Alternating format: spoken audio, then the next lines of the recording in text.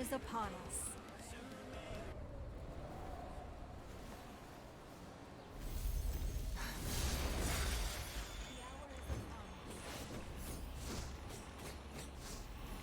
Hey.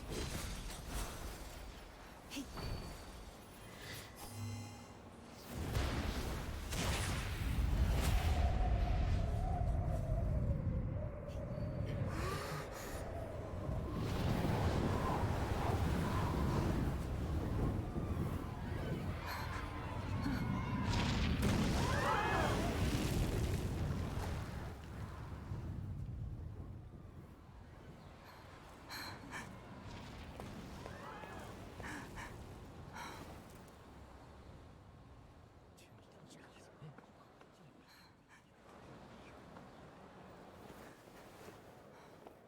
Rex Lapis have been killed. Seal the exits.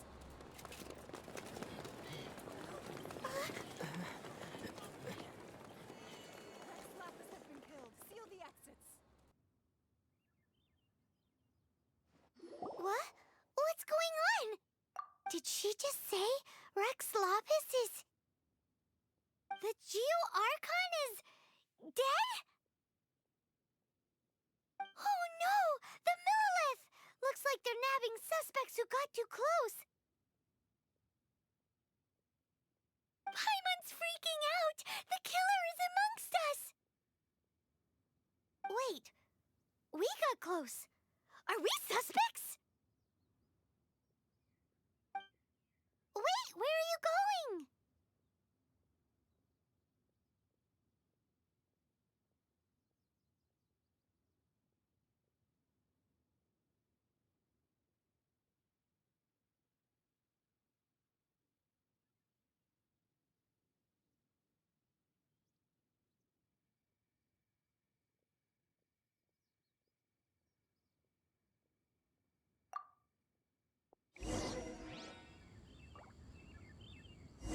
Oh no!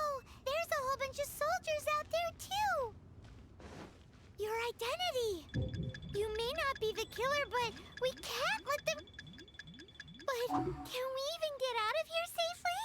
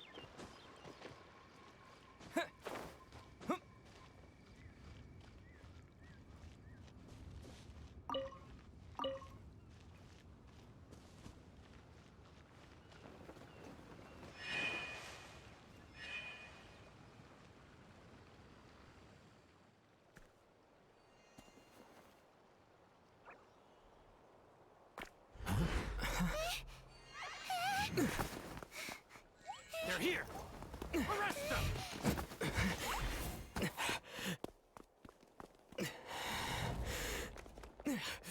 There's nowhere to run! Hey, buddy. Hold still.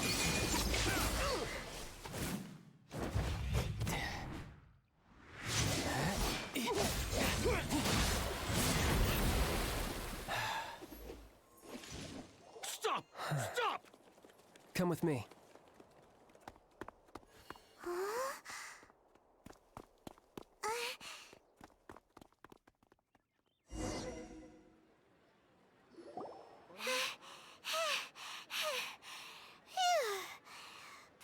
Paimon's exhausted.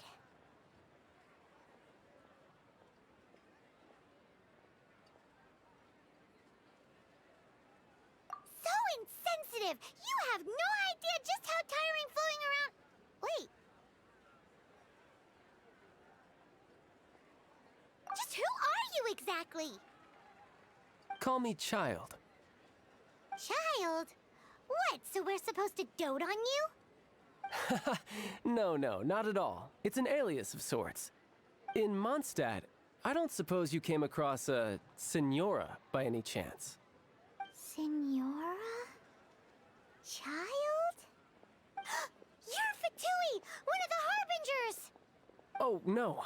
Don't worry. I'm not looking for a fight. Senora gave you quite the bad impression, huh? Pfft, that woman. Can't say I'm a fan either. Right. Let's forget all about her, shall we? I'm here to help you.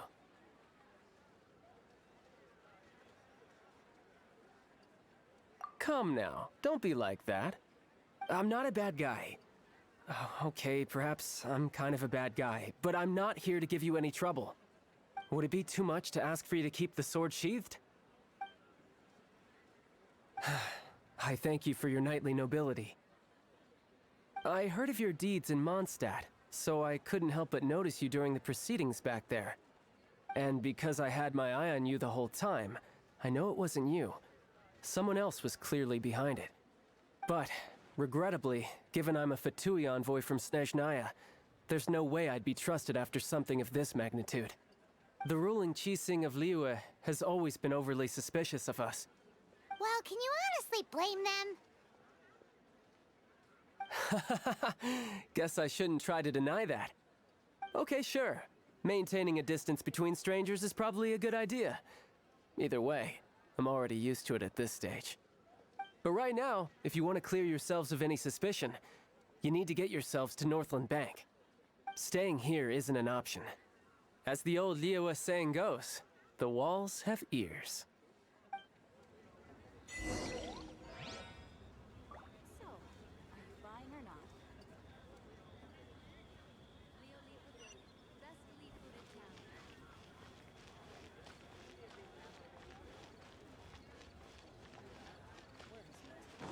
Genie's out of stock, but we have some new items in.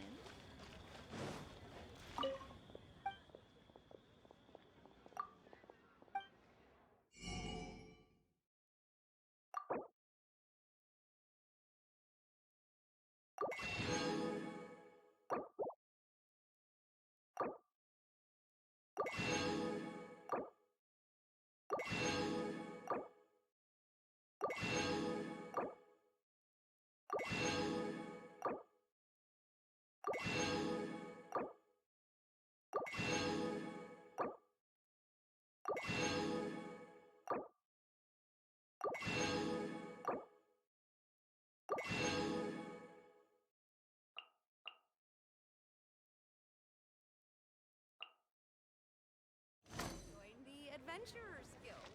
You'll have a blast. The key here is consumer psychology.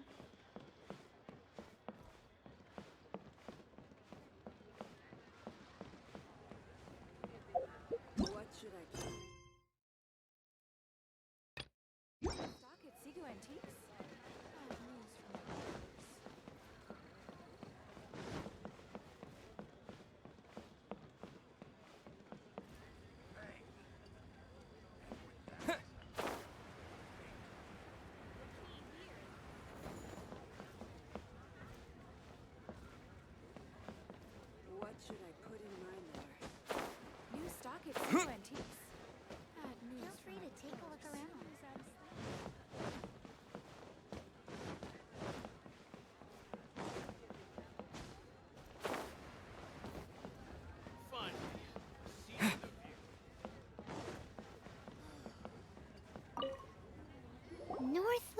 bank.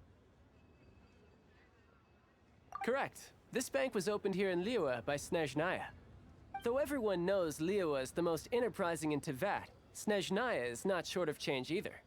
Yeah, well, poorer nations don't seem the type to have diplomats that come around acting the way yours do towards the Knights of Favonius. Here, let me give you this. This is I'm not sure exactly. Sometimes all money can buy is things, and not a name for oneself. All I know is that it's a sigil. A sigil to keep the mighty and illuminated Adepti from bringing harm to you. Adepti? If you head north from the harbor, then west from Guili Plains, you will eventually reach a stone forest known as UnCut. The people of Liyue believe it to be the abode of the Adepti.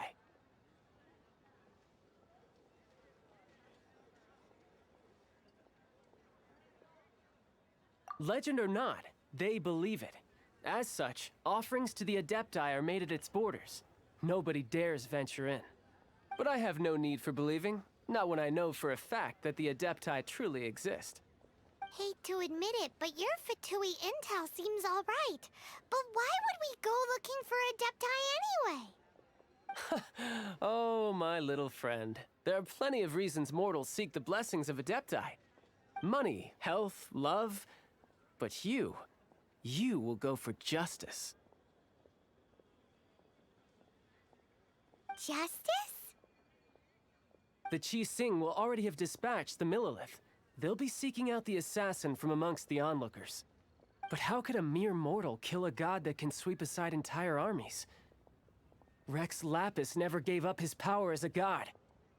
This level of crude response is beyond what is called for. How suspicious.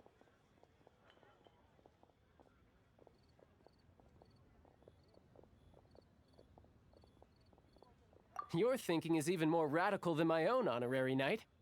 Even now, the Northland Bank wouldn't be able to hold the Millilith off for long, but the Adepti can clear you of any wrongdoing.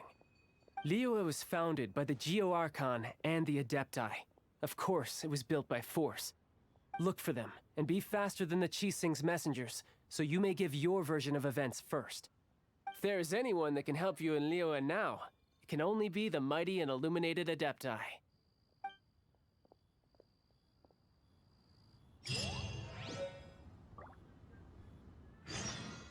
What should I put in my letter?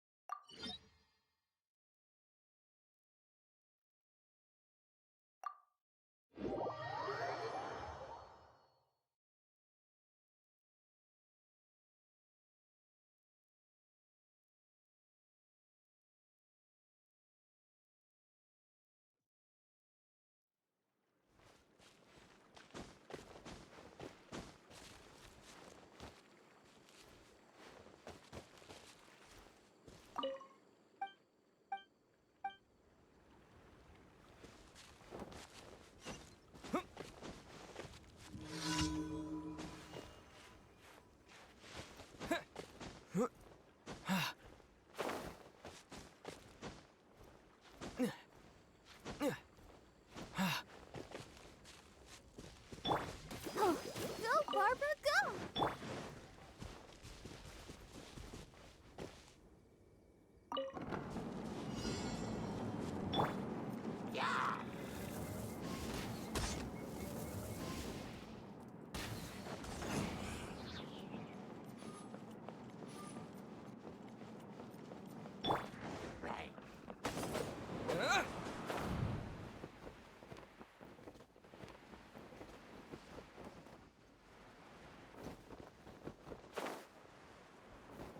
Hey!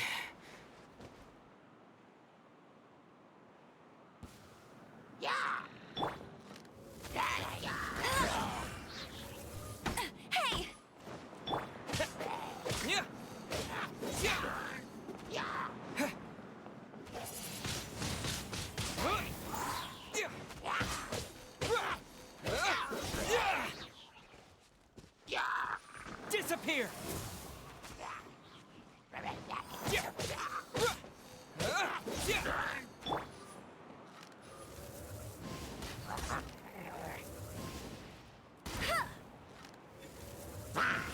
That's cheating!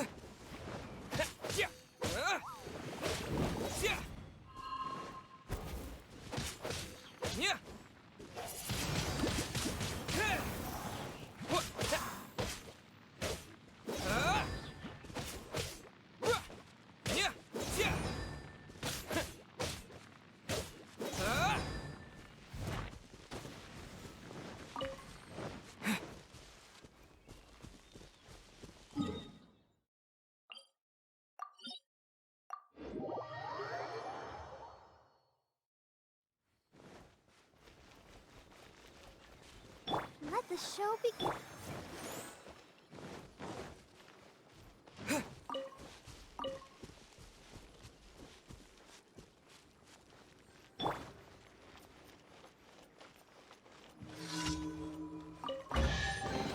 Wow!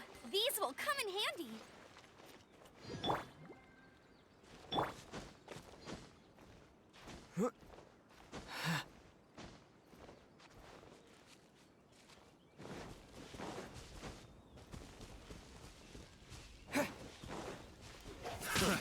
Another job. Wind blade!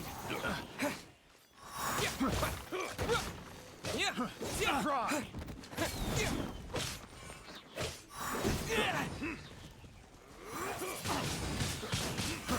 Try. Off with you. Disappear!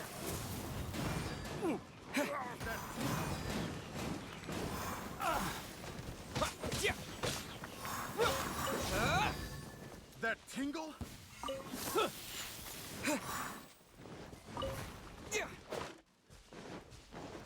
That tingle? Wind blade! Have a little taste.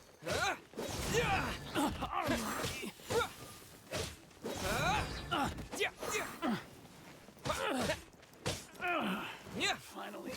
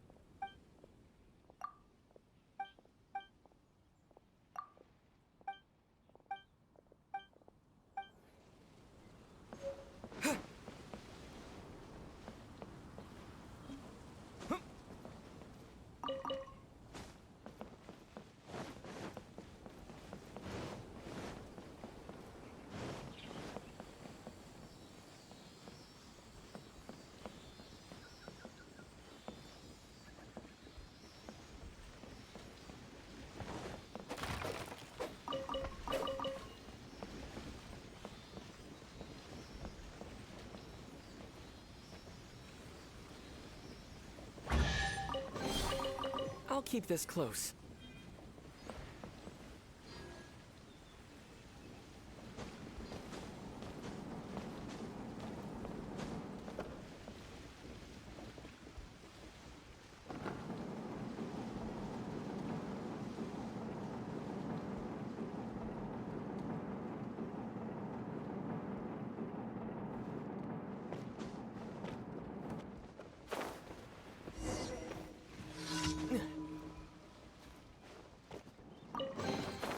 Is this an answer from this world?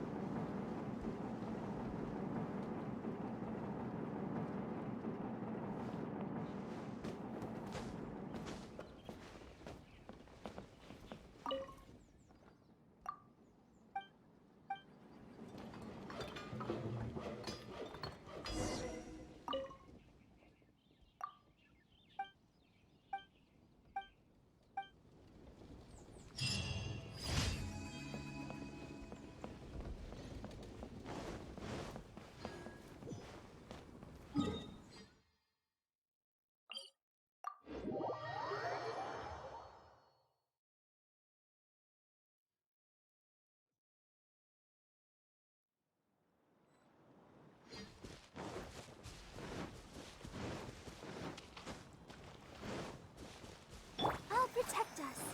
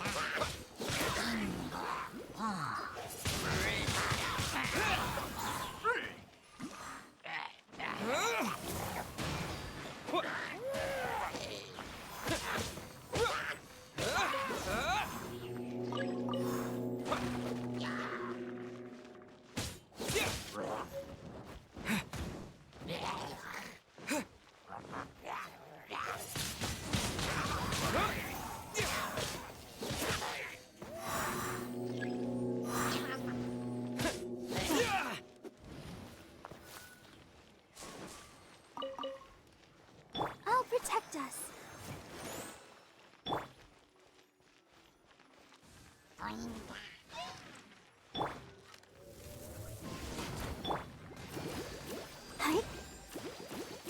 Huh. Yeah. Hi. Oh. Hi. Huh. Huh. Oh.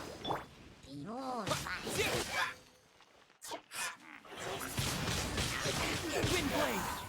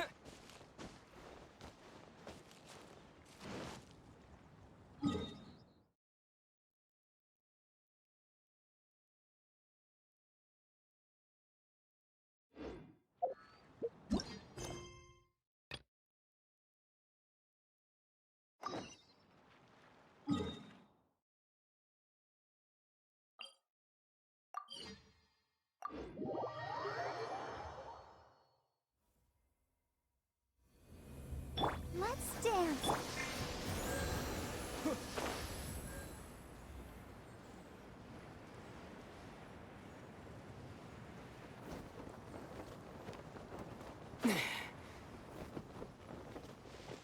Maybe I wasn't meant for this world. And who might we be? Those that dare enter UnCut.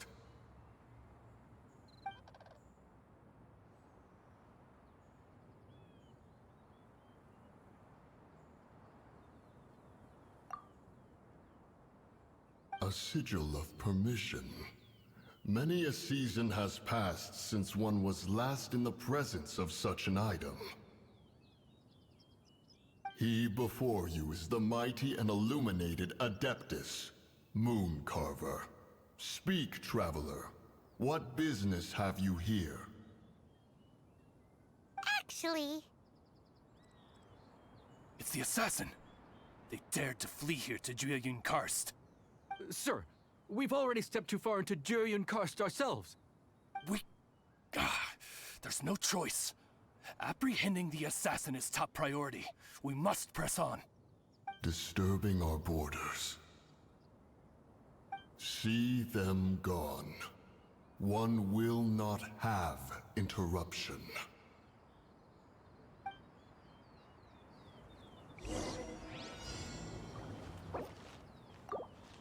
To arms! Who goes there? steady, go! Attack!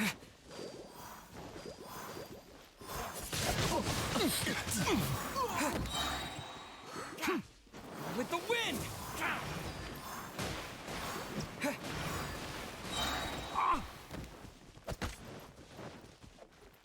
Take the target alive!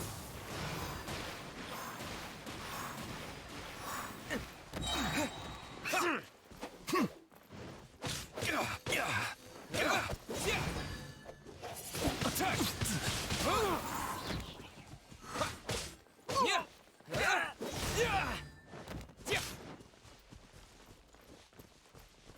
To arms! Let the show Take the begin. target alive!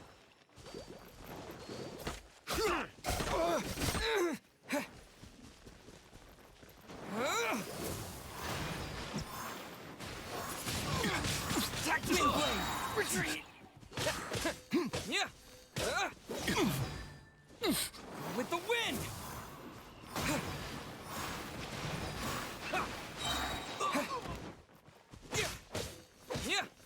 Who goes there? Attack!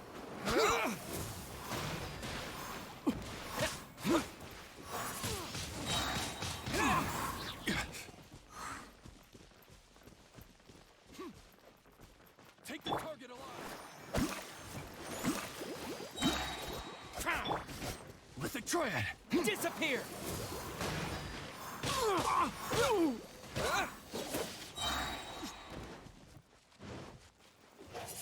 Tactical! Retreat!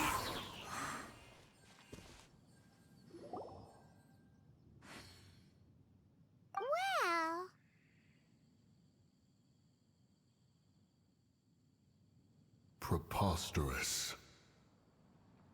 Preposterous! The Liua Qixing.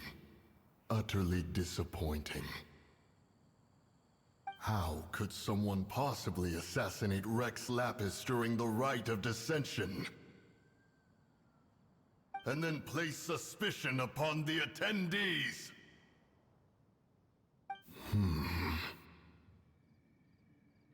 Traveler, of the unjust accusations placed upon you, one has become aware. The mind knows its answer, though one must consult with one's fellows, lest the mind be misguided. Go, take your sigil of permission. Carry with you a message. Mountain Shaper and Cloud Retainer can be found here. Only fate will decide if you shall find them. Only fate. There exists a conqueror of demons, a guardian Yaksha. Go to Wangshu Inn. There you shall seek him.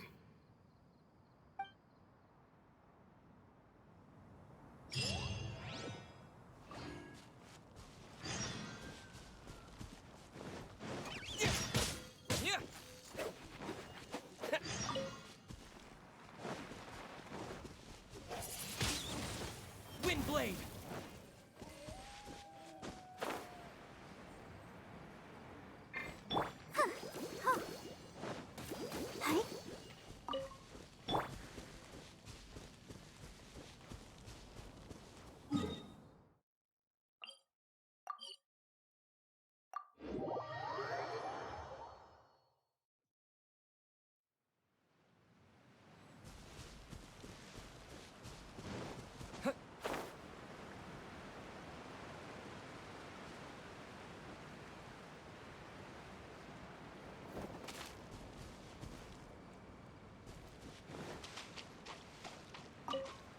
Have mercy, O mighty Adeptus. I beg you, show mercy upon me and my brother. Spare our lives. Who are you? What's going on? We asked you first. Oh. You enjoy safe passage in UnCut. It can only mean one thing. You must be Adepti messengers, sent here to rescue me and my brother. What is he talking about? Oh, have mercy, mighty messengers of the illuminated Adepti. I beg you to save us. My brother and I, we only came here because our family is poor, and we heard tell of treasures hidden in the amber of Mount Hulao. It was stupid of us. But all we wanted to do was find enough treasure to sell and support our family. We followed the path up the mountain, but suddenly, the amber, it swallowed up my brother Li Dang. I ran away and made it this far before it dawned on me. We were trespassers in the abode of the Adepti, and this was our punishment. I had no idea how to rescue my brother, so I just started praying for the Adepti to have mercy, right here on the spot. And now, at long last, 2 messengers come to my aid. What?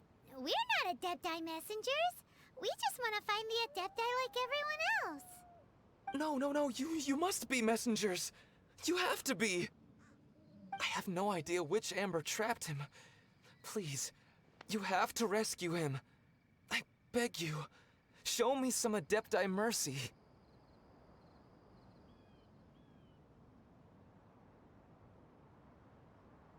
Thanks be to the Adeptus of Mount Hulao and to their messengers. Never will we be so foolish again. Whoa, check you out! When you speak like that, you actually make a pretty convincing Adepti messenger. Paimon was gonna ask him about where to find the Adeptus, but he seems pretty one-track mind about rescuing his brother.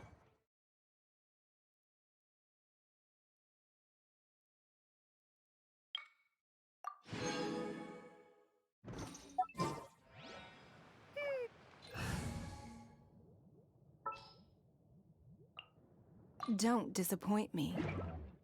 So let's follow the path down from here and make sure to be on the lookout for Amber on the way.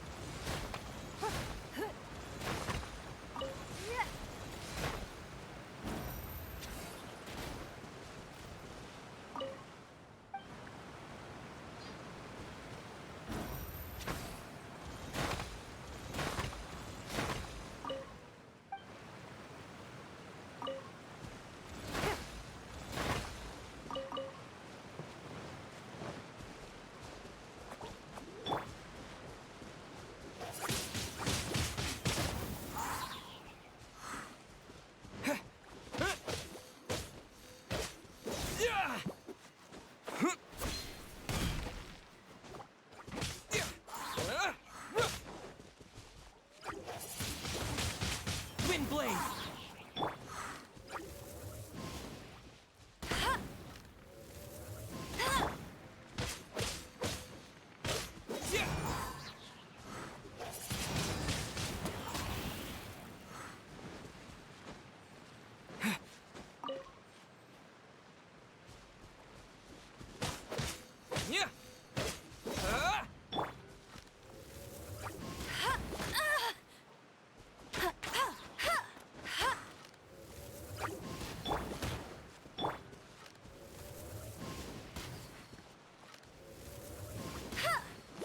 Not so hard!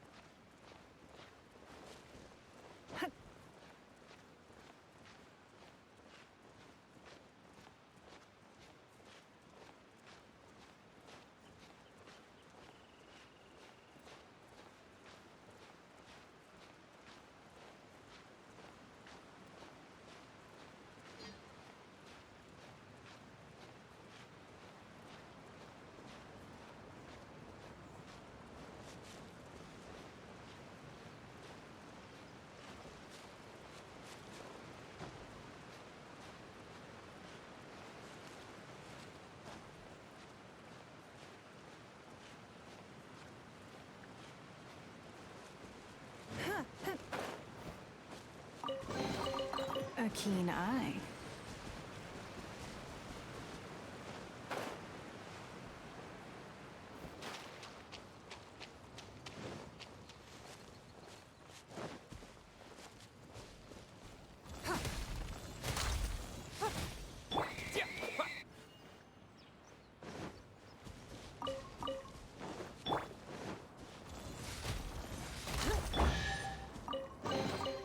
I'll keep this close.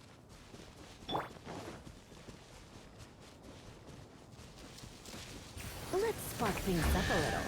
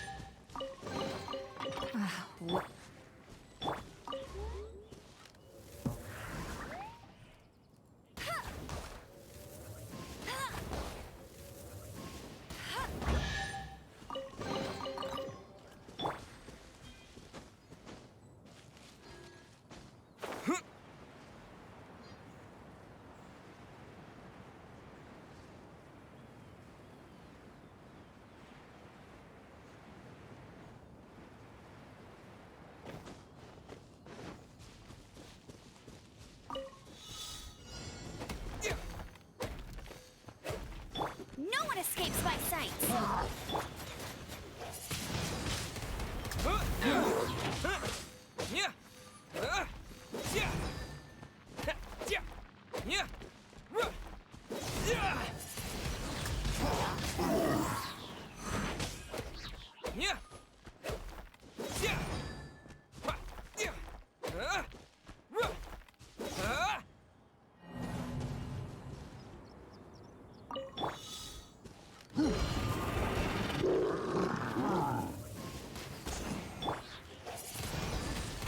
Wind blade!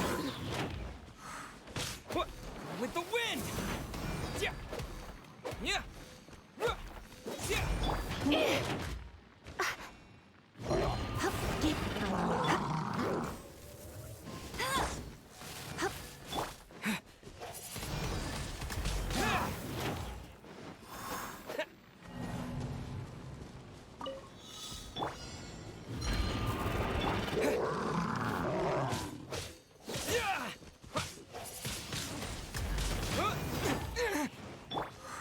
Your life is mine!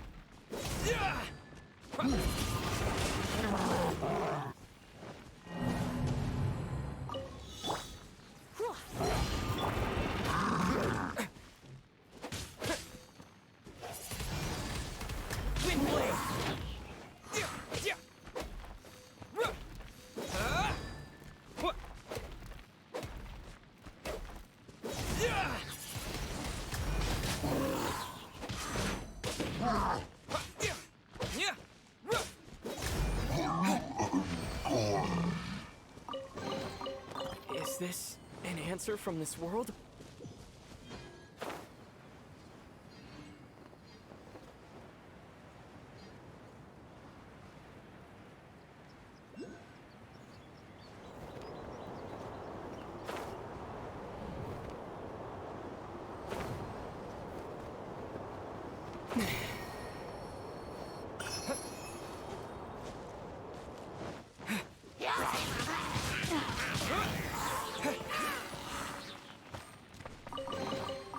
Is this an answer from this world?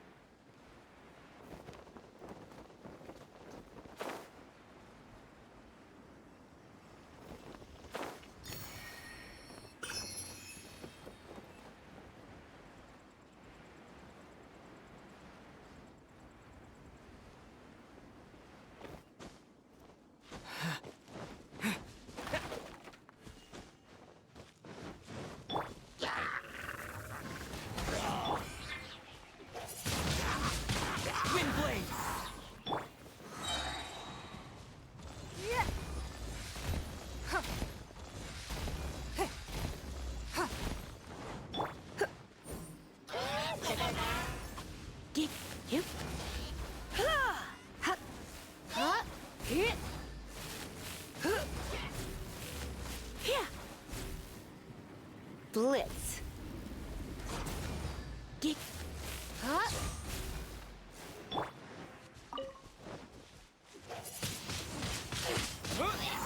He.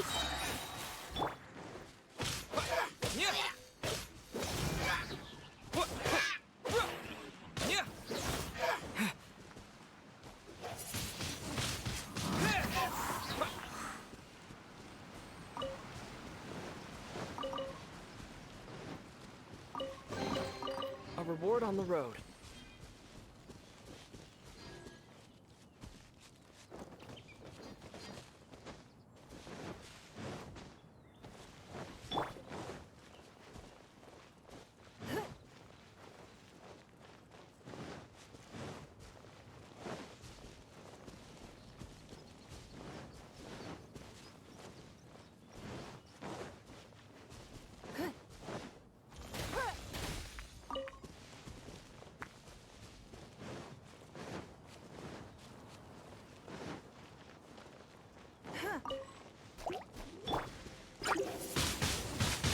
Windblade! Disappear!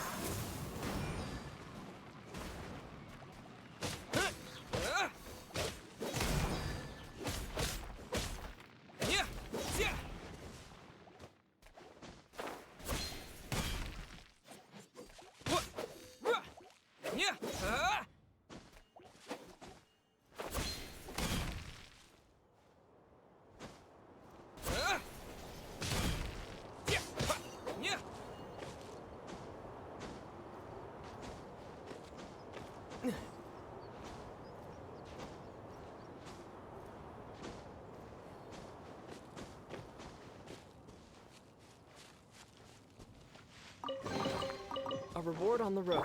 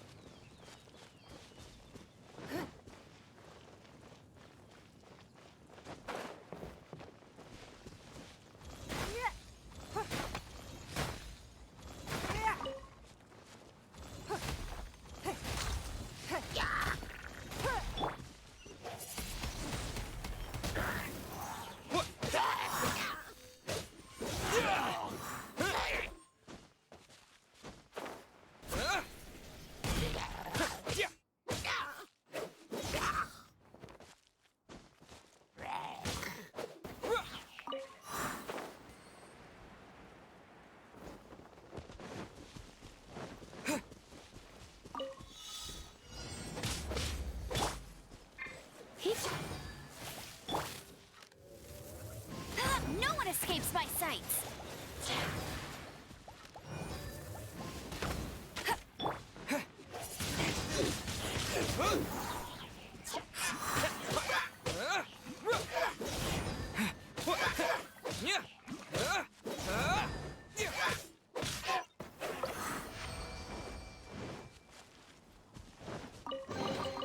A reward on the road.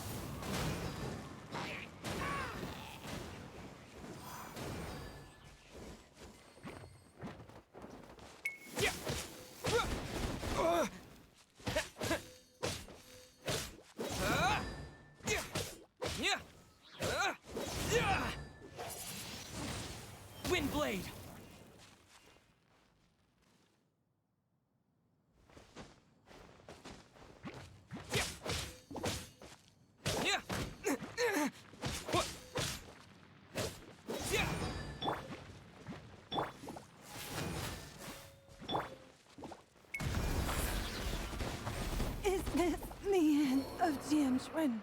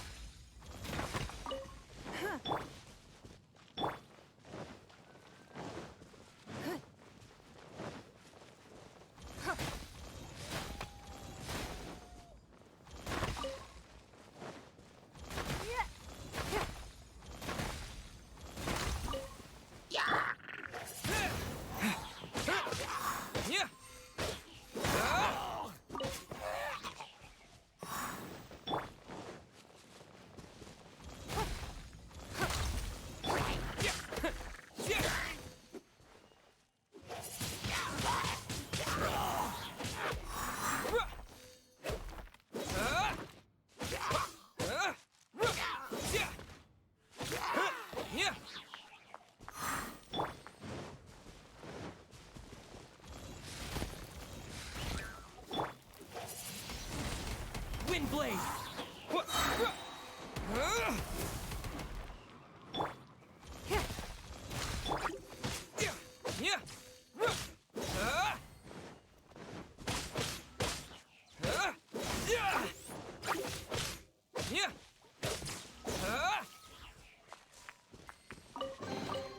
I'll keep this close.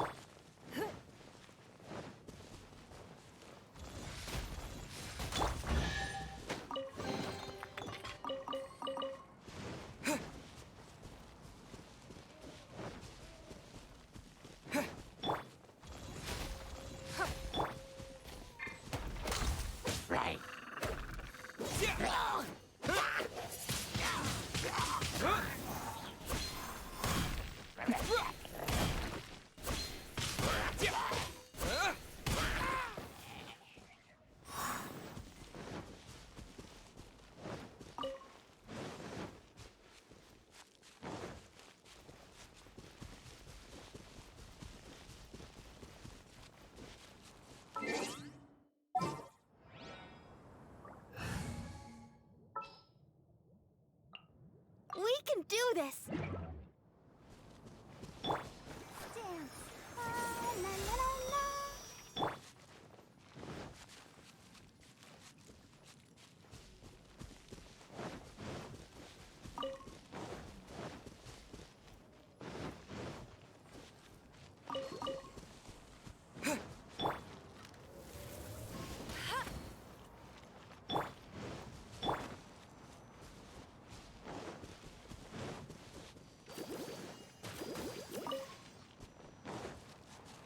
I'll protect us.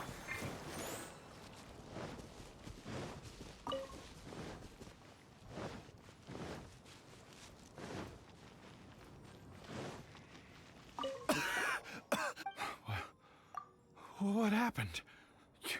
Oh, and have you seen my brother? His name is Li Ding. We were climbing the mountain together. I just hope he didn't get trapped in Amber too. He made it to the top. That means he should be okay. Oh, thank you. I will head up to find my brother now. Here's hoping I don't run into any more Amber on the way.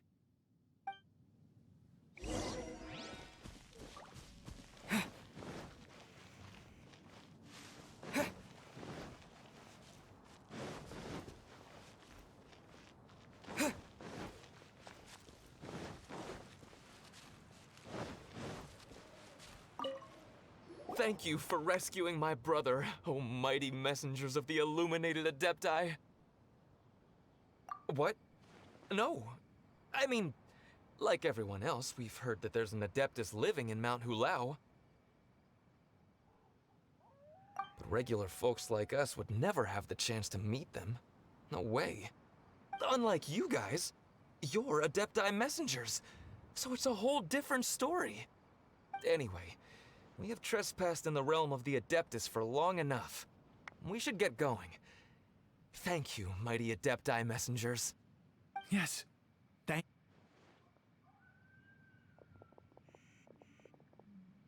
Boy, it'd be super helpful if we actually were Adepti messengers. 'Cause it seems like this Adeptus has got a real temper problem. But it's not like we've done anything wrong, so... Who dares trespass on my mountain?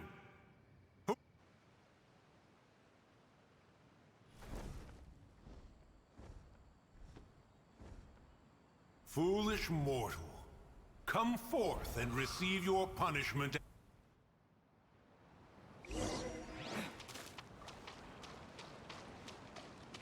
Let the show begin. You intrude upon the sanctity of Mount Hulao. You destroy the amber of my mountain. And you free a thief whose freedom is not yours to give. The thief's ignorance was an affront to the Adepti, but your actions are an abomination of the highest order. Wait! We can explain!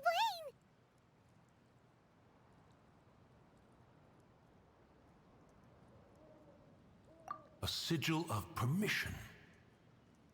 One was unaware that such things still exist in the mortal realm. In the beginning, Rex Lapis cast them for the mortals with his own hand.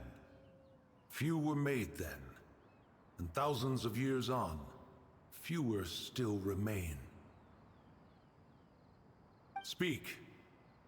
One shall listen to the matter which brings you here. Then one shall verify the truth thereof. You would be wise to speak the truth. For Liyue is not so far from here that one would be easily deceived.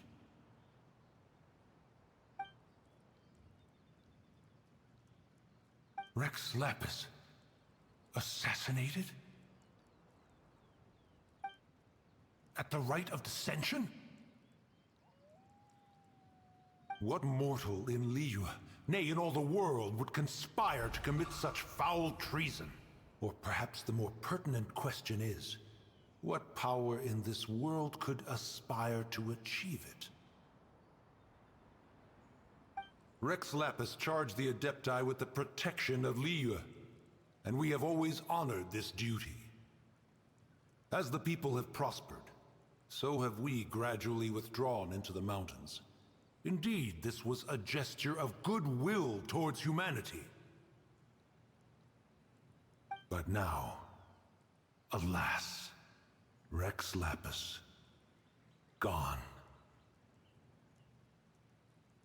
Traveler, of the matter you have relayed, one has become aware. One now knows why Moon Carver has sent for us. Once one has dealt with certain matters here that require my attention, one shall convene with the other Adepti. Paimon can! Adepti always have magical powers in storybooks. Seems it's true in real life, too. You know, like how grass is actually Adepti hair, and rivers are actually Adepti saliva. There must be something similar going on with the amber.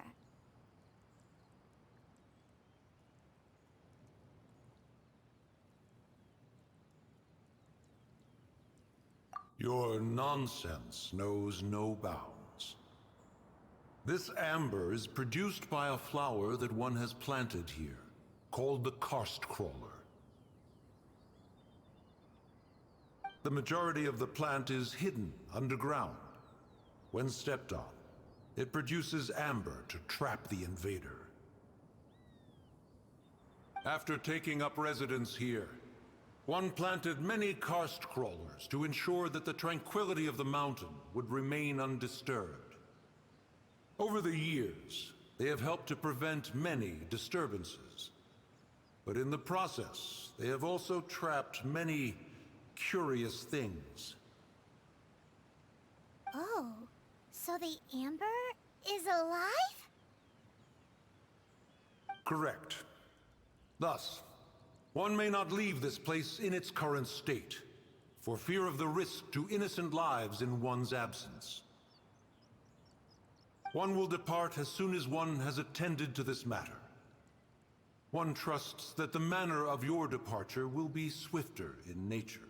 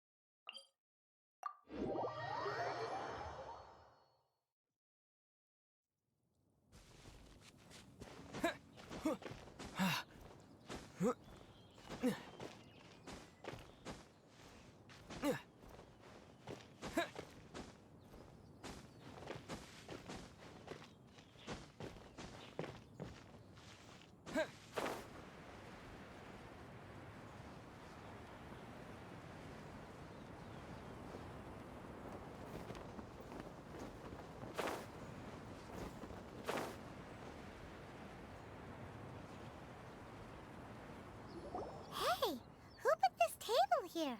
They've even set it ready for dinner. There's a wine jug and everything. Ooh, they even have the guests' names carved into the seats. Here sits Retainer. Here sits Guizhong. Here sits Rex. Maybe Rex is short for Rex Lapis. But Paimon has no idea about Guizhong. As for Retainer... That's it! When Mooncarver was going through the names of his Adepti buddies, he said there was one called Cloud Retainer. So this must be where Cloud Retainer and the other Adepti have their dinner parties. How about we cook up some extra special dishes for the Adepti? We're sure to get Cloud Retainer's attention that way. But what do Adepti even eat anyway? Paimon has no idea.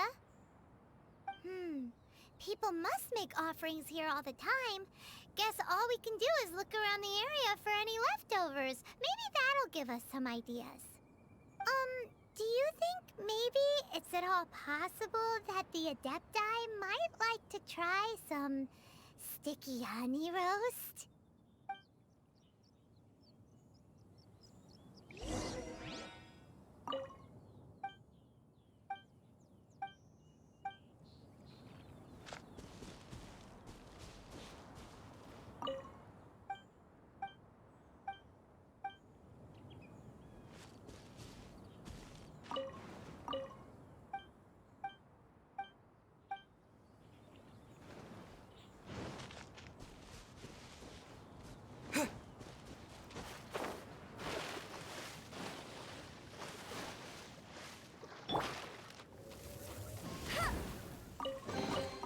Opening a chest.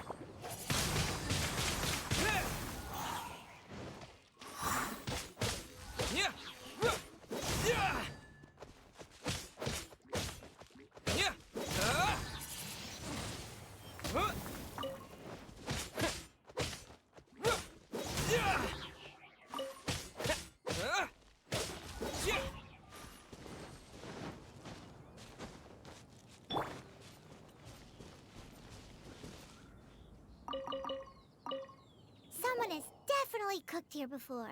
Do you think they were making an offering? Looks like they didn't use all the ingredients. Let's see here. We got some snapdragon, some lotus heads, some tofu. Whatever they were cooking, it sounds Hey, look over there. They left some notes too. Yup. It's a doozy. Paimon's not surprised they had to write it all down. It's a lot to remember.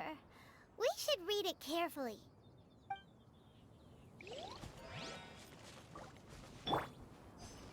What would you call it?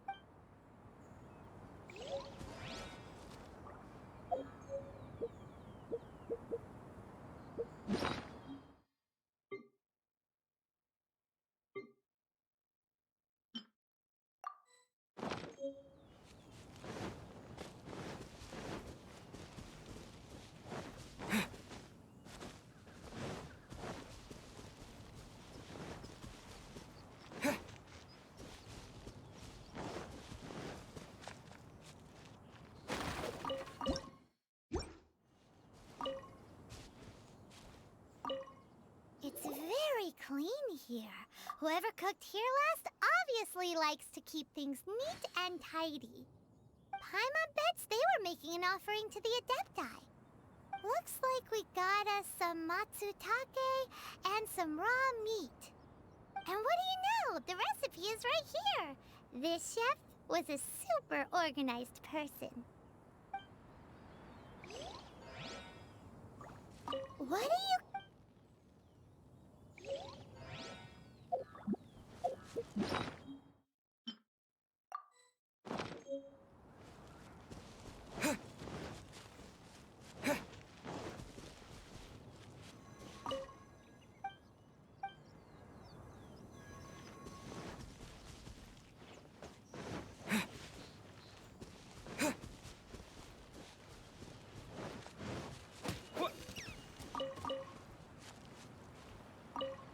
Whoa, the ground is covered in flour. What a messy chef. Seems there's meat in this pot, but Paimon can't tell which kind. Do you think whoever cooked this made it as an offering to the Adepti? Paimon can't quite imagine an offering made of flour and meat. Huh? Our messy chef dropped a piece of paper on the floor. Ew, and there's a huge footprint on it, too. But footprint aside, maybe it has something to do with this mystery dish. I'm so curious. What kind of dish uses only flour and meat?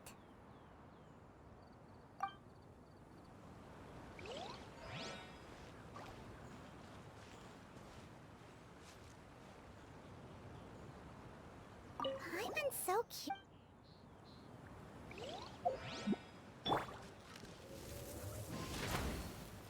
I'm so curious.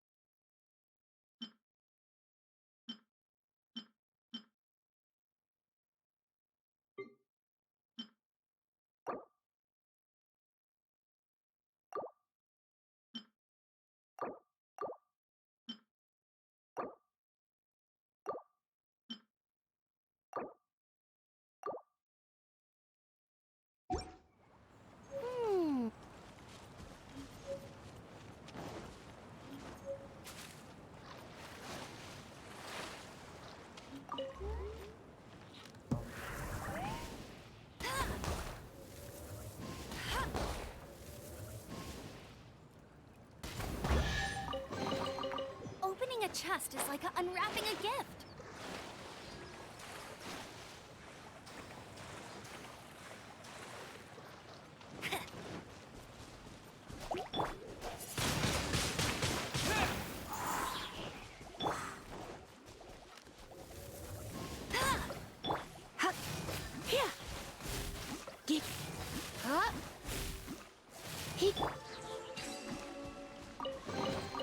A reward on the road.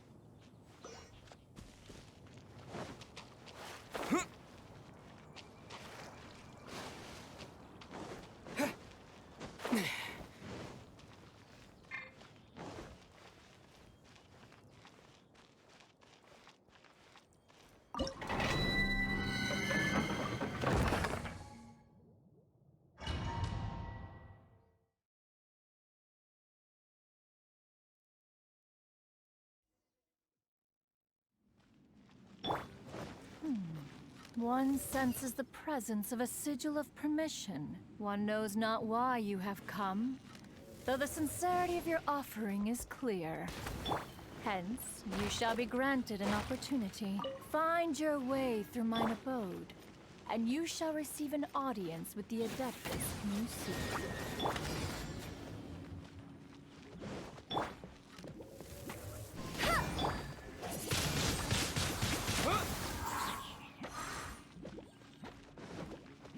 With the wind!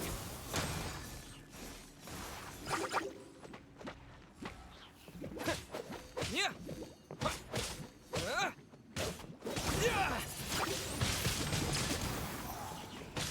Yeah!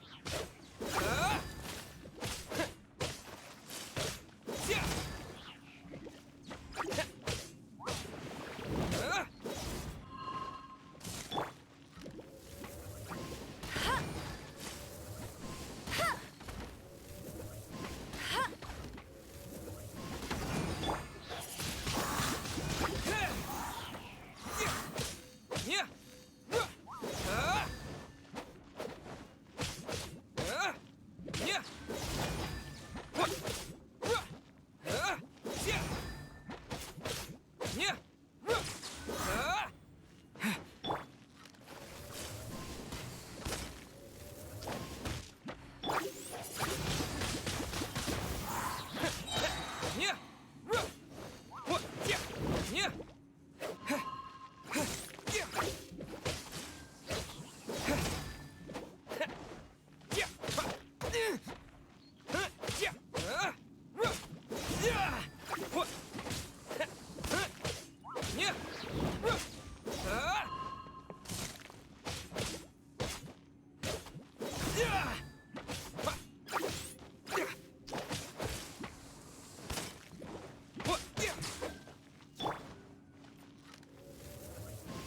No one escapes my sights!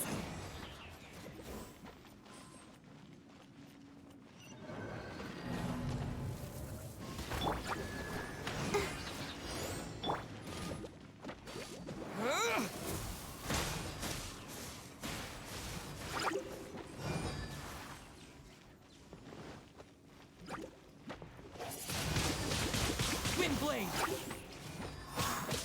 Yeah!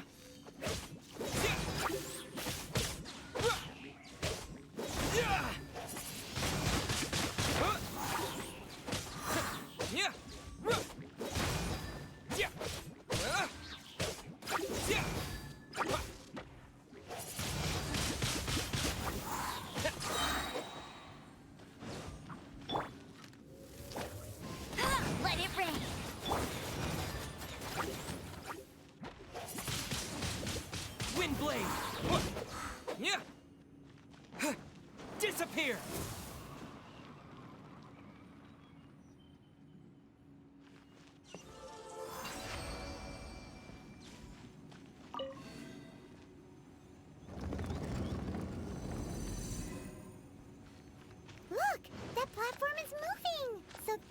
this button is for.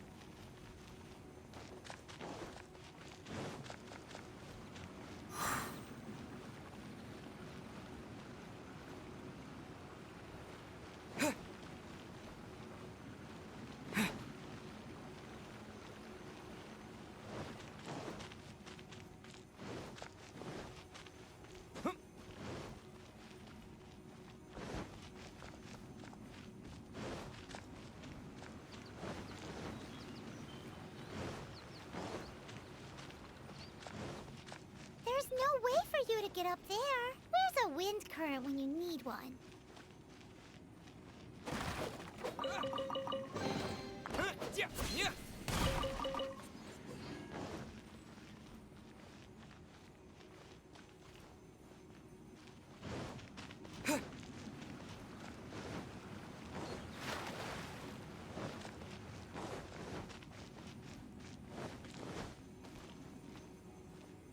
Windblade!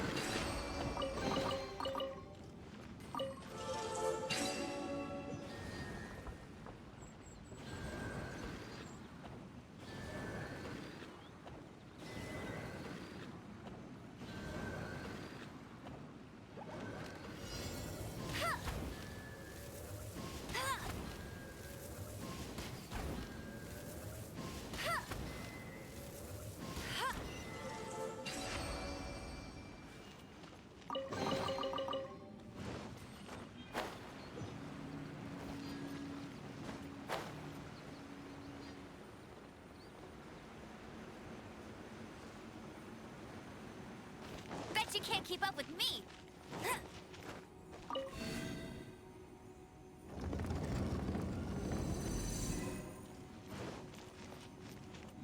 Bet you can't keep up with me.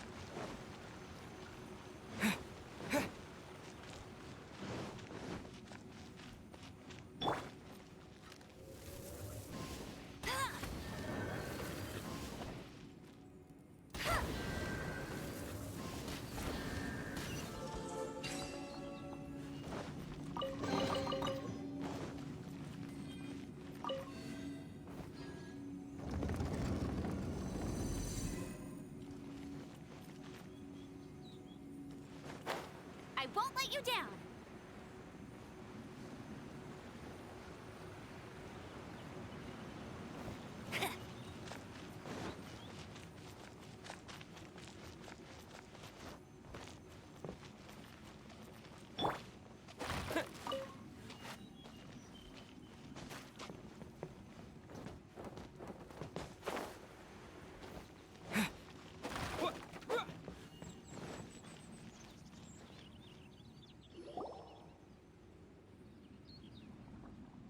One is most impressed.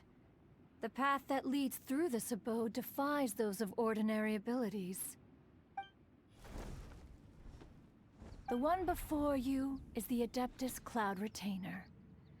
Now speak of the matter which brings you here. You surmise correctly. This place did one self-build, as did one design the mechanisms within. In fact, even Gui Zhang and Rex Lapis themselves found one's technological accomplishments to be worthy of commendation. This place is huge, and there are so many mechanisms.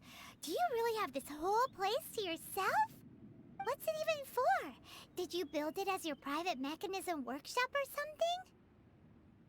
It's just like the stories say. The Adepti leave the human world, find somewhere to go be a hermit, and then they research and invent all these amazing things. One is simply not partial to the tedium of social interaction, and wished to find some peace and quiet. Find it one did. Shortly after which, you arrived bearing your sigil of permission. But enough. State the matter which brings you here at once. You have disturbed the tranquility of this place for long enough. Rex Lapis. Assassinated? How can this be? Such a heinous crime! Who would dare? The notion is so preposterous as to be unbelievable. One shall have to verify the truth of the matter independently. Perhaps one shall quash Liyue first, then convene with the other Adepti. Wait, what? Did you just say squash Liyue Harbor? Are you seriously gonna wipe out the whole city? Only a response of sufficient magnitude can negate the possibility of further incidents.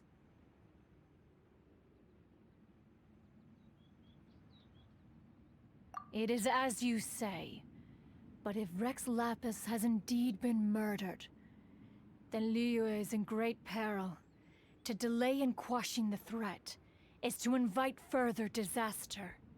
It is precisely because one does not wish to see further suffering that exceptional measures are deemed necessary at this exceptional time.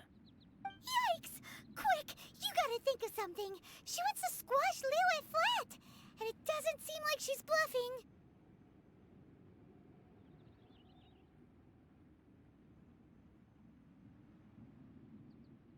Exactly what Paimon was gonna say. We made all that delicious food and gave every last bit of it to you. We were hoping you might help Liyue out, not wipe Liyue out. Or at least let's, discuss it first. Can't hurt for you to get a second opinion. Contract? A cruel irony that you should appeal to the notion after the merciless murder of the god of contracts himself. The people of Liyue seem quite content to dispense with their contracts.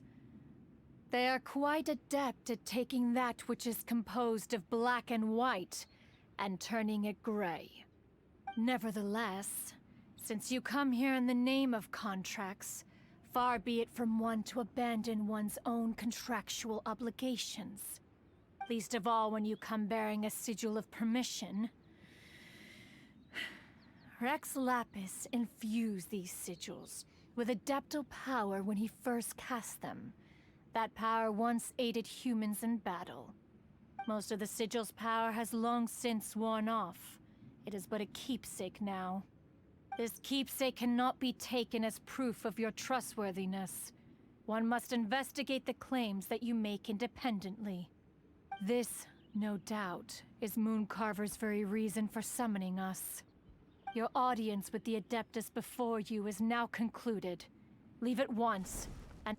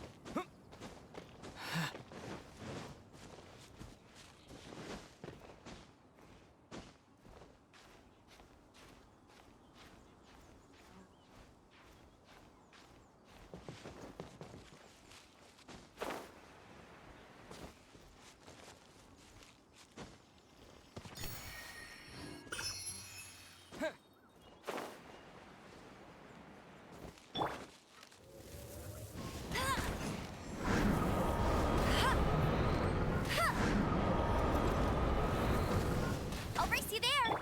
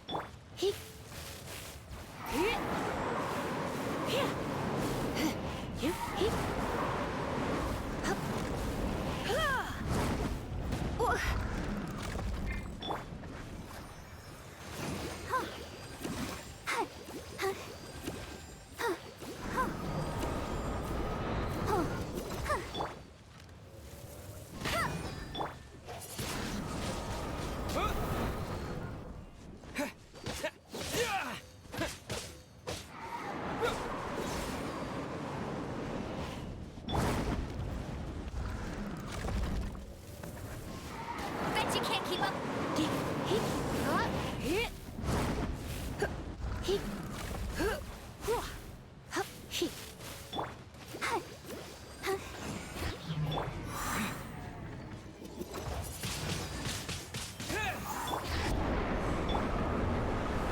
No escape.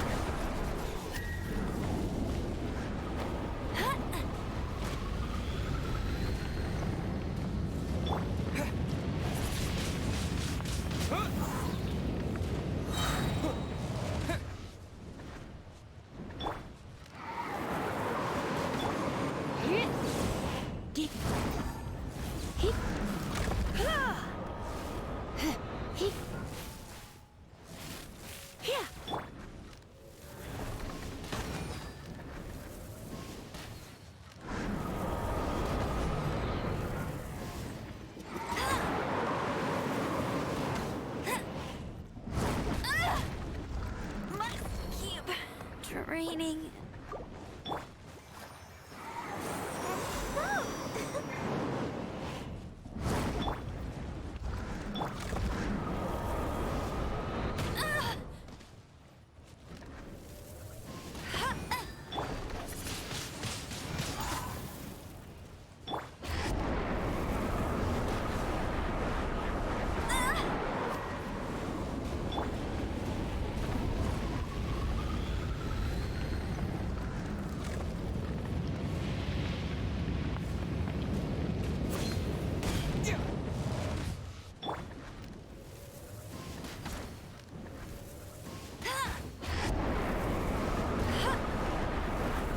I'll race you there.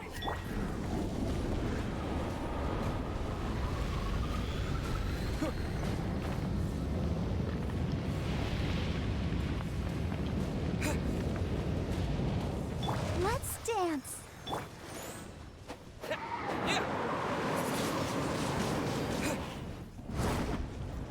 Ouch! Meanie!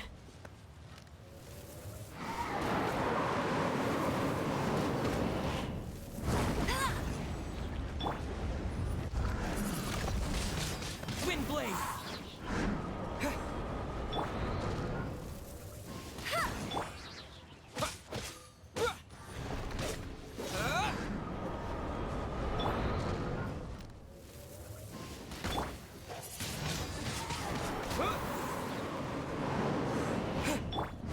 I'll race you there.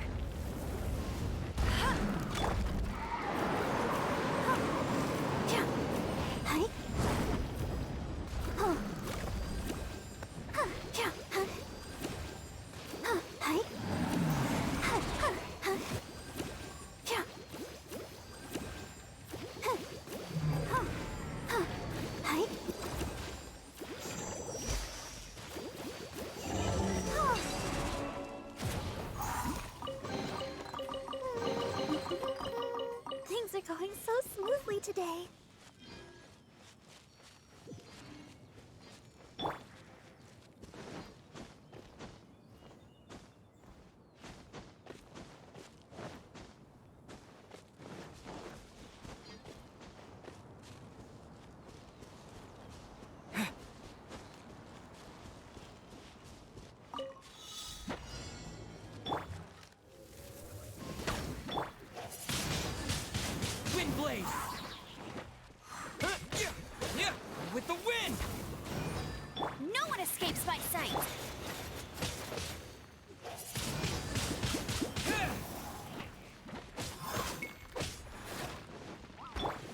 Try not to enjoy. La,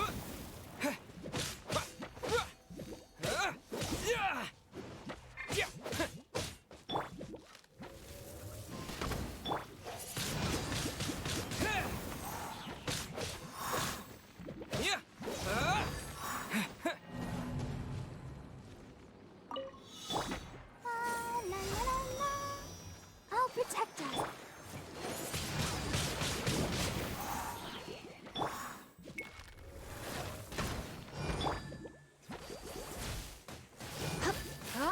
Hit! Yep. Windblade!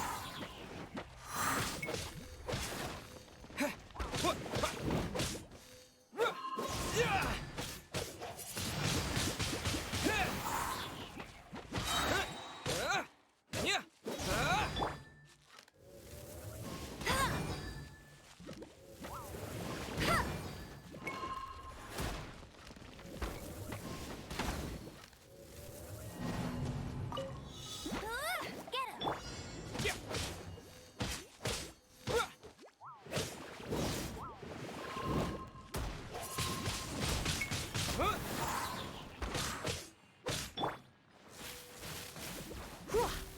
You're in for a little shock.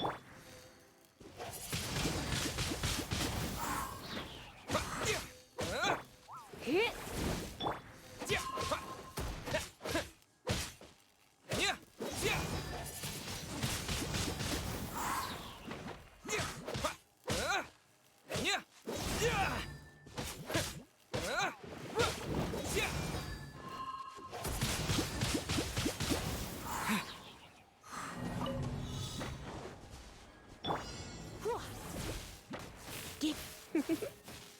You're in for a little shock.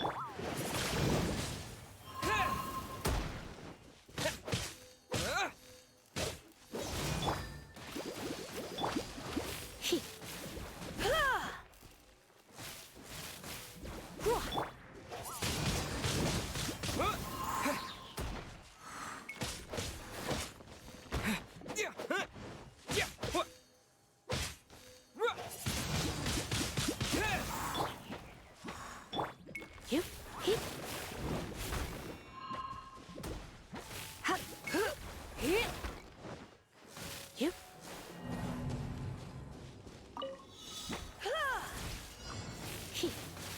Hit! Hit!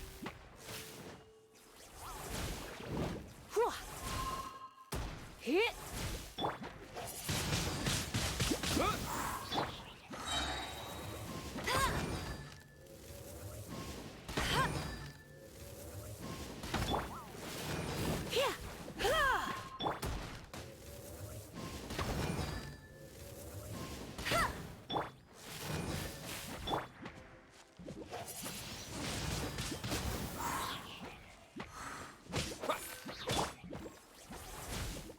Get hit. Hit. Hit.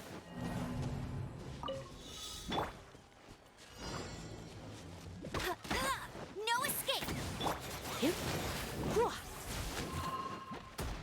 Hit. Here. Hit.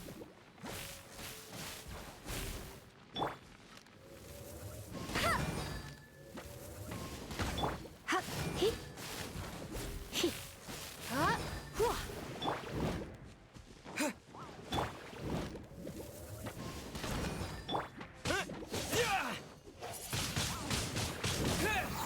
Disappear!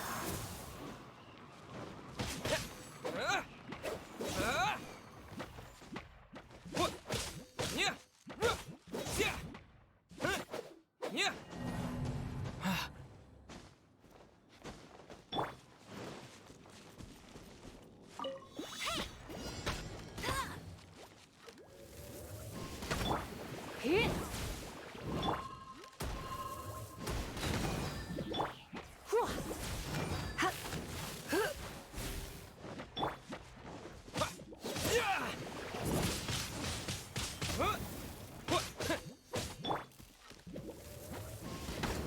Yep. Hit.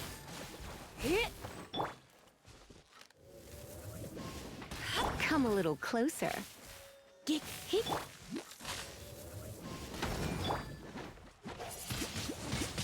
Windblade!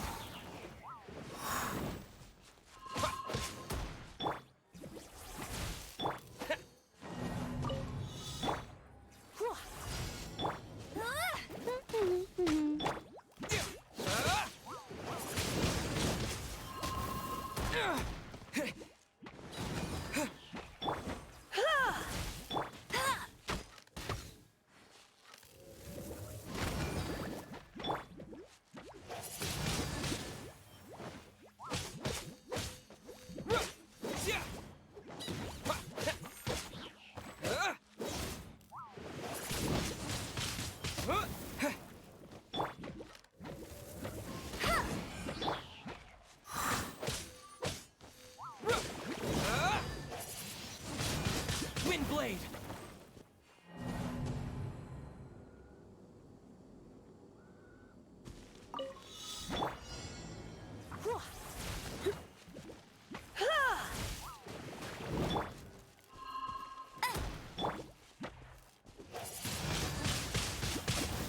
Let it rain.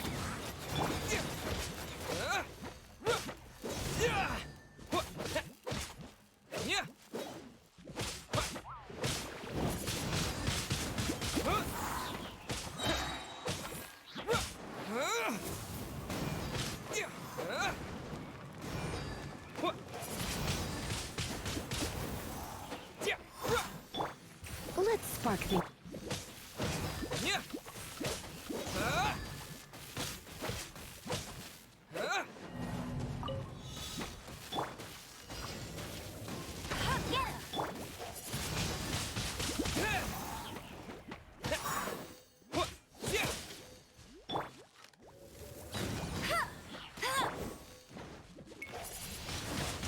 Windblade! Let the show begin.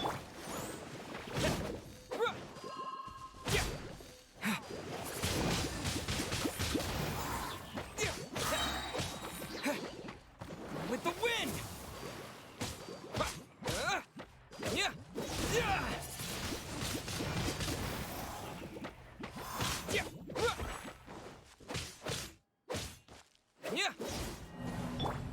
Hit.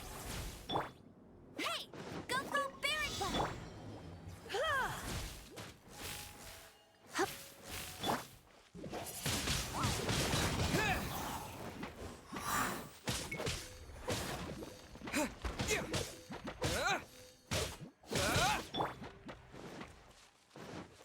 Bet you can't keep up with me.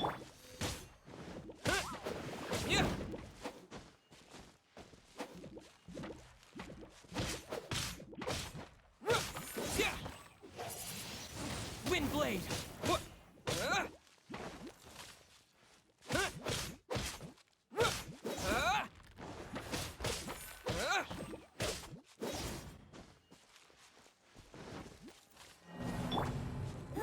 Get him.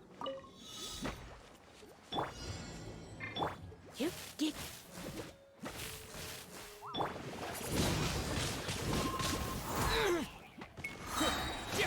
Disappear!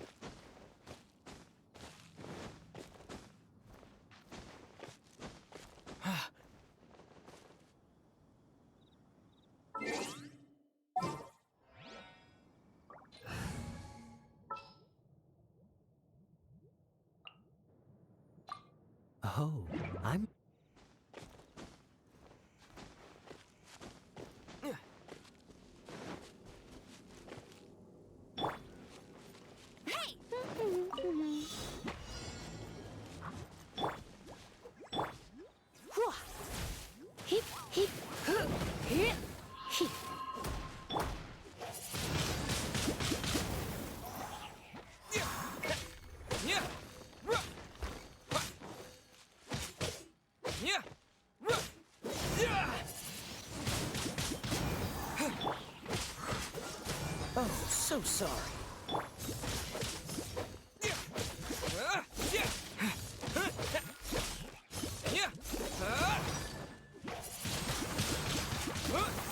No one escapes my sight.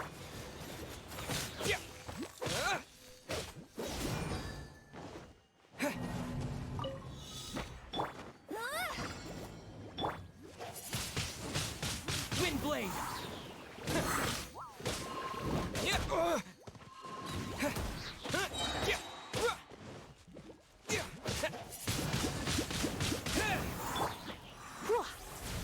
You? Here.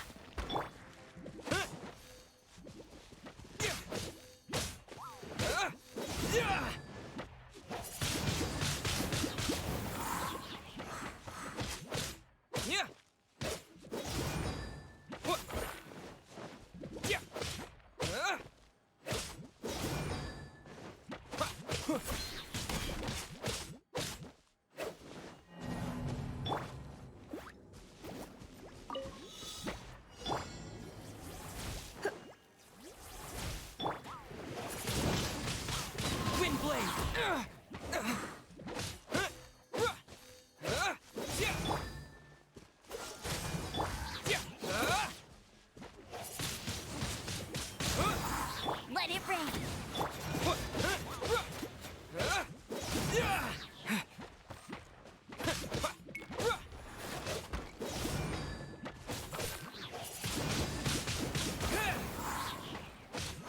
Cool it! Don't get frostbite. What's the hurry?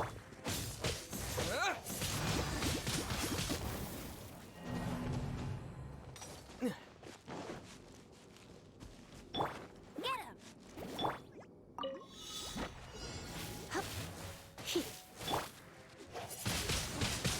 Windblade!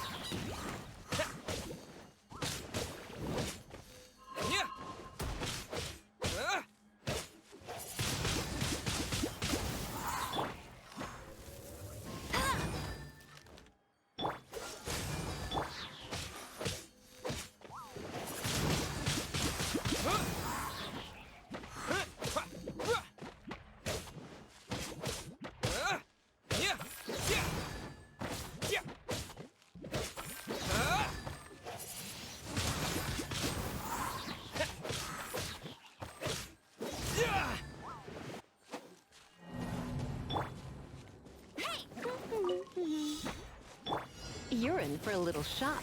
So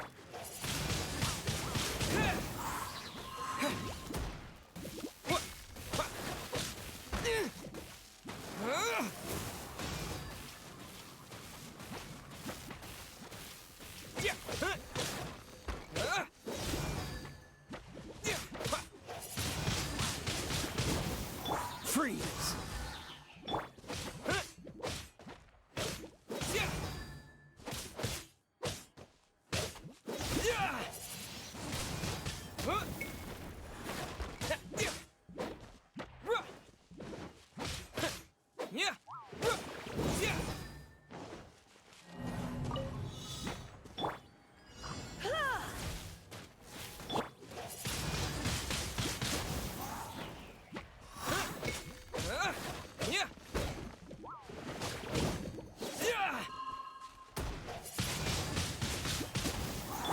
Cool it!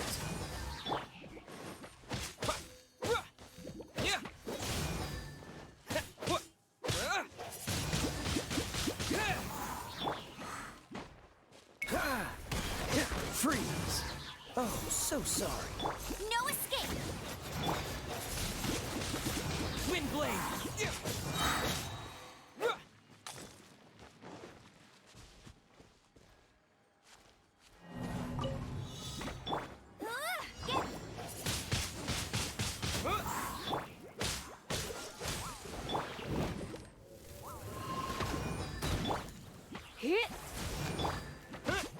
Disappear!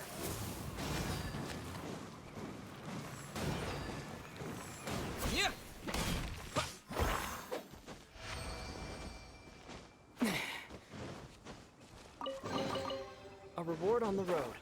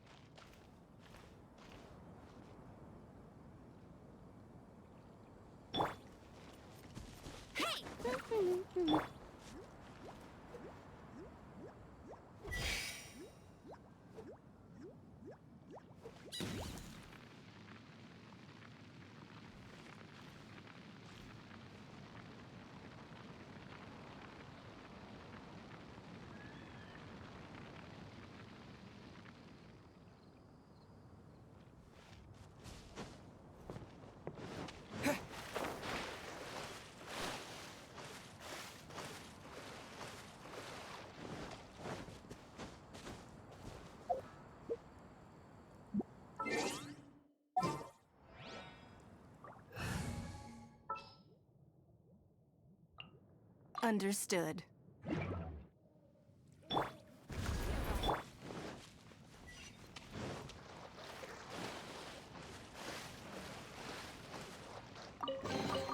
I'll keep this close.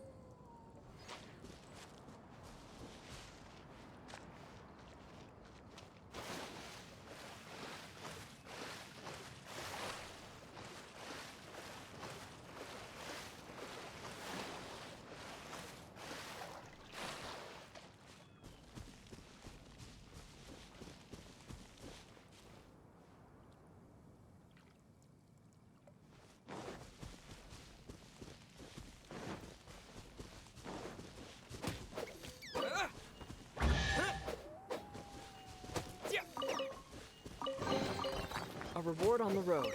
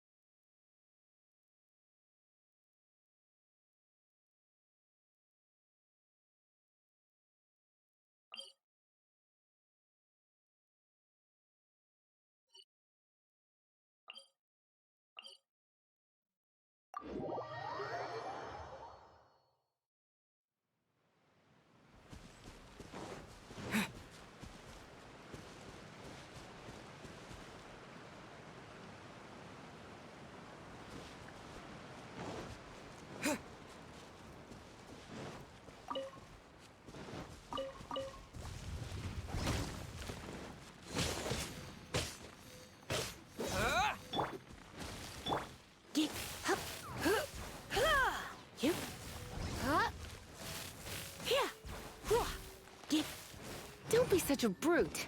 He, you.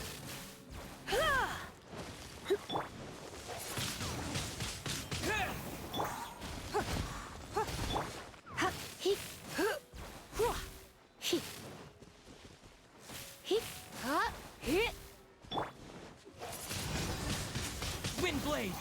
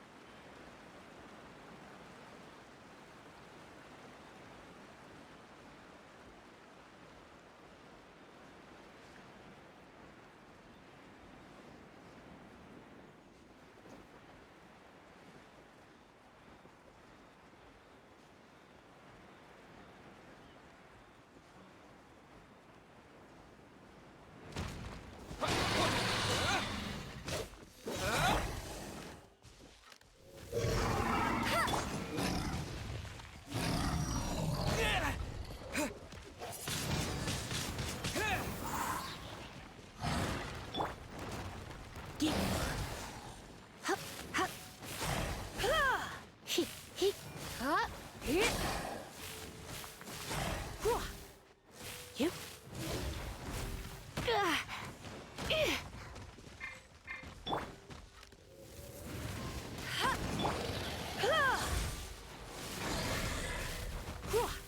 Get hit here.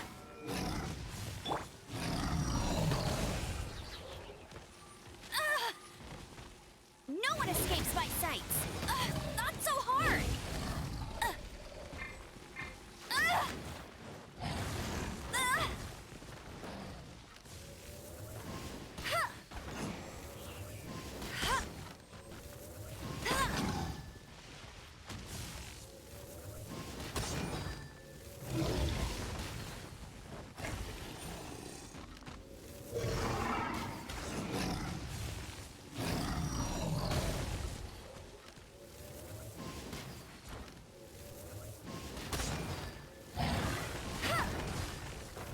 You got me.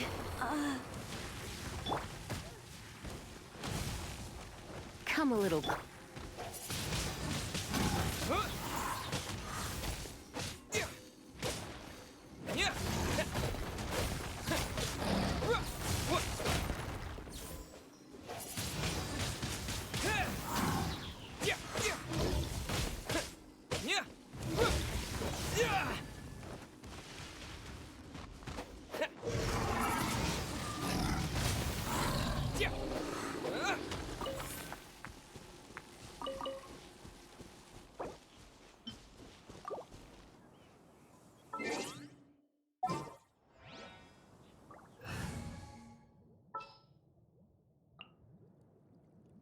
Wish me luck. Let's go.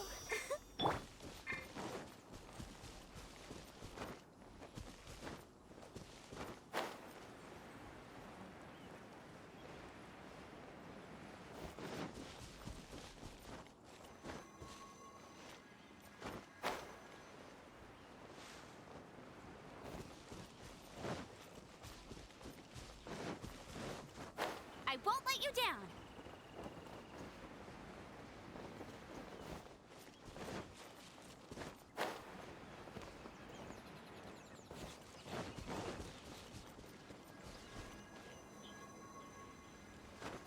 Get ready for the gliding champion of Mondstadt.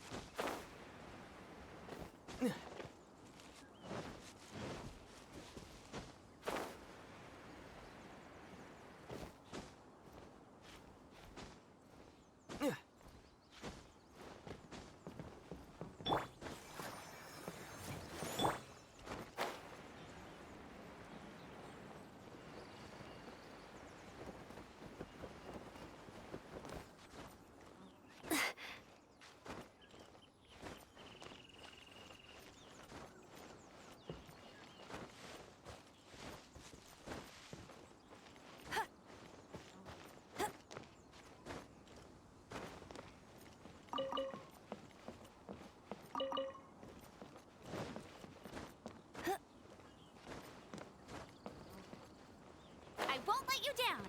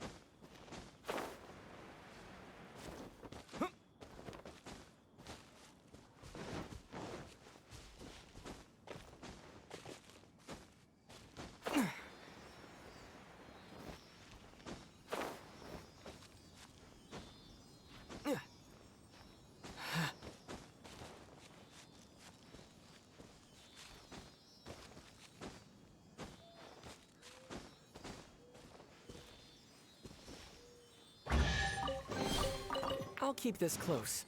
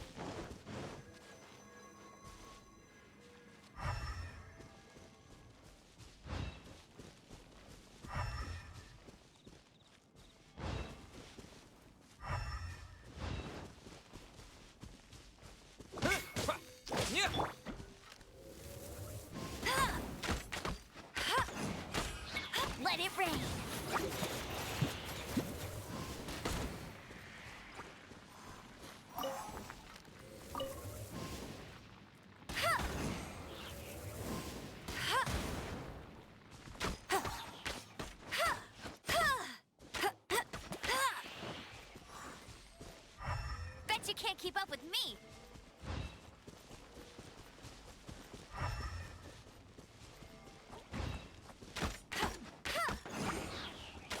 I'll race. Try not to enjoy this too much.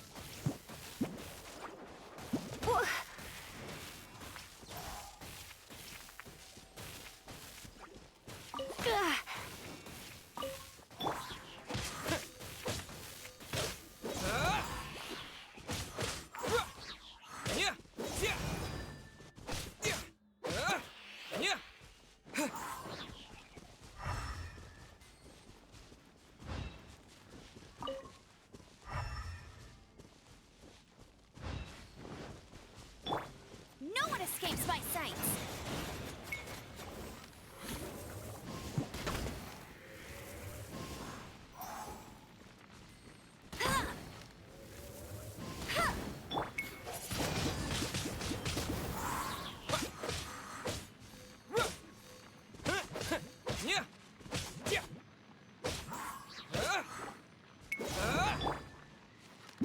That's cheating.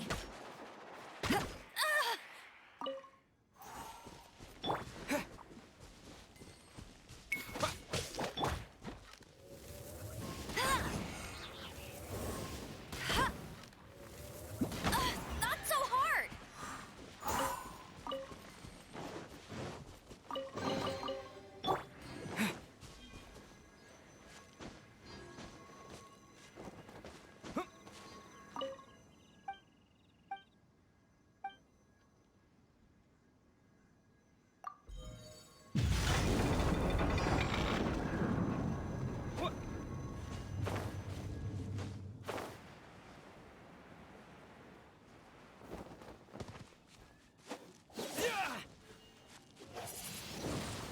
Windblade!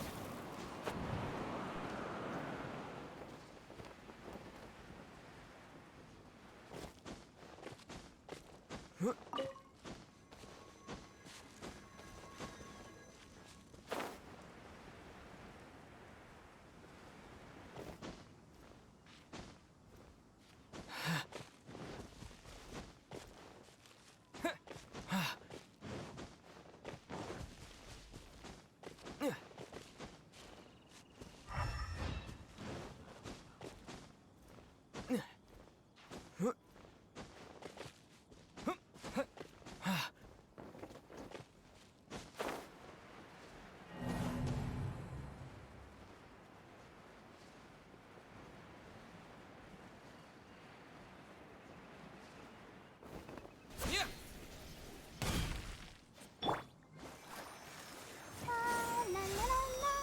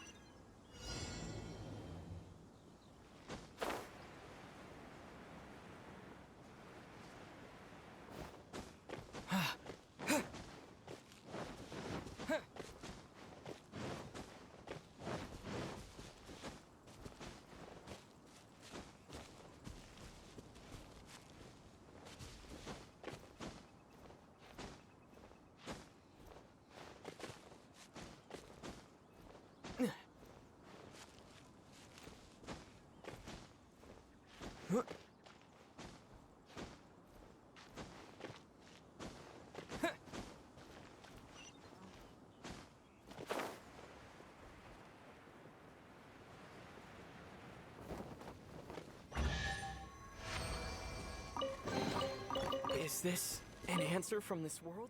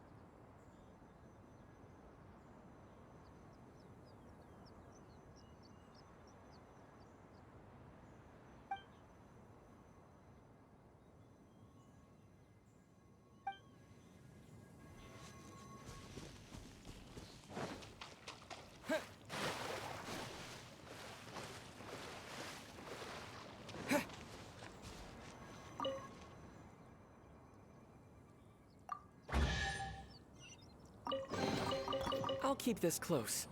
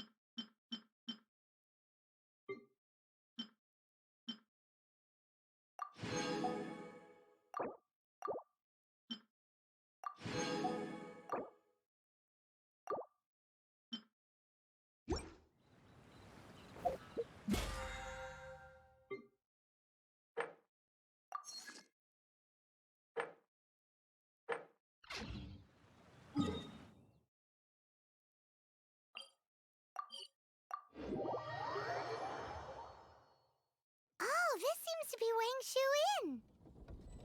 Compared to Joy and Karst, this place seems basic. Are we really gonna find an Adeptus here?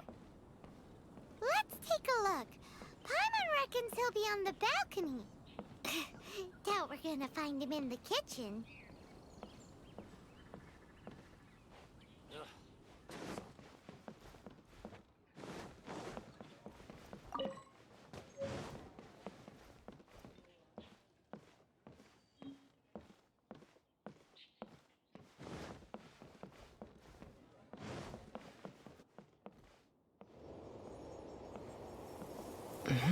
Oh, he's not here?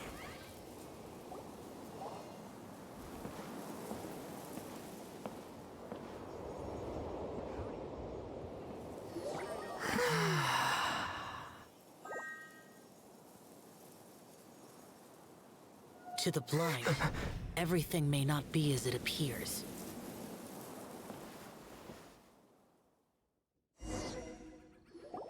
A sigil of permission?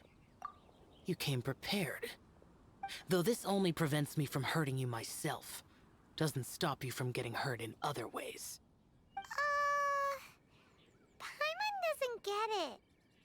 Too much contact with our world is breaking the rules.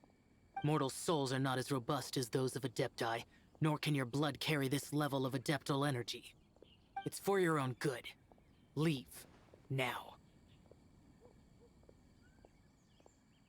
Wait a sec, we came here to... Ugh! Paimon's peeved. All he does is think about himself. Paimon wants to give him an ugly nickname. But if you tick off an Adeptus, the only thing you'll probably ever find in treasure chests is cabbages. Blech. Guess we should go ask the boss lady of the inn about just how she manages to talk to Adepti.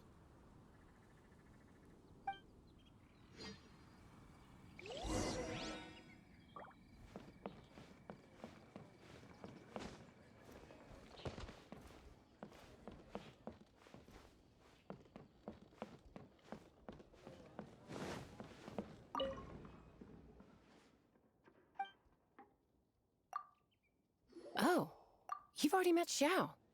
Not bad. Not often he's in a good enough mood to agree to see people. That's his good mood? Oh yes, the Adepti are very hard to come by. Many people go their whole lives praying to them, never once actually getting to see one. When the Geo Archon built Liyue, he borrowed power from the Adepti. But most of them only know how to protect Liyue by fighting. So for many millennia, it has instead been humans who have led Liyue. You really know a lot, huh, boss lady? It's not boss lady, it's just boss. Anyway, seeing as you have the favor of the Adepti, things should be a lot easier. Well, If you want to know my opinion, if you keep Xiao in a good mood, things should be okay. Good mood? Can't really imagine what a good mood looks like for that vigilant Yaksha. Will be interesting, won't it? Come to think of it, I've never seen him smile either. How about this? You go see the chef for a bowl of almond tofu and a plate of whatever it is you're best at making. Almond tofu is one of the few human foods Xiao likes. The other dish is up to you. Up to us, eh? What do you think you're the best at cooking?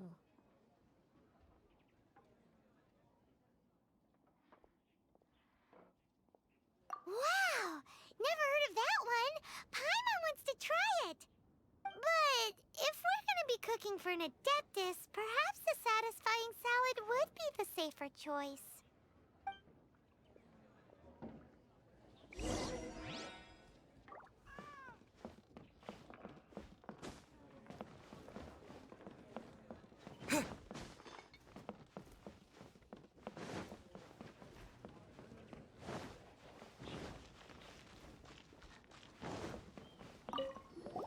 Can't you see I'm on a break, kid? Scram! Scram! Whoa, this chef guy's service is about as good as that Wagner guy's back in Mondstadt.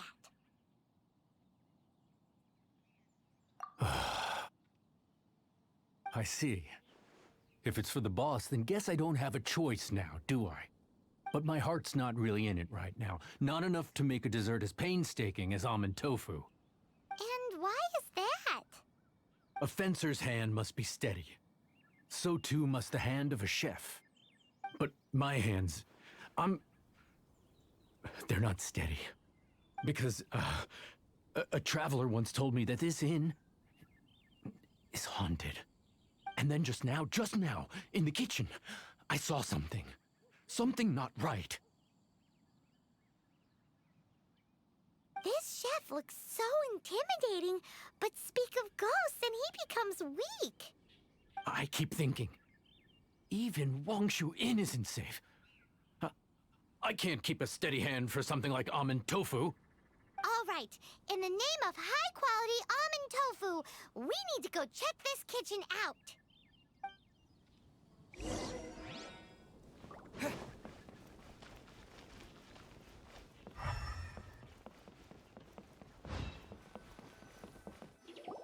Doesn't seem to be anything.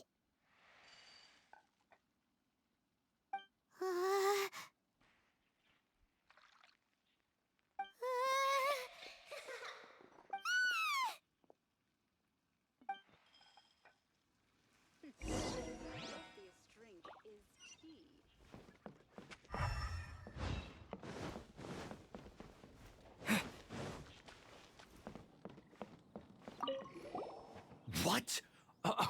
You saw it too? There really is a ghost. What?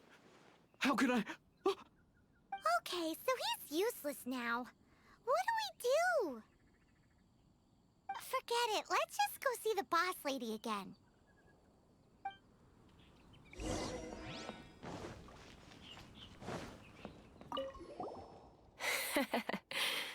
Scared of something so insignificant. Hard to believe he was once a notorious bandit.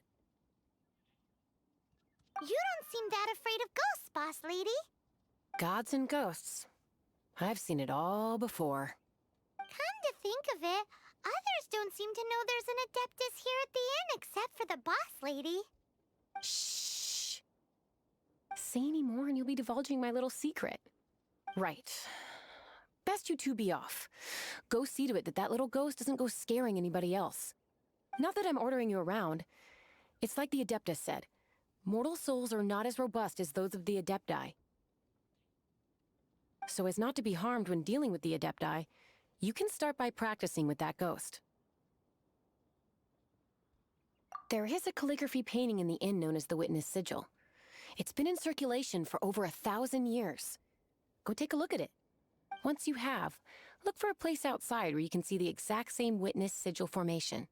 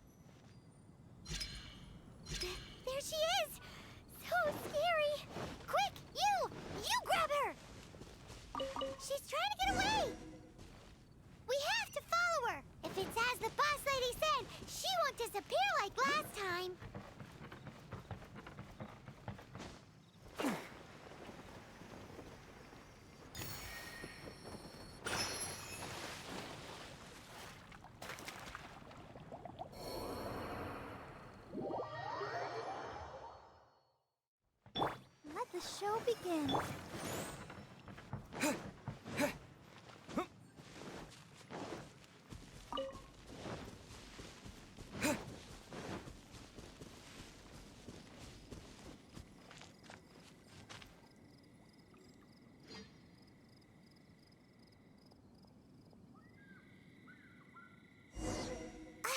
She doesn't know when to give up!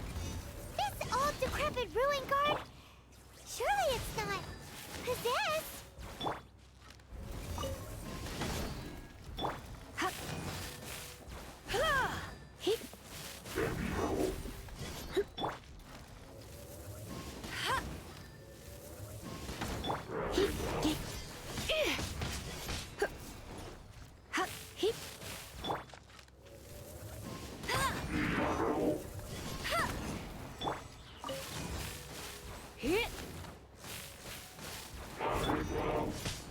That's cheating!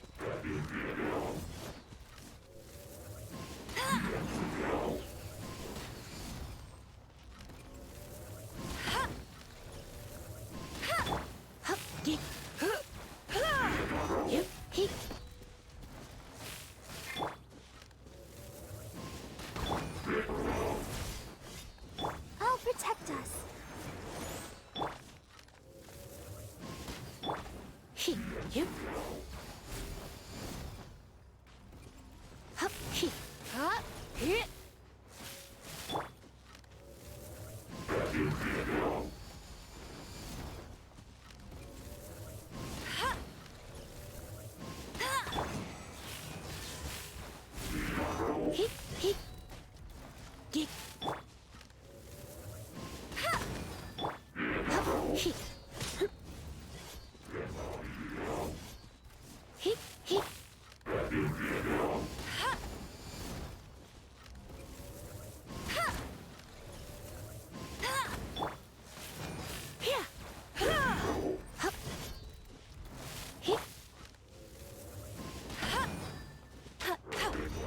Bet you can't keep up with me! Let's dance.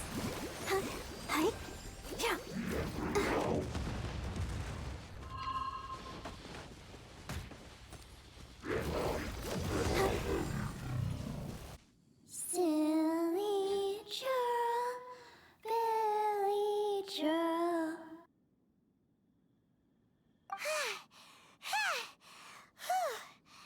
Finally caught you. Paimon's pooped. Silly Billy, Hilly churl. Haunting things isn't nice. Little girl, are you listening? Chilly churl, frilly churl. Now listen here, young lady. Oh. Okay. Dusky Ming won't tease the travelers at the inn anymore. Next time, you can come play with Dusky Ming. If you don't come and play, Dusky Ming will come find you.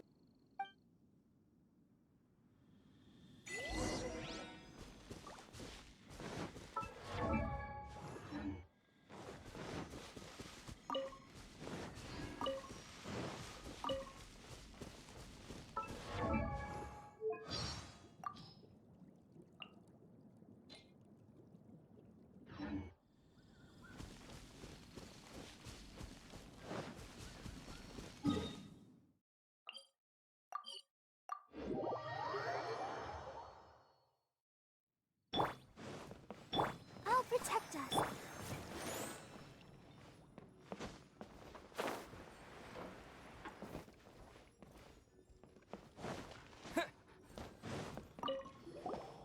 What? You really got the ghost to promise to stop haunting the inn? Wow. You really are something. I am in your debt. Please, wait a moment. I'll make you the smoothest, silkiest bowl of almond tofu. Haha, my hands are steadier than ever now that she's gone.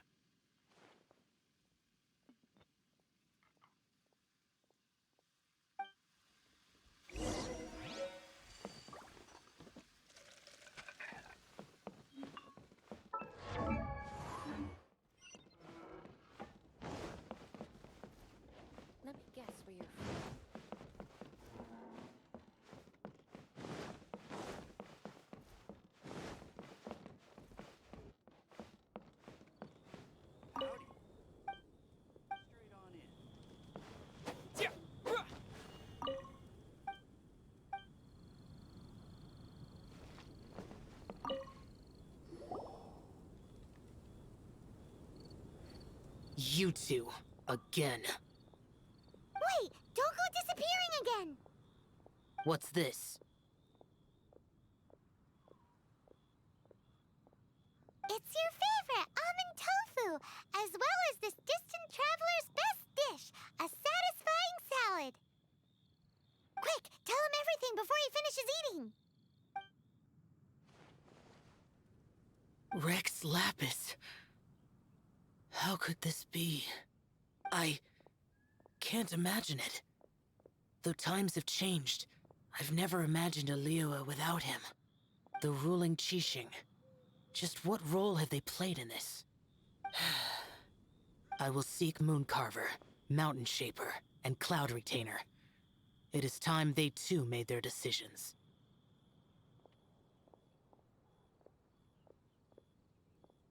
Adepti do not turn on their responsibilities.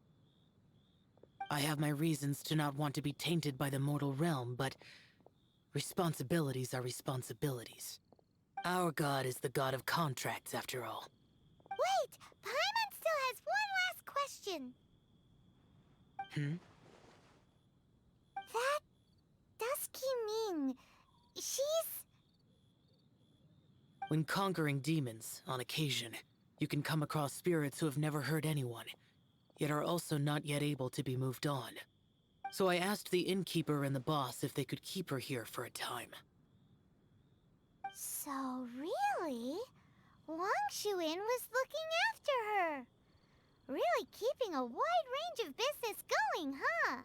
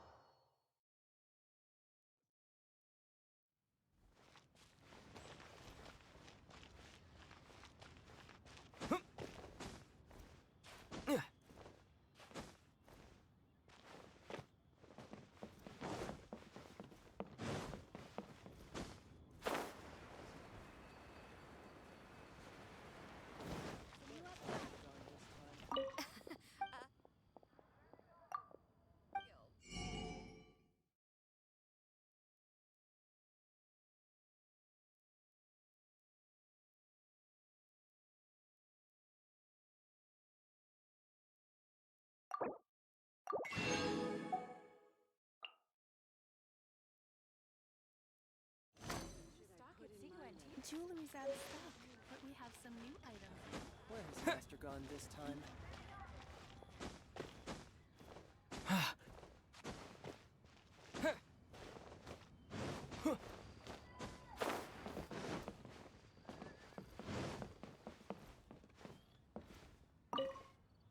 You finally returned. How was your journey to Jueyun Karst? I see. Huh. Mooncarver, Mountain Shaper, Cloud Retainer, Conqueror of Demons. Some of these names have never come up in the intel the Fatui gets hold of. As a returning gift, I too have information for you. Regarding the Archon's passing, the Liyue Qixing's response really has given me food for thought. They've announced that, as the true killer has not yet been found, they are not allowing anyone to pay their respects to the Exuvia. They've even gone so far as to try and cut off information. But with the right of dissension and all, even the Qixing isn't able to keep a lid on things. Exuvia? It's common knowledge in Liyue that Rex Lapis is also an Adeptus. The Geo-Archon is also the god of contracts, and is also known as the Exuvia, prime of the Adepti. The mighty and illuminated Adepti of today all signed contracts to protect Liyue way back then. Guess that explains why they're all so focused on Liyue's well-being. Naturally, they both have the responsibility and the aptitude for the job. If the ruling Qixing became unable to perform their duty properly, the Adepti have the right to take corrective action. The Geo-Archon's spirit has risen, so why would the Qixing hide his vessel? Truly suspicious.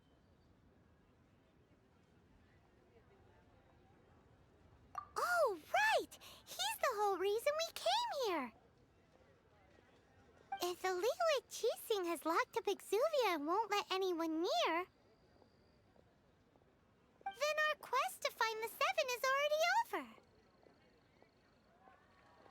Oh? You're trying to find the Seven? And just why might that be, pray tell? Nice answer. A knight that gets duped by the Fatui would really be no knight at all now, would they? But I can help you with that too, you know. Really? Give me some time. Time to find someone. Someone who can help you break through this stalemate. Truly fascinating.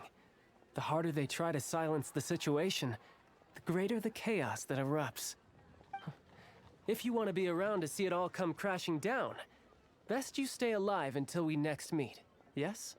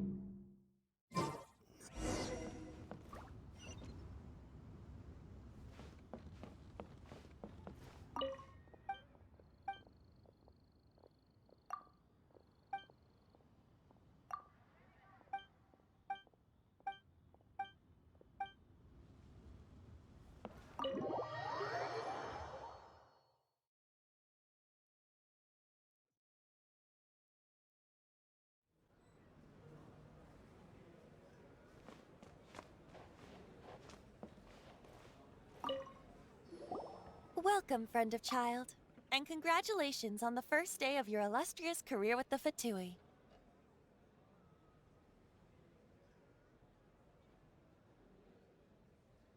You sound remarkably sure of yourself. Remember, we are mere mortals. Our ideas are fluid like water. Only the Tsaritsa truly has a will as solid as the permafrost. But back to the matter at hand.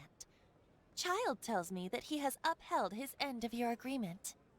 What agreement? Oh, the thing about him helping us find a guy? Correct. Child promised he would find someone to break the stalemate. And the Harbingers do not break their promises lightly. Ah, where is that guy anyway? Child is currently at Lioli Pavilion. Oh, Paimon knows this one! Ahem. There are two styles of cooking in Liyue, known as Li style and Yue style.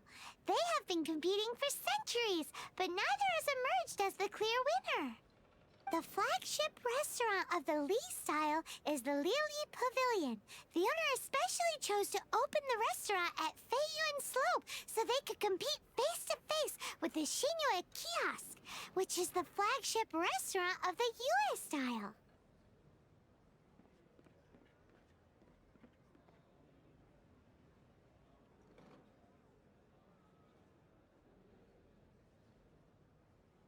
Don't talk to Paimon like that!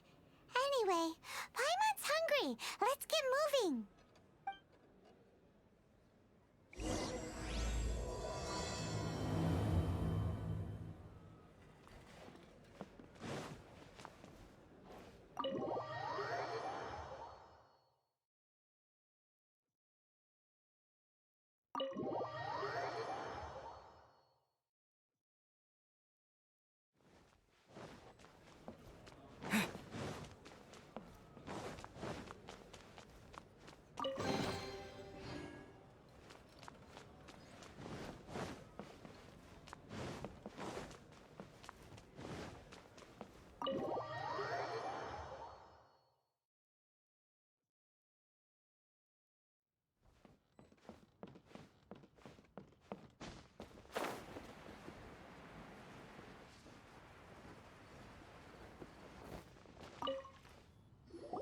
Aha, you made it.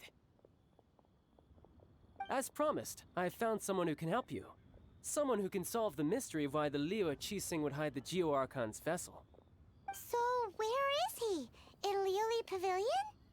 He certainly is. Come, I'll introduce you. I took the liberty of setting up a business dinner, as per the Liyue custom.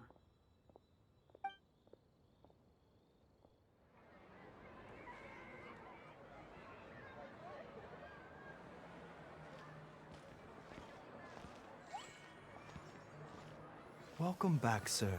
You honor us with your patronage. Mr. Zhongli is awaiting your arrival in the room you booked.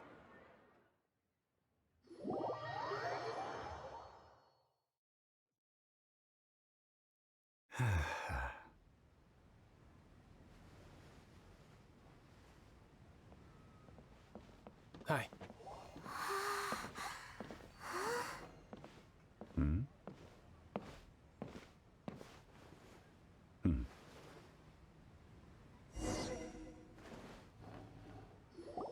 Allow me to introduce Mr. Zhong Li, consultant to an organization known as Wang Sheng, and a trusted associate of the Fatui.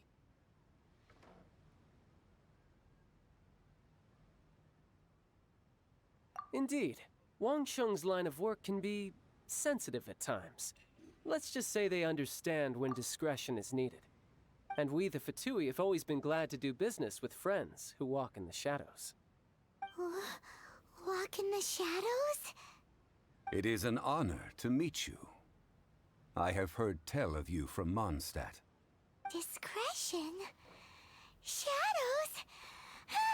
Is Wang Sheng some kind of business involving dealing with people? Indeed. It is as you have guessed. The Wangsheng Funeral Parlor organizes burials. We ensure that those who pass on do so in peace. Did you think he was some sort of hired killer? The Fatui calls many such people friends, but the Wangsheng Funeral Parlor does not dabble in such business. Well, ostensibly. Well, they are still... I shouldn't say too much. In any case, I brought you to meet Mr. Zhong Li because... Because I can bring you to see Rex Lapis's vessel. What? Don't be so surprised. Sure, the Geo Archon's body has been squirreled away by order of the Tianquan Ningguang. But first, let's hear what Mr. Zhong Li has to say, shall we? Rex Lapis may be the prime of Adepti, but he is ultimately an Adeptus. Many Adepti have left us over the millennia. This is the inexorable trend. The times have changed. You must have felt it too when you were at UnCut.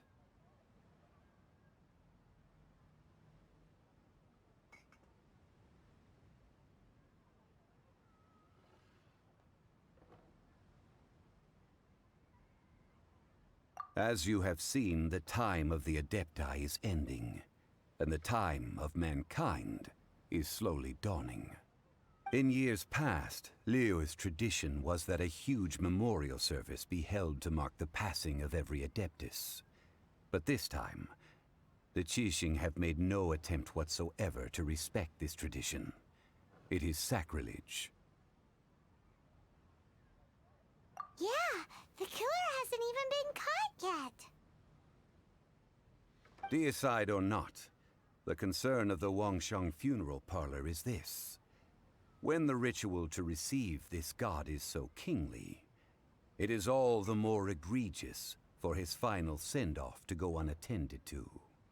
Traveler, Child has told me a lot about you. Since you have had dealings with the Animo Archon, could I ask you to help me prepare the Geo Archon's last rites?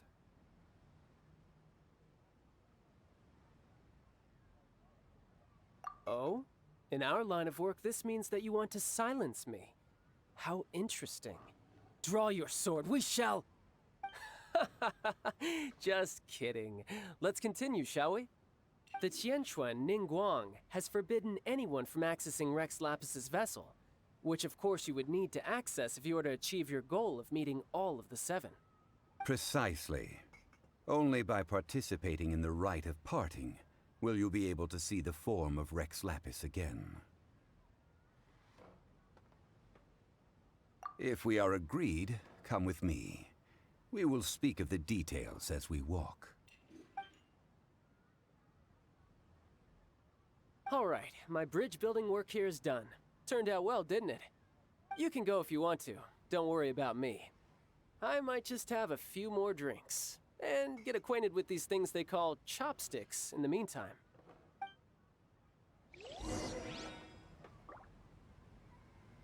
My, chopsticks truly are difficult to use.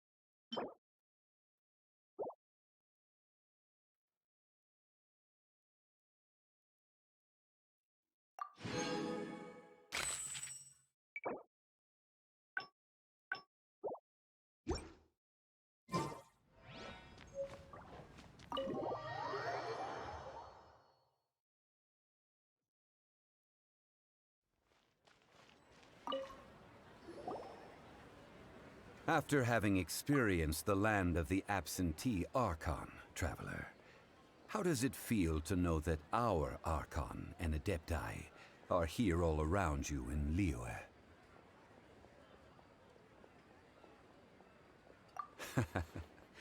I see. So you're that sort of person. It's not a bad thing.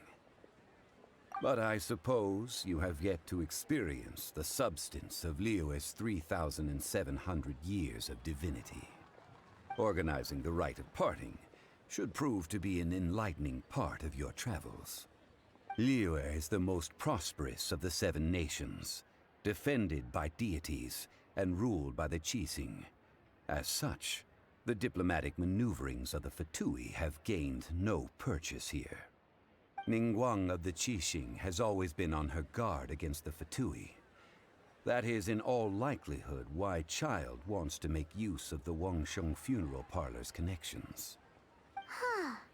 What would Child get out of us doing the rite of parting anyway? I neither know nor do I wish to know. As far as I am concerned, the Fatui are merely financial sponsors. I only wish for Liyue's traditions to endure. These are the advance funds that Child has provided. If you use them up, you can go to him to apply for any subsequent funding. Wow! Well then, let us be off. The first step in our preparations shall be to obtain some prize Noctilucous jade worthy of a deity.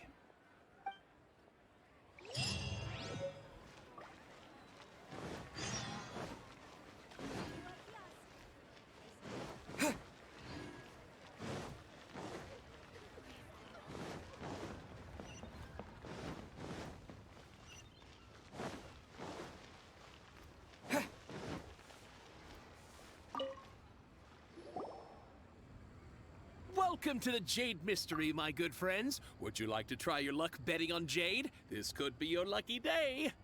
It's cheap and it's fun, and who knows, you just might strike it rich. Betting? No, we're here for... what was it again? Noctilucous Jade, of radiant grade at the very least. Radiant grade, Noctilucous Jade? I see. You're not a tourist. My apologies. I have some here for your perusal. What do you think? The Jade Mystery is an old name in the jade business. Just look at that wonderful quality. Rex Lapis doesn't often bless us with such finery. Go on, pick whichever one you like. These 3 pieces really do look pretty. Not like the ones you usually dig up. But how do we pick? Should we just grab one and go?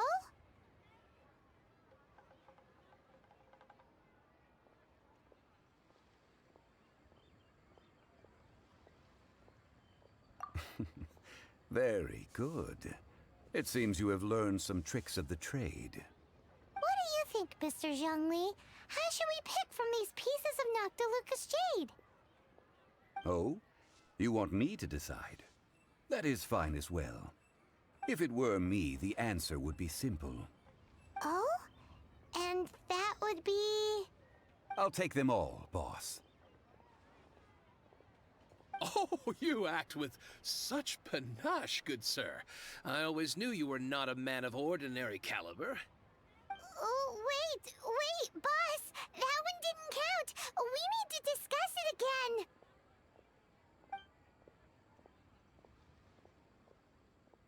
Hey! If we only need one for the ritual, aren't we wasting 3 times the Mora if we buy them all? Oh, Mora. It is as you say. I suppose I overlooked this particular aspect of the transaction. Huh? How do you not think about Mora when buying things? If one must always consider Mora before acting, then in all things one is bound by Mora. What? All Mora is currency, but not all currency is Mora. What?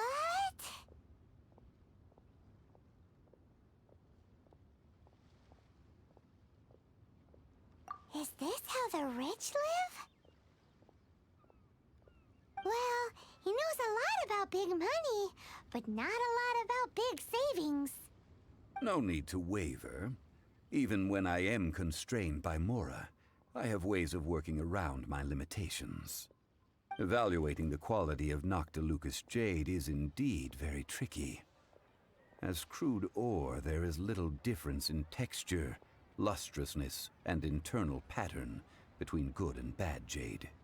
Only after the item made using Noctilucous Jade has taken shape will you be able to see whether it is up to par or not.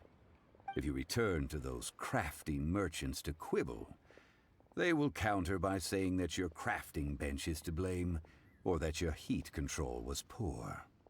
Whoa! To think it's that easy to get cheated. But there is a way to truly evaluate this jade, and a true insider would know it. A fool sees the pointer and misses the moon. What does that mean? If you point at the moon with your finger, a wise man knows that you are pointing at the moon, while a fool will only see the finger. The patterns, the facade, these are all the finger. Noctilucous Jade is a mystical stone used to light up the darkness, and so its brightness is the important thing. It is the moon. Noctilucous Jade of excellent quality would have superior pyro-affinity. In other words, the bluer and brighter the luster of the ore under high temperature, the higher its quality.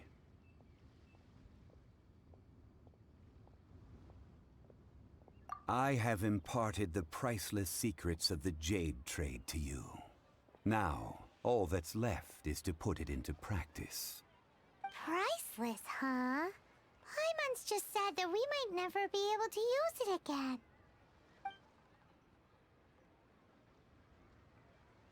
We're back to buy some rocks, boss. But can you let us burn them first? Burn them? You can't do that, my friends. If you were to do so, what would I have to sell?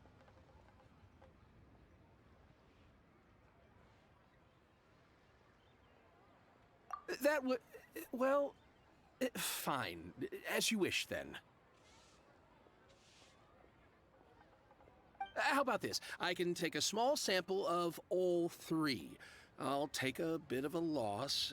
We'll count it as a friendly gesture. Don't worry. I know the rules. As long as we can prove that it is good jade, you will not take a loss. All right. Take these as samples. I've carved them off with a knife and tagged them to boot. Aren't these too thin? Even paper's thicker. No, even a bug's wings are thicker. These are almost see-through.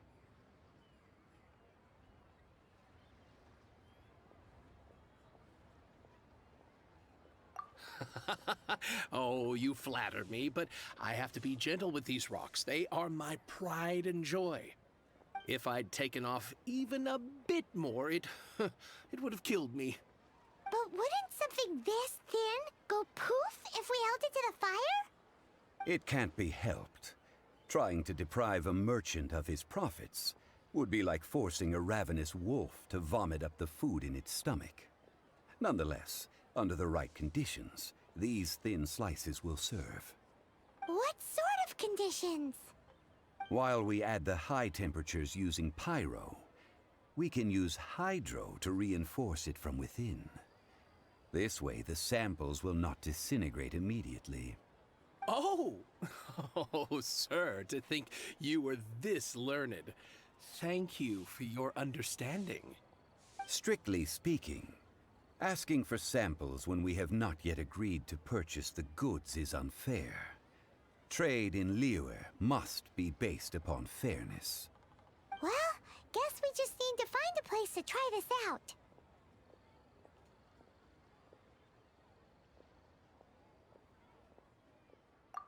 Oh, Paimon remembers! We once saw this big pot down at the Data Upa Gorge in the camp of the hilly churls from the Meaty tribe.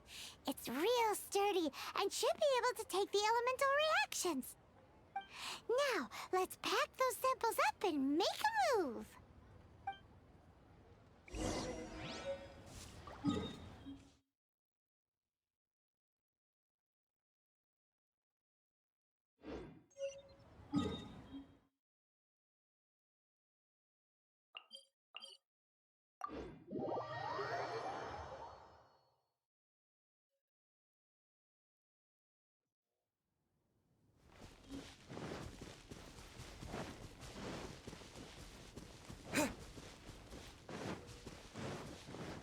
It has been a long time since I last set foot in the Nation of Wind. A friend of mine from Mondstadt would always bring a few bottles of locally brewed dandelion wine whenever he came to visit me in Liyue. It must be said that the famed liquor of the land of pastorals is far better than Sumeru's frigid snake wine.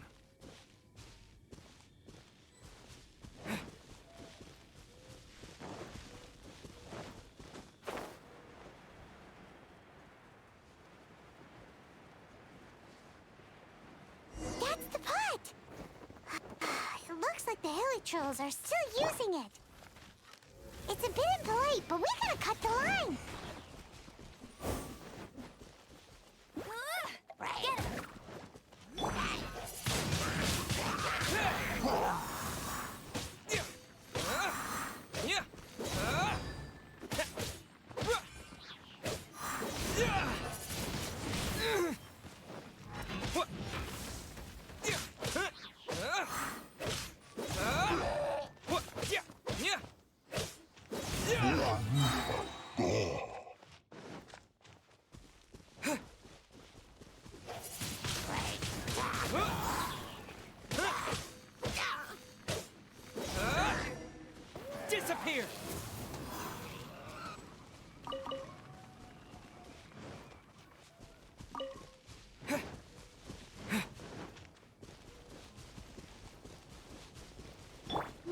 dance.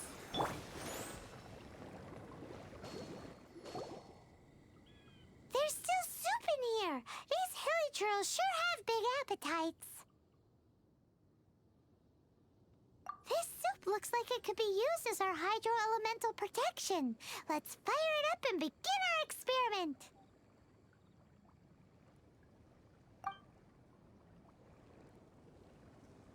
We're ready to go. Paimon will help remember which one of the three is which. Use pyro to keep making the pot hotter until we get the results we need. Mr. Zhongli said that the shinier and bluer the ore gets, the better it is. So, pay close attention.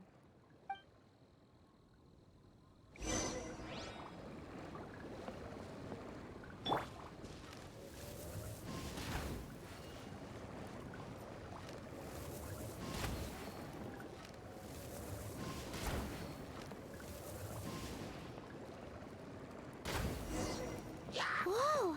That light came from the first Noctilucous Jade! Hilly trolls are surrounding us again! Were they attracted by the light? Such nosy neighbors! Let's take care of them and continue again after.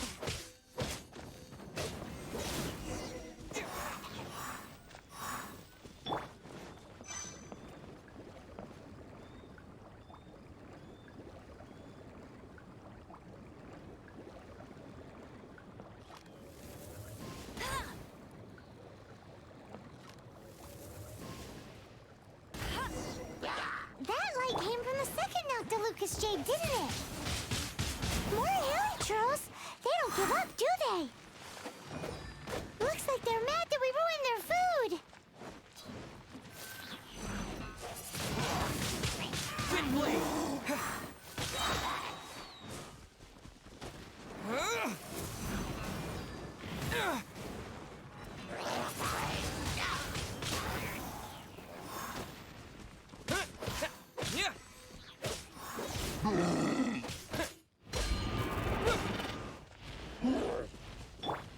I'll protect us. Oh, hey, come on, we can do it.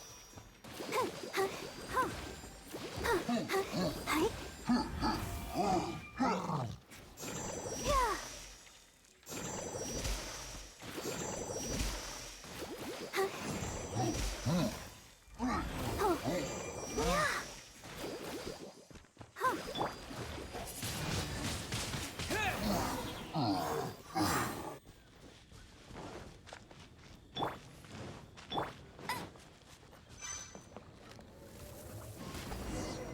Ow, that's bright! Too bright!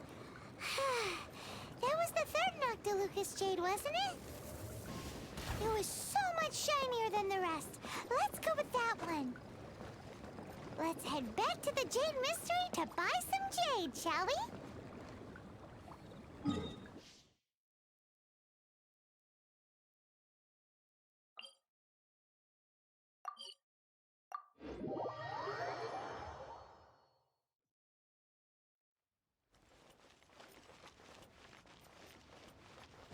Bet you can't keep up with me.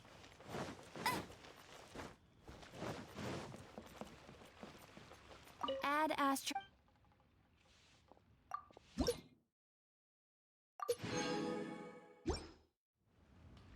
Add Astra. Thank you for Add Astra.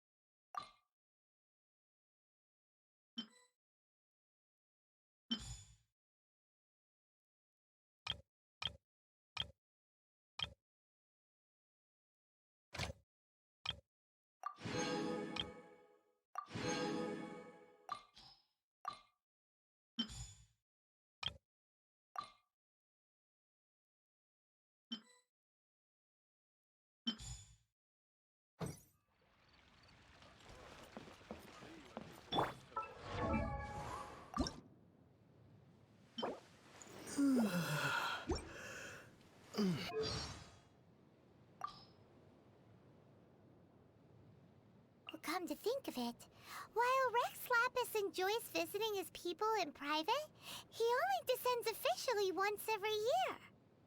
None of the other gods do this. Does Rex Lapis have any deeper intentions? I have my guesses. You see, those annual divine predictions have already captured the hearts of the people of Liyue too much. Round and around, they analyze and scrutinize every single word, finding limitless hidden meanings within them. What do you think would happen to Liyue if such predictions were available every day? Ah! Paimon gets it now. Paimon would be offering Rex Lapis's favorite snacks to him every day. If you could just get Mora straight from Morax's hands, who would ever need to do a day of honest work? You made some logical leaps, but that's basically how it is.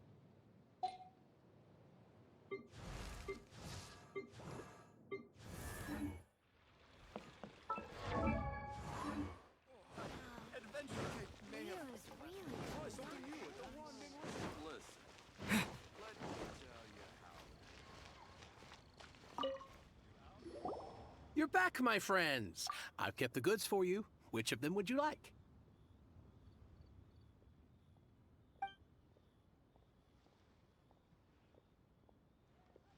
Exactly! That's the one Paimon remembers too! No problem. If you have your eye on this one, you can have it. Then we'll take a box of the third type of jade. Done. All the same, and pardon me for asking, but I'm curious. Whatever do you need this much top-quality Noctilucous jade for? I suppose it would not hurt to tell you. We need them to make implements for the rite of parting. Parting? Oh, dear. I'd heard the rumors, but had given much thought to them. This means that Rex Lapis really is... Oh, it's hard to believe. Even though the Jade Mystery has been in decline, we have always been under his protection. It is said that when our Lord lost his way while going incognito in the city 200 years ago, it was a spoon from the Jade Mystery that he had used to sample the local delights. Alas, alas, all things must pass. Well, if this is to be used to say farewell to Rex Lapis, then I shall sell this to you at half the price. Are you sure? You didn't want to even give us an inch before. If not for our Lord's protection, this city wouldn't exist as it does now. No proprietor could earn money off such a thing.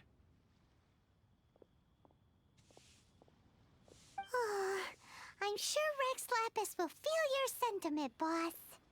In the safe hands of the Liyue Chising and good honest merchants such as yourself, I for one believe that Liyue will continue to prosper as it always has done. All right.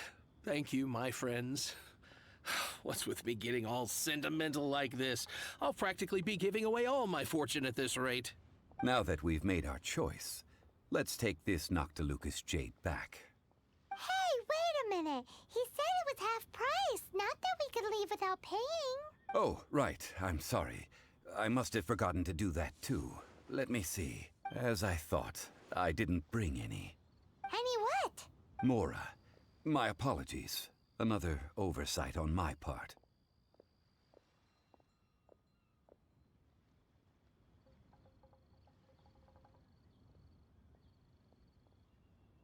Oh, that won't do.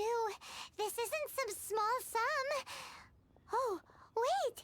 Didn't Child give us some advanced funds earlier? That's a relief. Have a look. It's fine. Just enough for half price. Though, to be honest, it'd be all right even if the sum wasn't quite enough. Well, it's settled then. Let's take this jade to Yujing Terrace. That's where we plan to hold the rite. Look at you bossing everyone around. You didn't cough up a single Mora.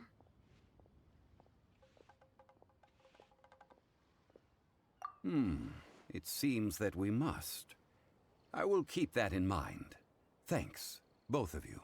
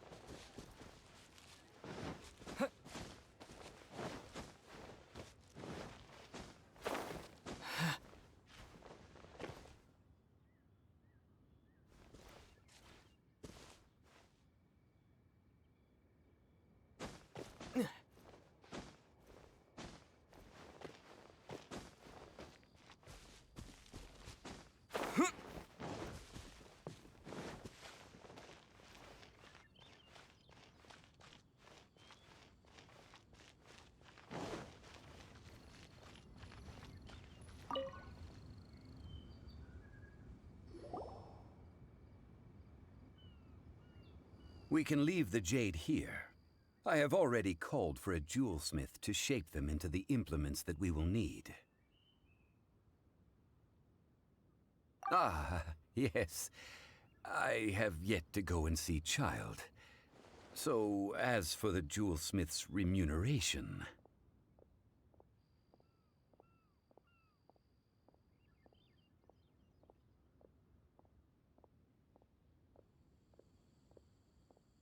Guess we can't do anything else.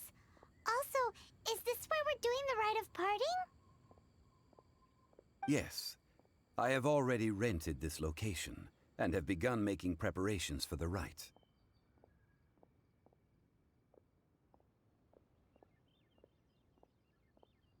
The Liu Qixing have agreed to this arrangement. But when something this big happened here, should suspects like us really be at the crime scene? We might get caught by the Millilith. Although with that said, since we got back from Dwayne Karst, none of those pesky Millilith soldiers have come chasing after us. Wonder what that's about. Also, Rex Lapis vessel... Traditionally, we call it the Exuvia. Ah, right! That's what it was called. You seem to know everything, Mr. Zhongli. So, was this Exuvia hidden away by the Qixing? I mean, we haven't even figured out who the murderer is. One must think that they already have someone in mind. Or perhaps they already know.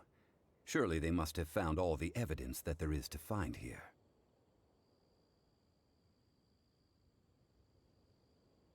These things are for the authorities in Yujing Terrace to consider. Trying to help would probably only add to their troubles. Before the rite is conducted, the Exuvia will be kept temporarily in the Golden House. Golden House? The only mint in Liyue, which is to say the only mint in Tevat.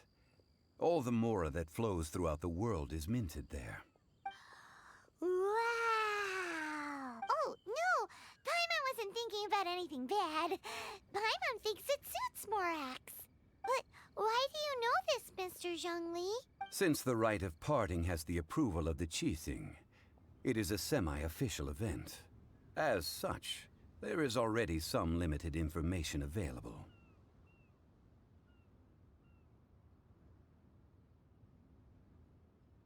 Perhaps each has their motives. But this is the capital of commerce. A little exploitation once in a while is not unacceptable. In Liyue, where the god of contracts reigns, only contracts may not be betrayed. I, for one, have no issue with little maneuvers outside their remit. Well then, we should go and prepare the perfumes used in the rite. Perfumes? Where'll we get those? Do we buy them? No. Perfumes used to honor the gods must be freshly decocted. The quality of the silk flowers we require is also special. Silk flower petals contain a fibrous material of good quality, often used in brocade making. Its scent, however, is most elegant, and is especially suited for solemn events, like giving offerings to gods and adepti. It's time for Zhongli's lectures on high society again. We shall not speak of the details right now. Follow me. We shall go to the merchants to purchase our ingredients.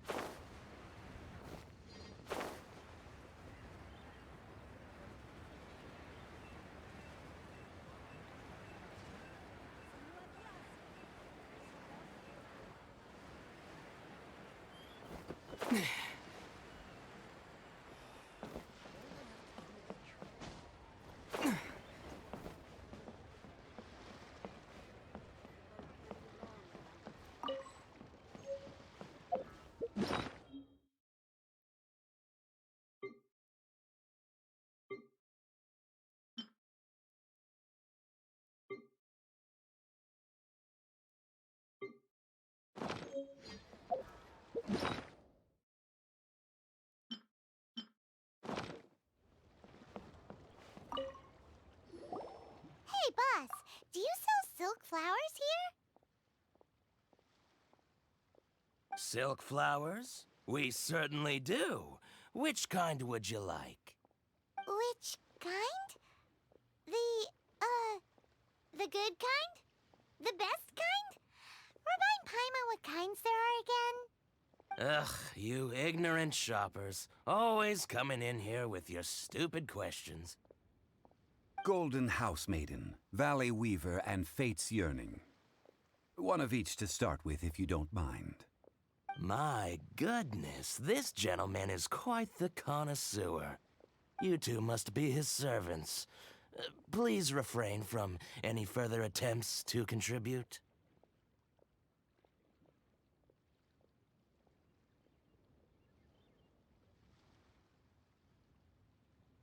I'm sorry? Ah, yes. We've met before, haven't we? Sorry, traveler. I shouldn't have spoken to you in that tone. Now then, please peruse at your leisure. Do let me know if you have any further thoughts. Silk flowers exhibit different properties based on how their environmental conditions differ from their ancestral habitat. Nevertheless, these are fine specimens, excellently preserved. Just look at the abundant foliage here, and these stamens, glamorous as a maiden of the Golden House. This strain is an evergreen, and mostly grows under complex hydrological conditions. By contrast, this variety thrives in any dark, damp location, often in large clusters.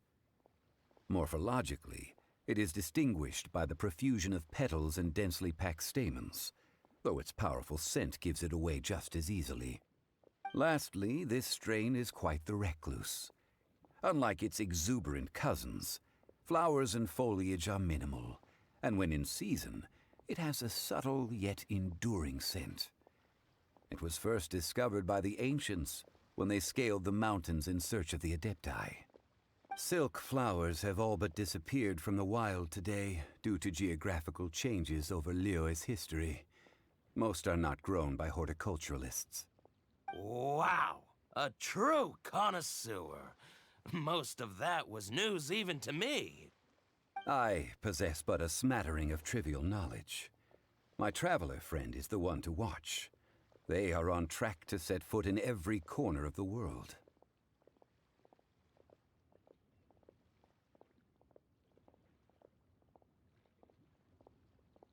Oh, Mr. Zhongli, you're way too humble. So, which silk flower did you want anyway? I'll take them all, boss. Again? How can I put this? When purchasing opera tickets, it is natural to decide based on which singer has the most melodious voice. The same logic applies when purchasing a pet bird. But this silk flower purchase is not an analogous case. The same logic does not apply. Perhaps you don't know. Tradition states that we should decoct perfume from different subspecies of silk flower when making an offering to a statue of the Seven. Rex Lapis will then make his own choice between the scents. Like several other tedious and complicated traditions, this one has become simplified over time. But this is the only rite of parting to take place for one of the 7 in 3,700 years.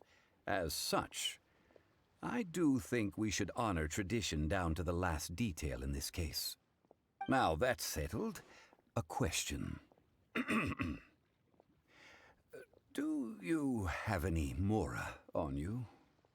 You forgot to bring money again? Zhongli.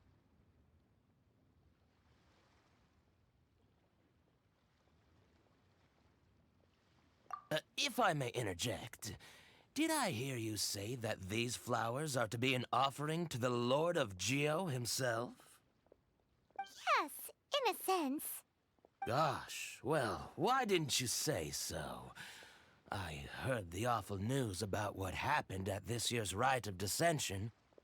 It would be bad luck to say it out loud, but I've been worried about our dear Lord ever since. I'm worried that everything I've heard is true. Since these flowers will be used to glorify our Lord, they're free of charge. Just don't forget to pass on my regards. Are you serious? Why wouldn't I be? I would be nobody if not for Rex Lapis. If he hadn't written those poems in praise of my wares, they'd only be worth a fraction of what I can sell them for today. Huh. So much folklore here revolves around Liyue's deity making cameo appearances in support of local businesses. Thank you, boss. I think I speak for all of us when I say that your generosity has saved our skins. Our skins? You were the one who forgot to bring money. Please, it's the least I could do.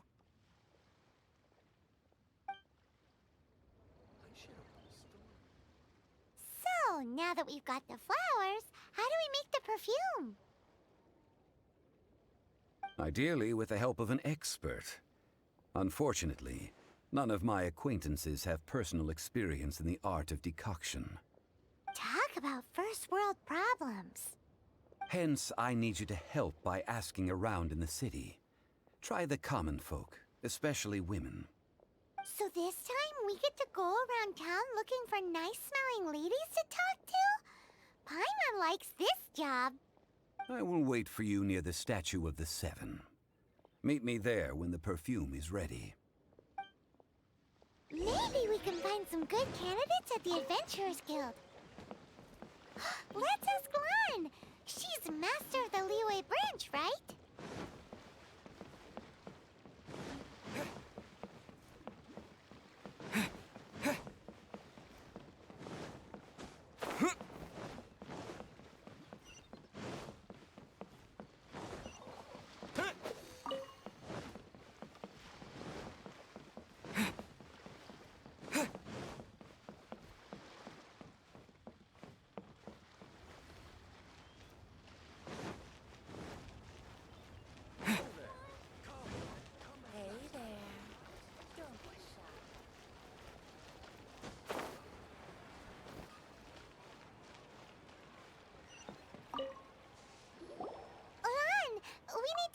For a favor. I stopped accepting commissions a long time ago. Sorry, you two, but you'll just have to ask another adventurer. Oh, it's not that kind of favor. It's just a teeny tiny thing. Wow. Just wow. Do I look like the kind of girl who wears perfume to you? I think you're underestimating the kind of person I am. Well, Paimon thinks you smell amazing. So come on, Lan. What's your secret if not perfume? Now that you mention it, yes, there is something. What is that scent? Oh, it must be from the Genshin flowers I picked on the way back. I forgot I still had them with me. Aha! The truth is out. Lan's got a soft spot for wildflowers. No, they were for medicinal use only.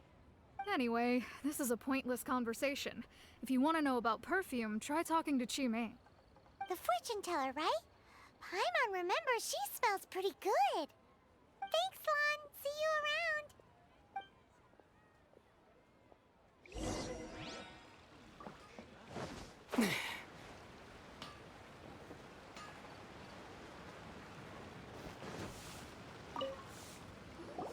Hello. How may I help? We've come to ask you a question. Perfume? I rarely think to use it, let alone about how to make it myself. That said, some of the cosmetics I use are scented. Perhaps that's the cause of this confusion. Since I usually set up my stall by the docks, I avoid perfume like the plague, because Celestia forbid those lusty sailors catch a whiff and come hunting for the source. That's the worst thing Paimon's heard all day. While we're on the subject, have you never heard anyone mention Yingar's homemade perfume? Yingar? Oh, as in scent of spring, Yingar? Yes, that's her. Many a rich family's daughter has gotten her to make perfume for them. Apparently, her homemade product is better than anything you'll find on the market. Great! This is just the intel we need. Finally, we're getting somewhere.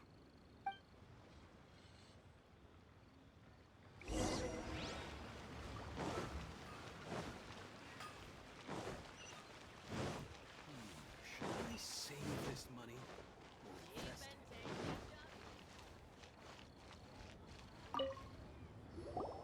Well, hello. You found me at last. I've been waiting for you. What? How did you know we were coming? Oh, I heard a rumor about a couple who were snooping around town looking for a sweet-smelling lady. Actually, I was starting to worry you wouldn't find me. This is the ultimate test of my appeal, after all. Snooping around? Why are you making it out like we're bad people? What can I say? People love to talk. Maybe you ought to be more discreet in the future if you don't want word to get around. Relax. I know why you're here. You want to get your hand on my homemade perfume, don't you? What kind would you like? 3 in one go. My goodness. You have extreme tastes for someone your age. Maybe the rumors I heard were true after all. You're on the prowl and need some sweet-smelling ammunition? Is that it? Is that the best you could come up with? Even if you were genuinely offering perfume to a deity, that doesn't explain why you'd need 3 kinds. Sorry, your story just doesn't hold water. Zhongli was right. People don't remember this tradition anymore. As one of my favorite poems goes, O cherry tree, begrudge not thy blossoms as they are deflowered in the spring, for come winter, even thy sturdiest wood shall wither. That went over Paimon's head a little. In short, I'm happy to help. Traveler, you can be my assistant, but you'd better make sure I'm the only person on your mind while you're hanging around with me. So, where is a good place for making sweet, sweet perfume? Where is that? Mondstadt? We're only making some perfume. There's no need to go to such ridiculous lengths. Somewhere closer to home will do. Let's go for the kitchen at Wan Min Restaurant. Adventurer, think you can last a round against me? Not yet. Try something new at the Wan Min restaurant. Overeaten. I've had a word with Chef Mao. We can start work now. Are you ready to please me? What did you say? I meant make me proud, as my assistant.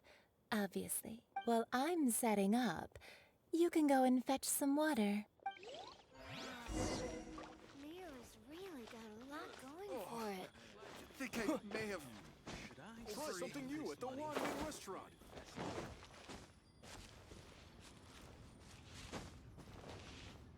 Cheap and tasty chop suey!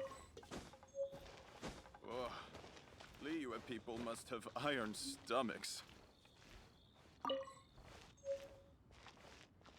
Wow. Leo's really got a lot going for it. This water will do nice. Now, I need you to extract the silk flower essence using a crafting bench. Perfume making uses an altogether different technique from alchemy. Here, let me teach you. Very carefully, take hold of the mortar and pestle. Gently does it. You need to keep your wrist firm so your hand doesn't slip. Now use your strong hand to stir it with a persistent rhythm. Keep going until the juices start to come out. Ooh, you're a natural, like a fish to water. Now take these and try it out on your own using a nearby crafting bench. Don't forget to do all three. They look visually identical during the essence extraction process, but I will put them into separate containers when the perfume is ready.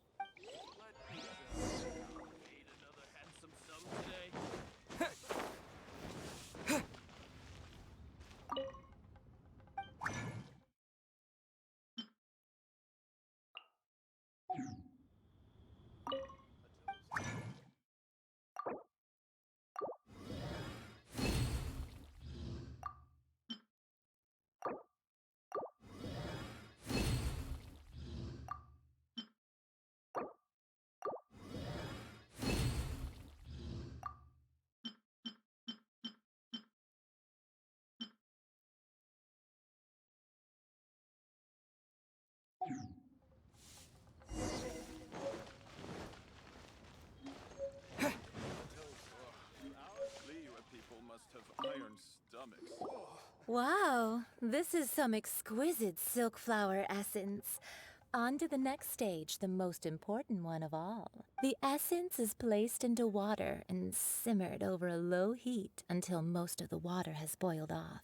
You must take care to control the heat during this process. If the temperature goes too high, it will affect the scent. So please focus on controlling the heat. This is the final step. Don't waste a drop of that essence now. We want all of it in there.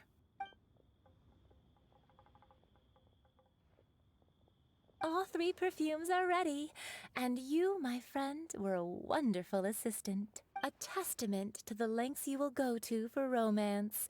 It's so rare to see nowadays.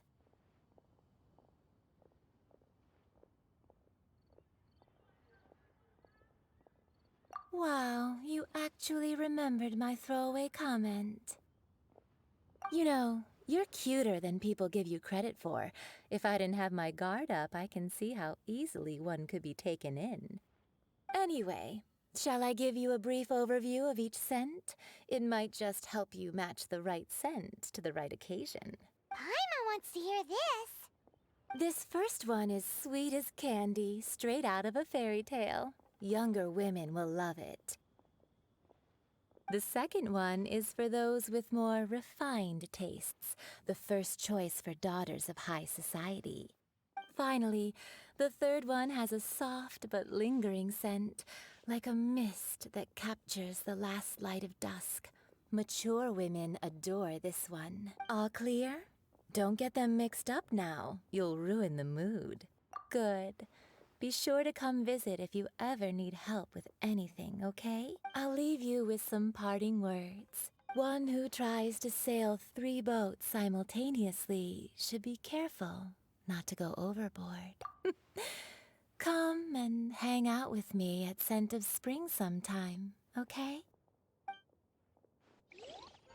Let's take these 3 perfumes over to the Statue of the Seven.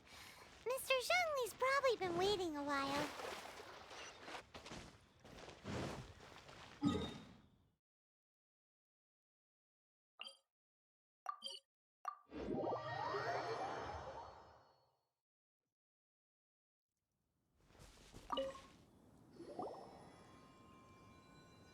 We've brought the perfumes, Mr. Zhongli.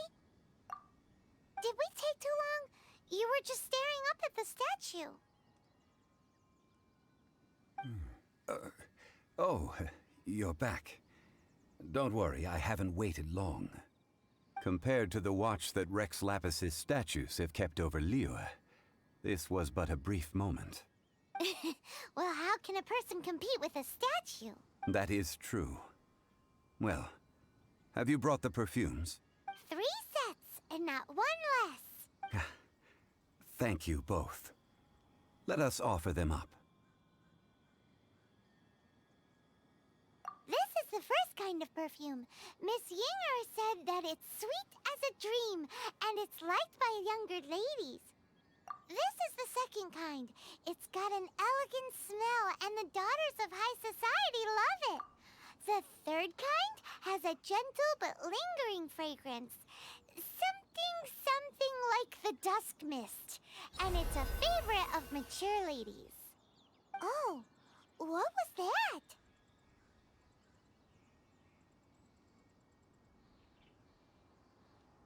That's the one older ladies like, right?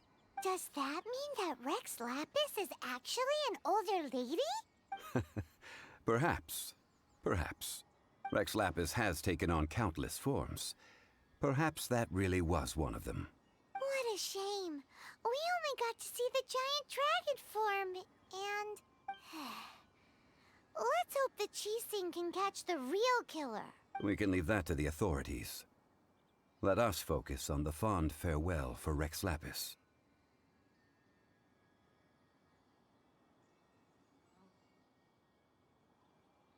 So, we finished another step in our preparations. What's next? Next, I would like the two of you to help me borrow the cleansing bell. Cleansing bell? At present, a friend of mine named Madame Ping is the guardian of the cleansing bell. She lives near Yujing Terrace. If you ask her, she will know what to do. Sure, but aren't you going to come with us? Ah, I have certain reasons why I cannot be there in person. Please, do this for me. Man, why's he gotta be so secretive this time?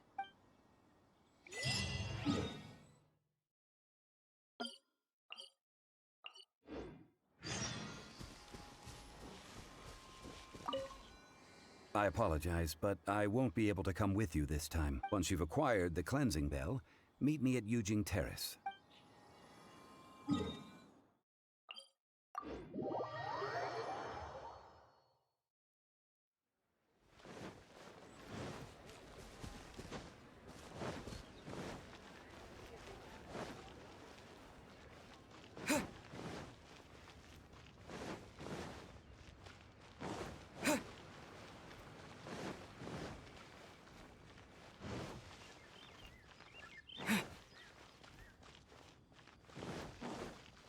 This is a peaceful neighborhood. All things must change.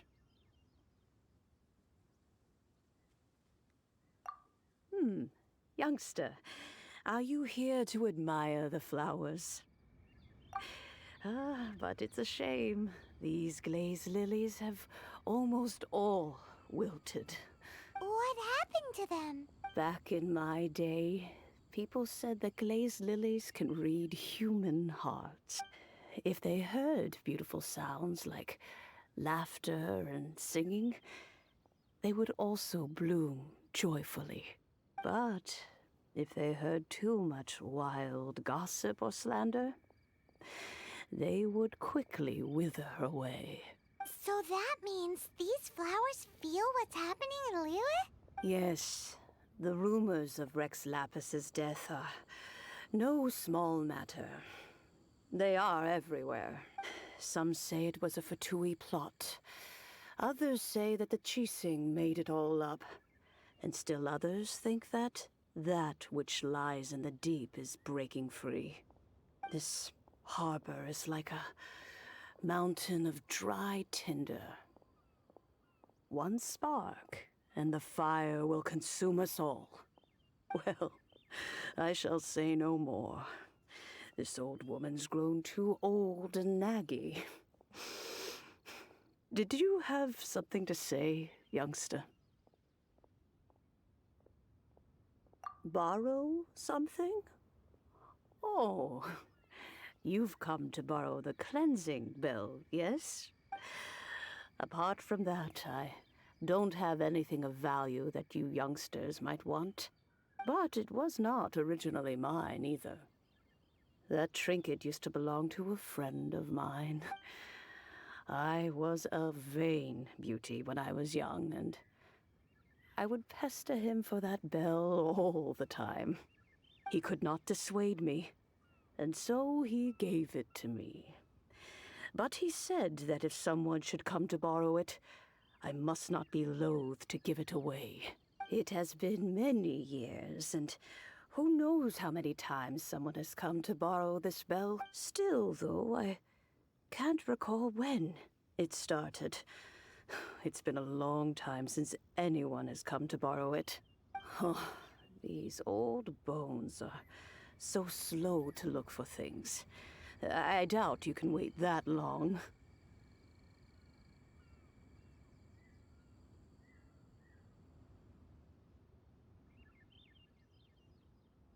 What a weird thing to be proud of. All right, children, there is no need to worry.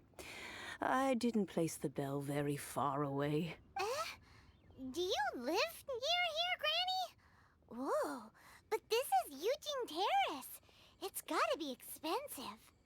Oh, an old lady like me can't afford to buy a place in this city.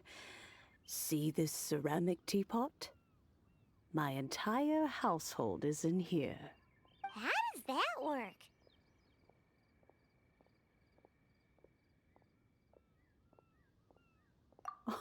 Oh, youngsters. I simply mean that the bell is somewhere inside this teapot, and you are quite welcome to borrow it. If you can find it.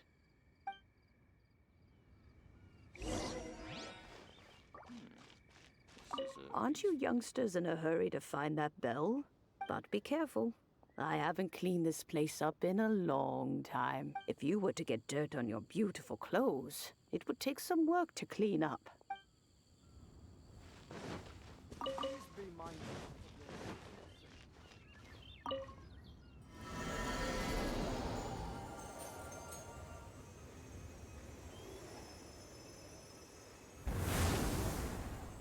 This is a peaceful neighborhood.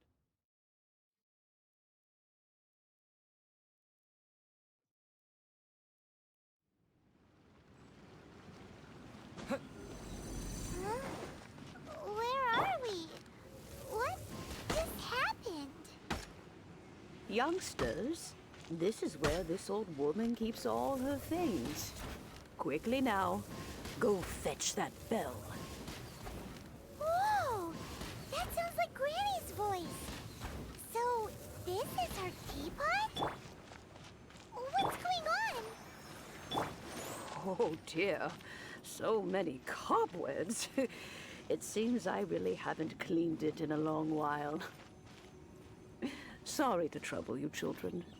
Please help an old lady clean up.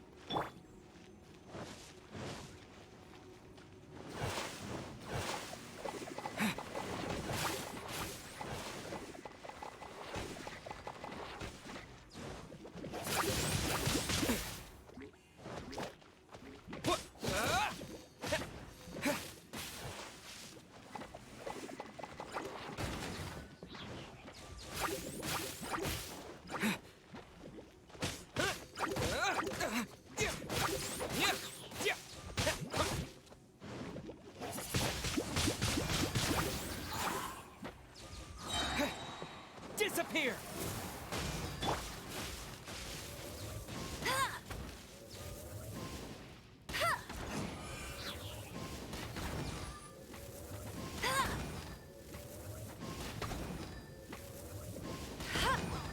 Bet you can't keep up with me. Windblade! Hey!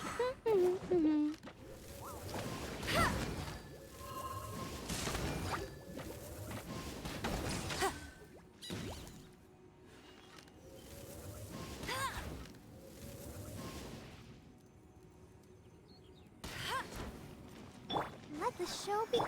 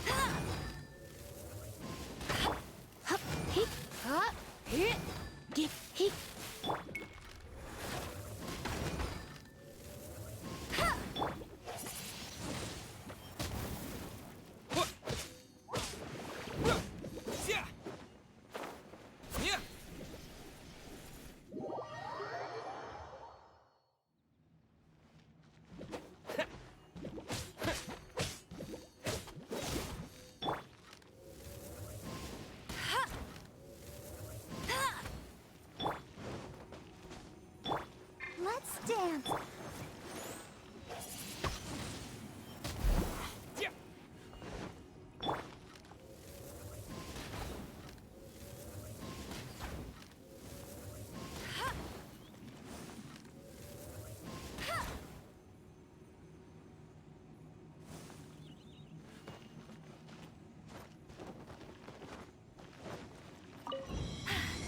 Told you I'd win.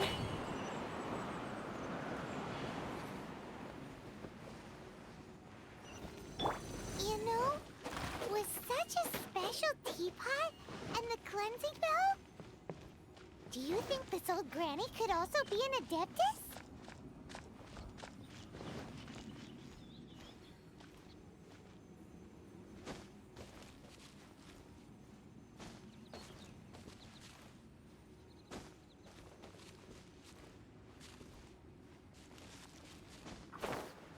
Paimon's more and more convinced that she's an adeptus. But don't they all live in UnCut? Why would she stay in the city?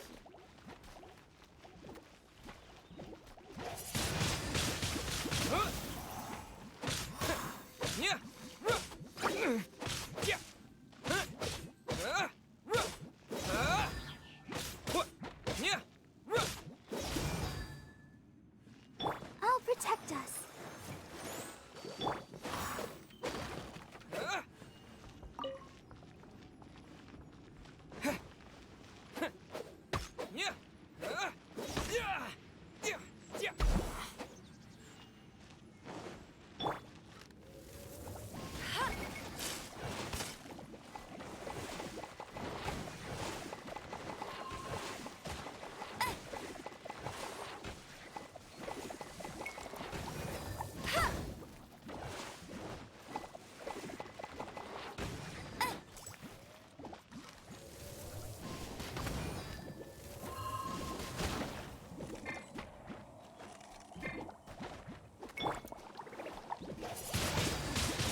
Windblade!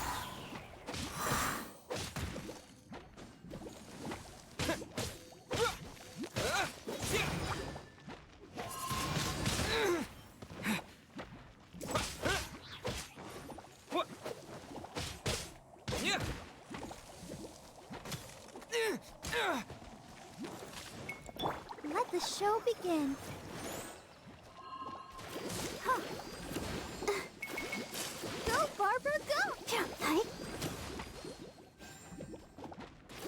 Huh. Huh. Huh. Yeah.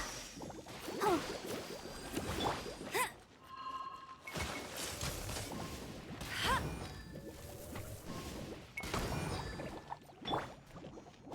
Yeah. Huh. Huh.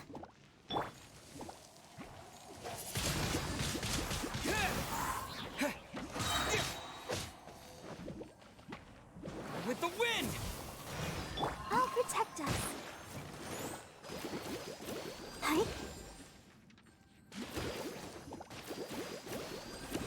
Huh. Huh.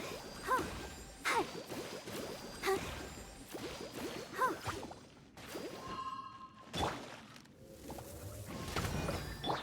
Oh. Ready, steady, go!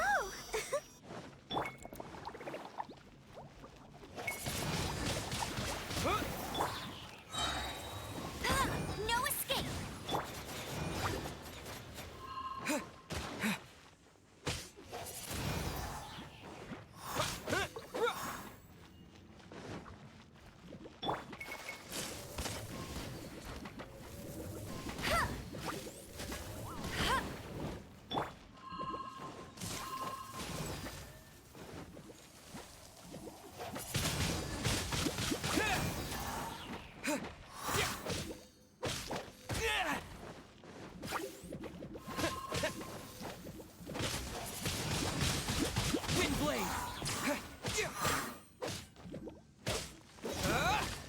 Let's dance. Huh. Huh. Huh. Hi. Huh. Huh. Huh. Huh. Yeah. Huh. Yeah. Hi.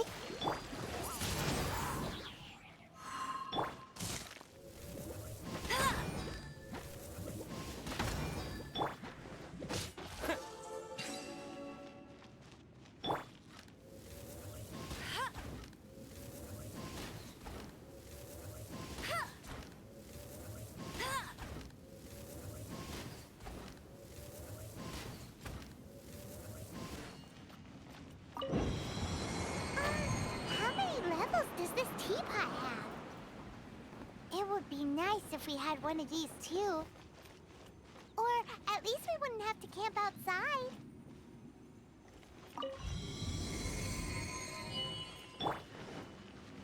Let the show be...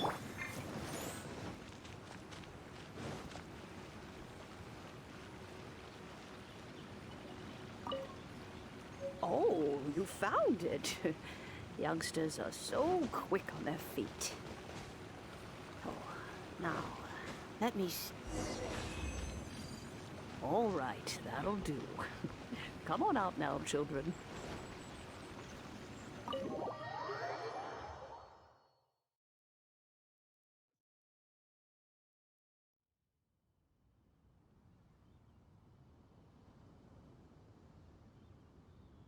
Oh, in and out in no time. You youngsters really are quick. An adeptus. Oh, I haven't heard anyone say those words in earnest for a long time. As to whether I am one or not, child, surely you already understand. Paimon kinda knows what you mean, but is also kinda confused. Are you really giving us the bell just like that, Granny? Don't you think it's weird? Something's just happened to Rex Lapis and then we come running up asking for it? Oh, don't be silly. Liyue Harbor has been through a great deal in its history. In that time, it has seen the departure of countless adepti. But no matter what, we have always performed the rite of parting first before any other matters. To cry, "Catch the murderer," at the top of one's lungs, but ignore the rite of parting. That, to me, is what is wrong-headed. Now that you have come to borrow the bell, I guess that perhaps an old friend of mine has finally decided to take matters into their own hands. So, why would I be unwilling to lend you the bell?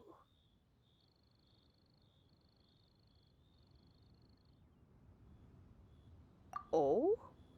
Well, if it came to that, they would find a certain old lady knocking at their door. We haven't met in a while anyway. It would be nice to share a drink and chat. Well, you must have things to do. Since you have the bell, you should return.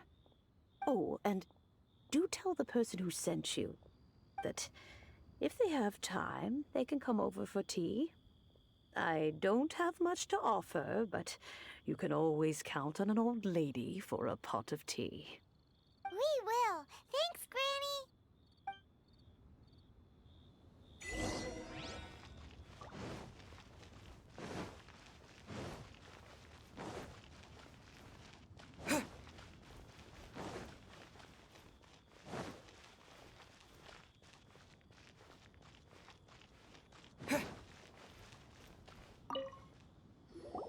Indeed, this is the cleansing bell. It's in good condition. Let's place the perfume we've prepared inside.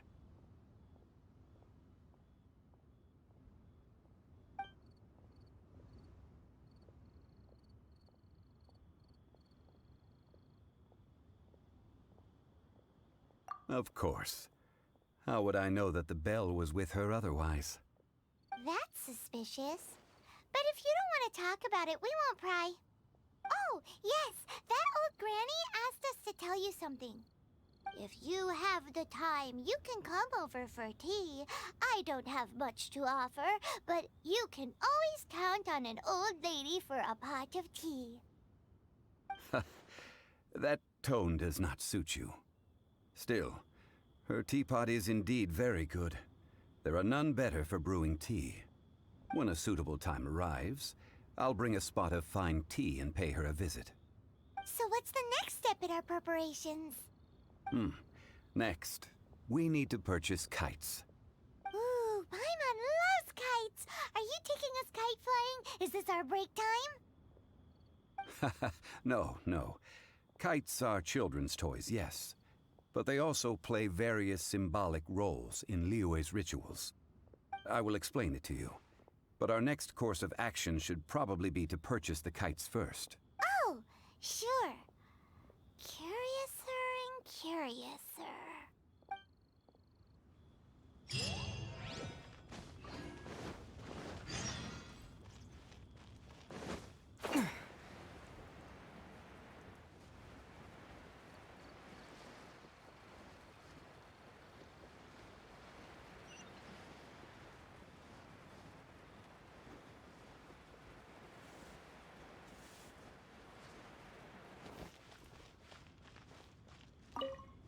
Ah, sir, you're here. The 7 kites you asked for have been made to order. Would you like to take them now? Yes, thank you. It's rare to see customers who want to buy this type of kite nowadays. In the early days, we used to get orders from people of all walks of life. Well, this is Mr. Zhongli from the Wangsheng Funeral Parlor, so he's probably well-versed in all these walks of life. We've talked about a whole bunch of things while traveling with him.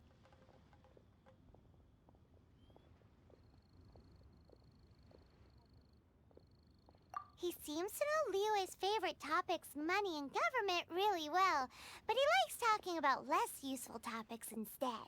Well, that's because I prefer to share fun things with you. Children's toys are very fun things, that's for sure. I enjoy watching the children at play as much as anyone else, but there is more to it than that. Finely crafted toys are well loved by children, but this craft itself has been honed over thousands of years, and there is meaning behind that. I have made kites in Liyue for 40 years, and I am intimately familiar with the forms passed down from my ancestors. The meaning of these 7 kites is far from banal. Indeed. These are decorations used in the rite of parting. The 7 kites represent the 7.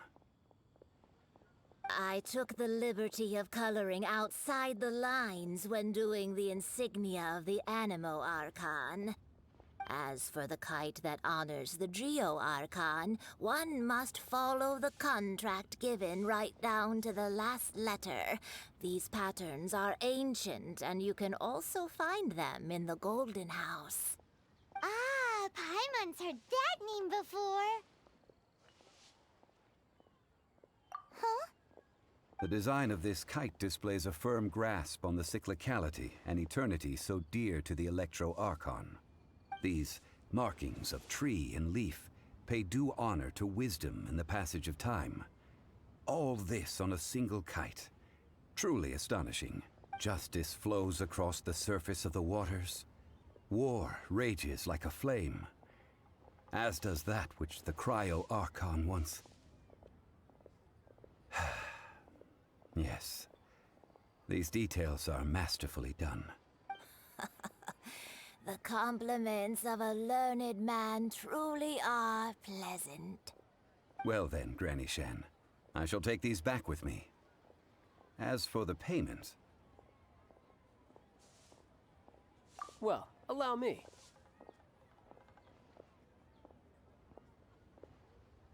Hey, it's Child!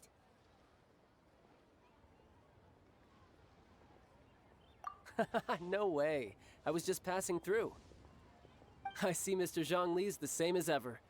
When paying, well, when getting others to pay for him, he neither looks at the price tag nor his wallet. He knows a great deal about money, and about the trials of the common man. He just doesn't consider poverty to be something that could ever happen to him. Or perhaps you could say that he cannot imagine himself lacking money. How has he not died of hunger yet? Child, you are as fond of jokes as ever.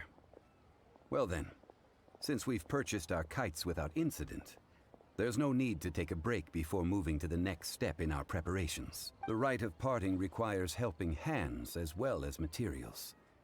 We should be able to find some people near the harbor. Oh, by the way, take this bag of money. You probably won't want to let Zhongli do the bargaining, if you know what I mean. Seems I missed out on some interesting information. I suppose I'll just have to find a more opportune moment next time.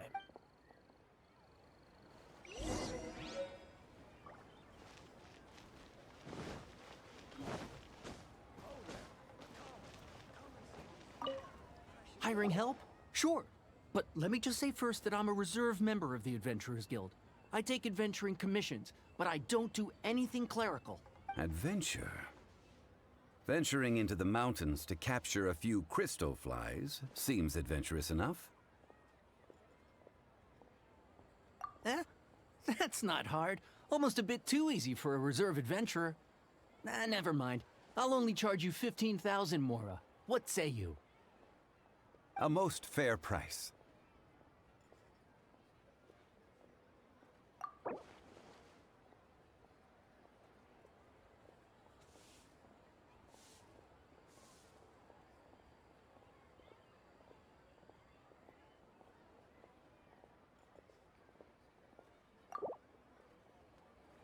Let's see. No, go higher, or I'm not doing this.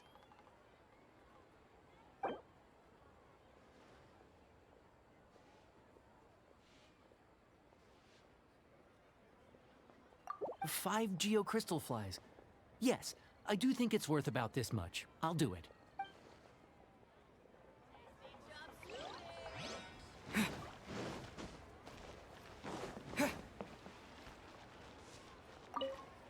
A full day of odd jobs at Yujing Terrace. No problem. 25,000 per day. A fair trade, yes? Whoa, that's expensive. Could you give us a bit of a discount on account of the whole Hero of Mondstadt thing? Hero of Mondstadt? Well, you may never have heard of this hero, but it seems you've heard of Mora nonetheless. Thus, I will simply pay the whole sum.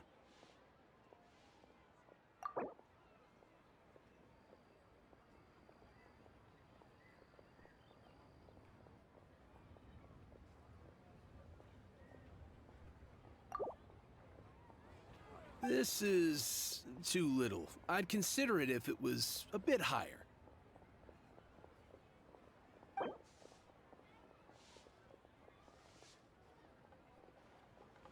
This price will do. No loss to me for a day's work.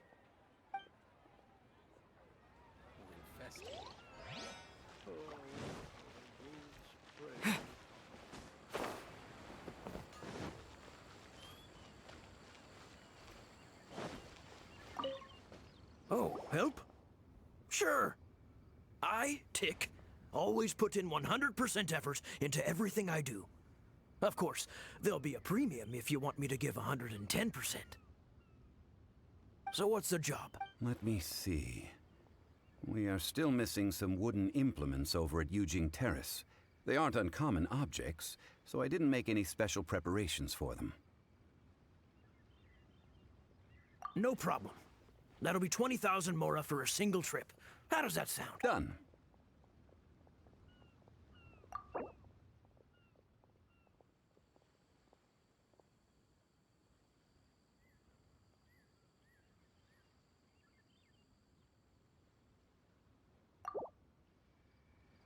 Oh, come on. That's too little.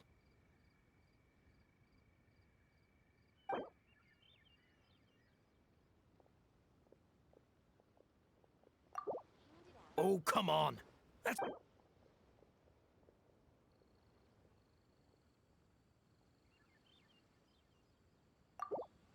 Oh, come on. That's too...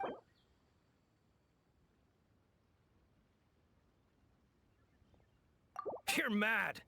And to think I was so willing to bargain, too. 20,000 Mora, and not one Mora less. If not, the deal's off. Hey, don't get mad.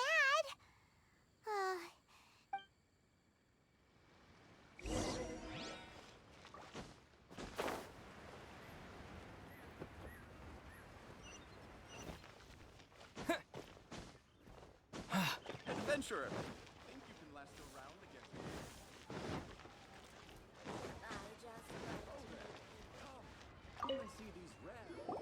All finished then? Splendid. Any leftover cash is yours to keep. A favor for the Fatui should never go unrewarded. You think you can buy us off with some loose change?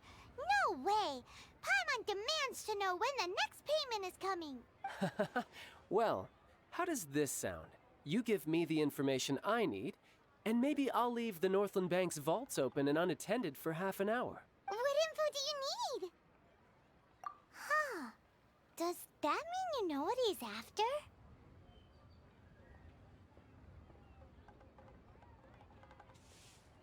Yikes! You're right! Signora! You both need to calm down. I don't know what's gotten into you. Just what is this about? The atmosphere got so tense all of a sudden. Next, we need some everlasting incense. For this, we need to go to Boo Boo Pharmacy, the finest pharmacy in all of... Is everything okay? Everything is fine. I was just informing them that they need not return the surplus Mora. Now, if you'll excuse me, I must be going. Paimon definitely felt like Child wasn't happy with us just now.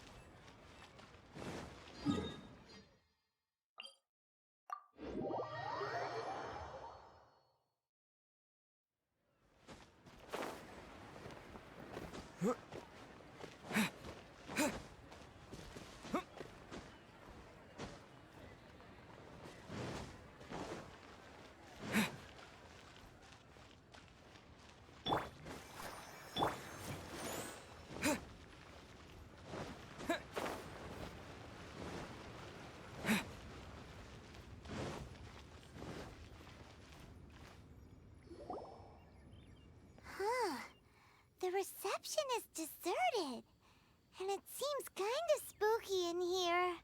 Hello? Is anybody there? Welcome to Boo Boo Pharmacy. Huh? Did you hear that? Where did it come from? The reception, it seems. How about you go check it out, and Paimon will bring up the rear.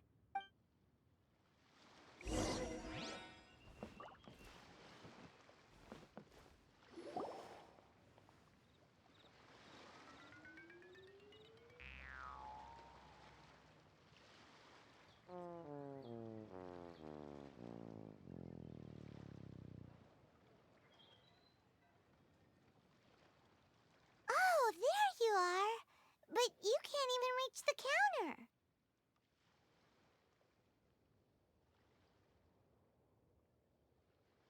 Joke's on you. Paimon floats, so height is no restriction. Anyway, there's something weird about this one over here. What's the talisman doing on her forehead? It can't be. She's a zombie. Welcome to Boo Boo Pharmacy. I am Chi-Chi. Once upon a time, Chi-Chi died. Then, Chi-Chi was saved by the Adepti. Now, Chi-Chi is a zombie.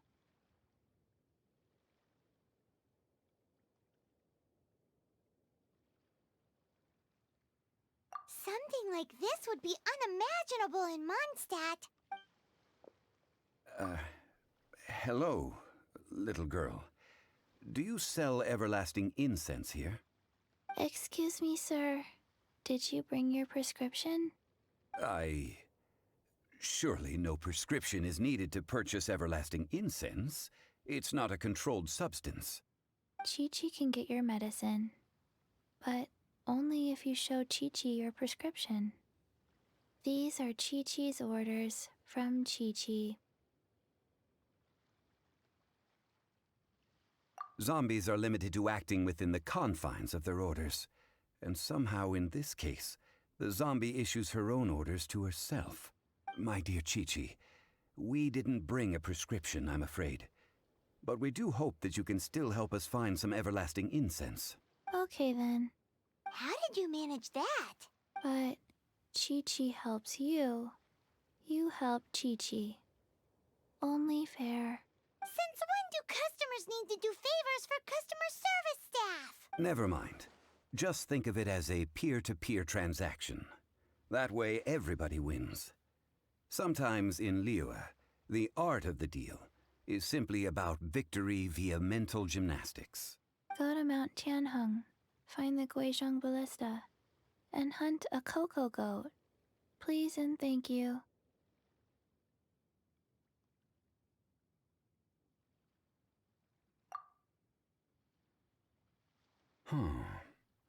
Guizhong Ballista. I have heard of this device before. It's a kind of crossbow turret, installed on Mount Qinheng by an adeptus in the distant past, an early mechanical device. Located in Qinheng Pass, it was designed to automatically fire at large monsters, protecting Liyue from external threats. Mr. Zhongli really knows Liyue inside out. Apparently not quite. This is the first I have ever heard of the cocoa goat. The cocoa goat is a legendary animal, an adeptabeast. Did you want to add anything else, or...? No, just that the cocoa goat is a legendary animal, an adeptabeast. What it looks like, don't know. Where to find it, don't know either. Where it came from, also don't know.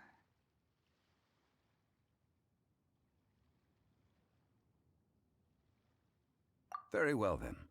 Let's start by investigating near the Guizhong Ballista. Perhaps we will find some clues. What the heck is a cocoa goat?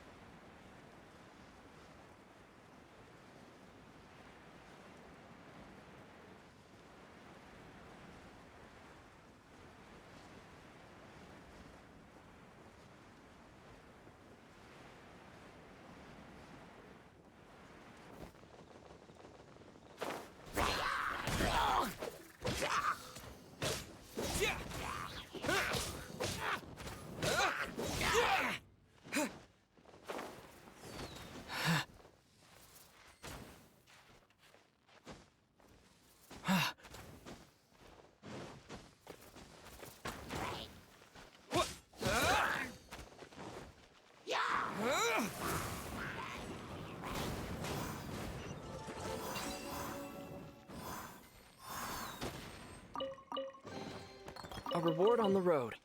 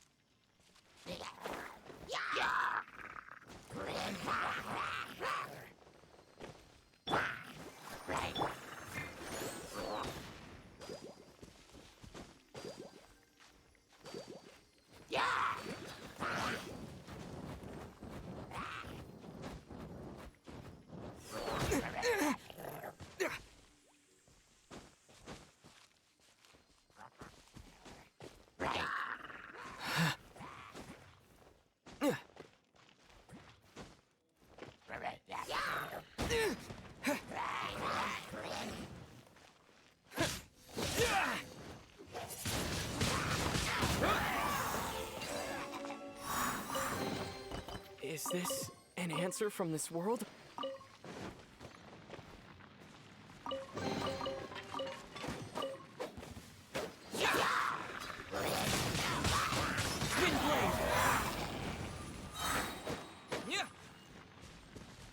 Disappear!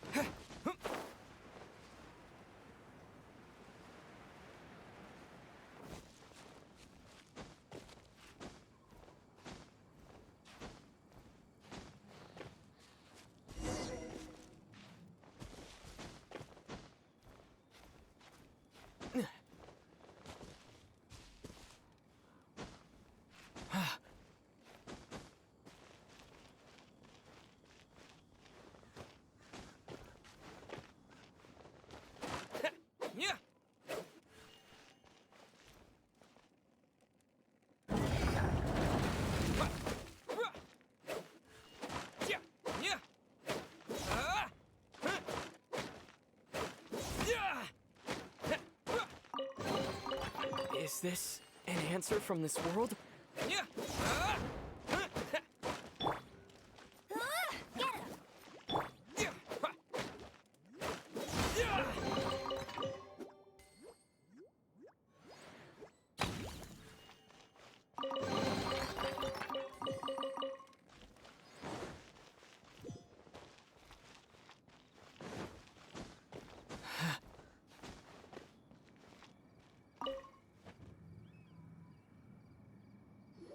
It's huge! Paimon can totally believe it took an Adeptus to build this.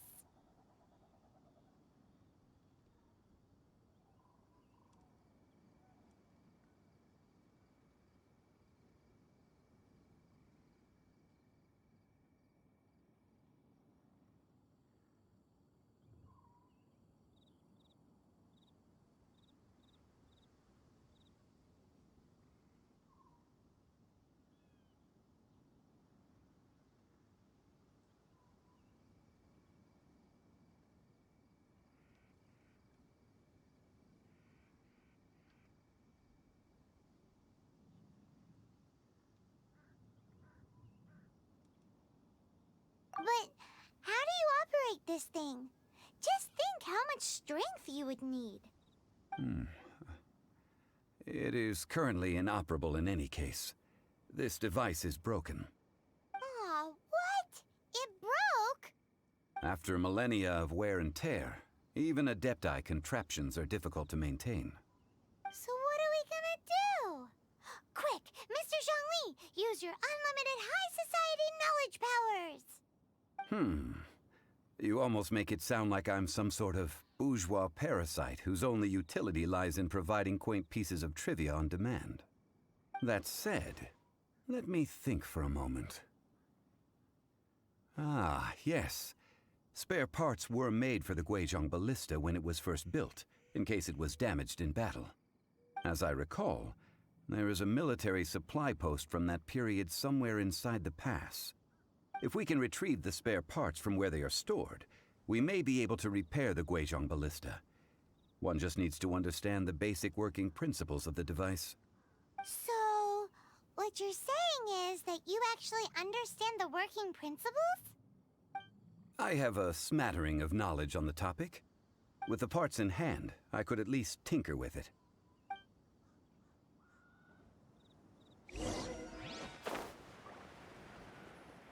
Where is that supply post?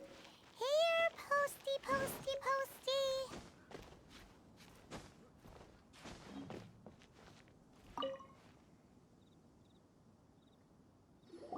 Ah, these parts look useful. One moment. I will try to repair the device. It is done. The Guizhong Ballista is more intricately designed than I thought. Ooh! Now how do we turn it on? It's easy enough. We simply need to do this. Look, it even has a scope. Over here we have nothing. And over there, more nothing. Hey! Just what do you think you're doing? So you fixed up this turret because you're planning to do what, exactly? Not a turret. A Guizhong Ballista. Also, kindly state your name before you ask a question. It's just good manners. Ha! Are you blind or something? You're looking at the leader of the treasure hoarders, old man. This area's supposed to be chock full of hidden treasures, but you can't get anywhere near them with this thing keeping watch. It might look like any other mechanical device, but trust me, it's got a mind of its own.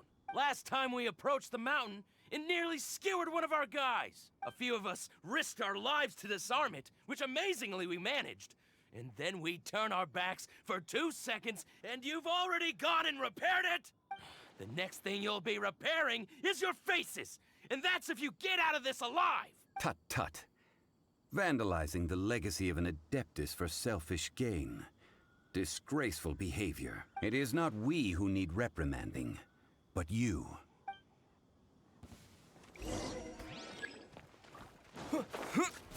You're over!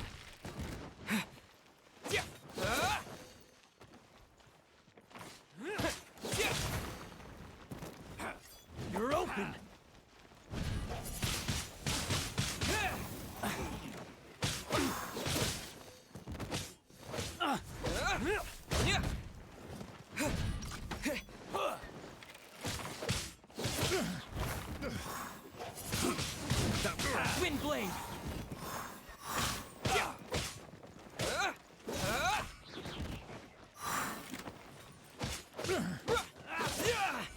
You're open!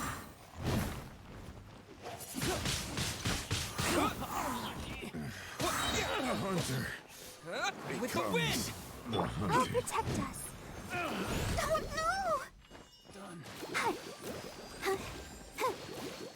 Hi. Yeah.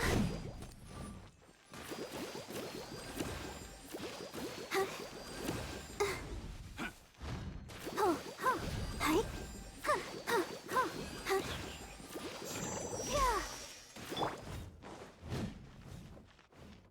Yeah.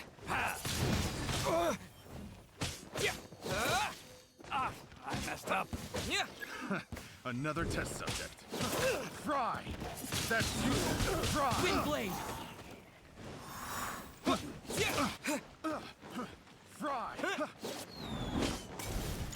Fry! Fry! Let the show be. Picked the wrong test subject. Want a taste of my hammer? You're open! You're open!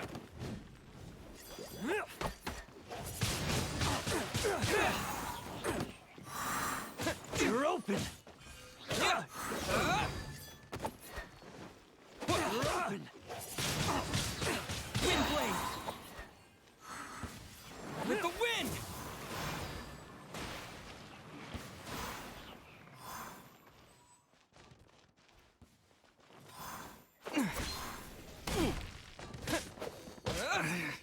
Should replace my hammer. Huh. These lowlifes didn't know who they were messing with.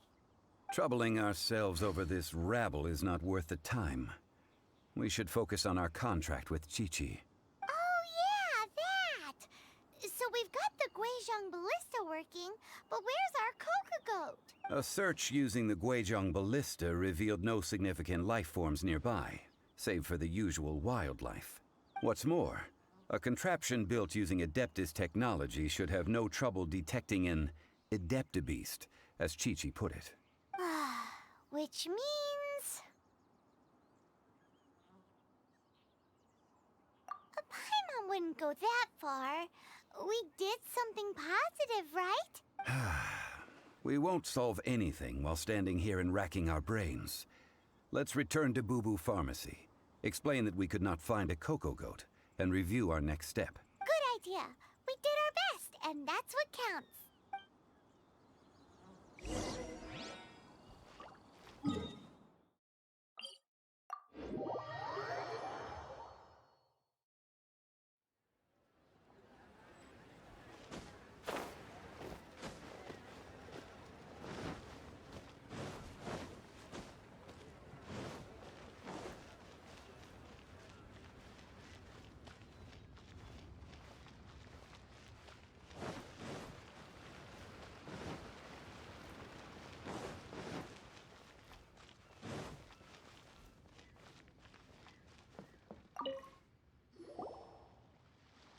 Forgive us. We were unable to fulfill our end of the contract. We found no trace of the Coco Goat Adeptabeast of which you speak. What a disappointment. Don't worry about it. But I feel very disappointed. Aw, poor Chi-Chi. Why does Paimon feel so guilty all of a sudden? Cocoa goat milk is tasty. So tasty. Much better than normal goat milk. Only an Adeptabeast could make such tasty milk. I'm sorry. I have a poor memory. I cannot remember the name of the milk. That's why I wrote it down. Where did I put it? Ah, here. This is the name. Coconut milk. Huh? I owe you both an apology. I hastily agreed to what appeared to be an equitable agreement with this zombie child, when perhaps I should have undertaken further due diligence. Never mind, Zhongli. You didn't know. As the Liyue proverb goes, all things are random and, so how are you supposed to predict anything? Literally no one could have seen this coming. Excuse me, everyone. Did Chi-Chi say a bad thing? Oh, sorry, but Paimon's gonna leave the job of shattering this poor kiddo's world to you.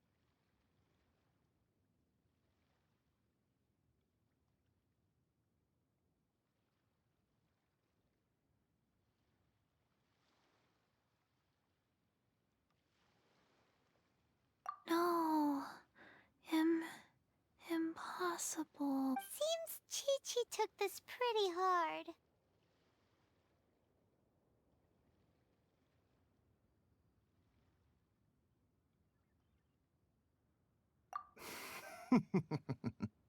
Someone learnt a valuable life lesson today, then. Thank you all for looking after my little Chi-Chi. Might I ask who? Ah, how rude of me. I'm Baiju, boss of the Boo Boo Pharmacy. Paimon thought Chi-Chi was the boss. Turns out it's some wacko who wears medicinal ingredients around his neck. What a sorry state of affairs. This little mascot is even more of a simpleton than Chi-Chi. Ah! The snake is speaking!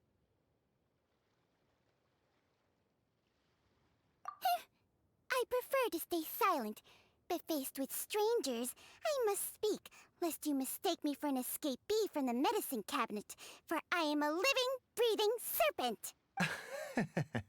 Don't mind Chung Sheng. She's a good girl, really. As for you three, communal chaos causing with Chi-Chi aside, what business brings you here? Do you sell everlasting incense in this fine establishment? Everlasting incense? Why, of course we do. Whew, at last! Things are finally starting to come together. 3 million mora. Top quality. Guaranteed. Aw, too bad the Chising have taken it over for now. Security will be tighter than usual.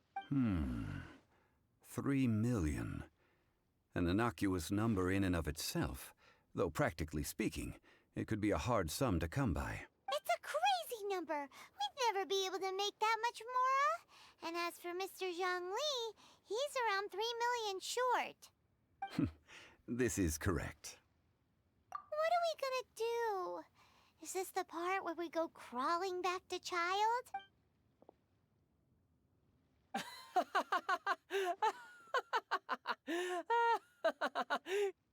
Coco Goat! Coco Goat! My sides hurt. Oh my goodness. I cannot believe you fell for that. Hey, less laughter, more sympathy. I'm almost in tears over here. Thank you. That was the best laugh I've had in a long time. In return, I'm more than happy to sort out this mess you've managed to get yourselves into. Excuse me, sir. Dr. Baiju, isn't it? Truly honored. I'm Child, one of the Fatui Harbingers. Forgive my audacity, but I see a great many opportunities for us to collaborate in the future. If Boo Boo Pharmacy needed a stable supply of, say, coconut milk, the Fatui could help by setting up a robust and speedy distribution network. Strange. I knew the Fatui infiltrated businesses with seductive deals, but so much fuss over coconut milk? Coconut milk. Baiju, quick. Chi-Chi wants coconut milk. Ah, yes, of course, Chi-Chi. Anything you want. Thank you, child. I look forward to a successful collaboration in the future. I can give you a discount on that everlasting incense, too. Let's say 2,990,000 mora. That's like 0 difference from 3 million! 2,990,000. Also an innocuous number in and of itself, though practically speaking, it is a whole 10,000 less than the original sum of 3 million. Well, now that this is settled, we must head back to Yujing Terrace. Mr. Child, Dr. Baiju, little Miss Chi-Chi, see you soon.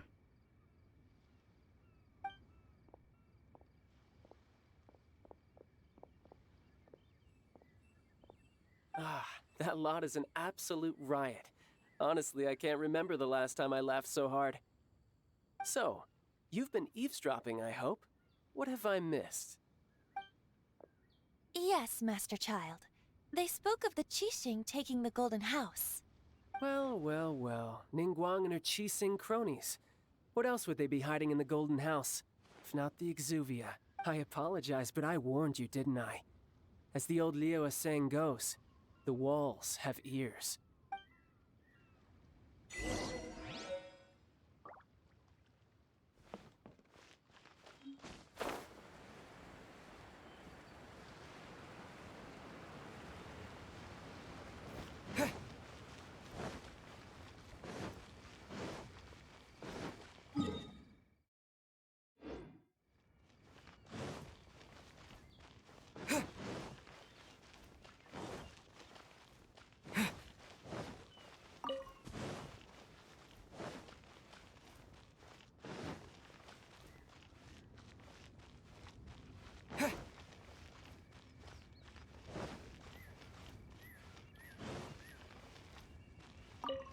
Well, as it stands, we've hired helpers, and we've acquired the everlasting incense.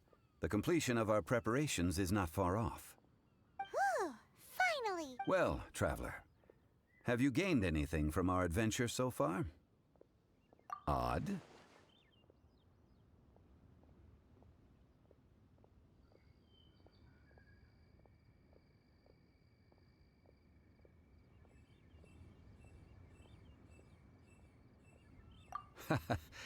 Which is it, I wonder? The questions that such travels raise are ever so complicated.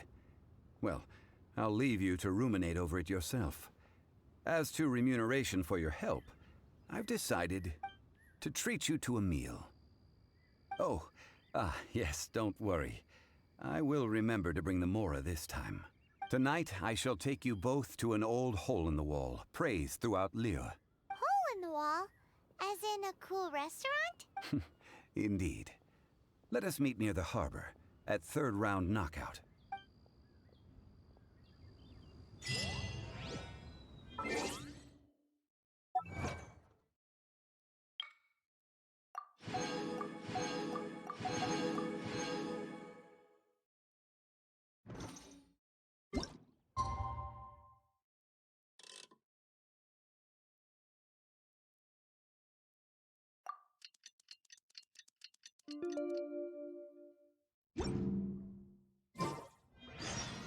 May the Lord of Geo protect you.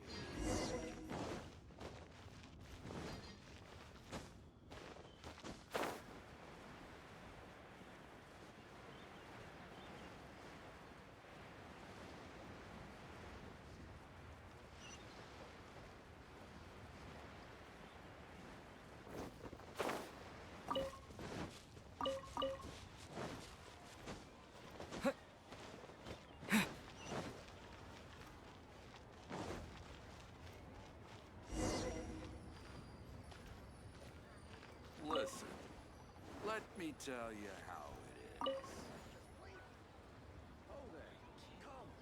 Ah, you're here. There's no need to order. I've already done so.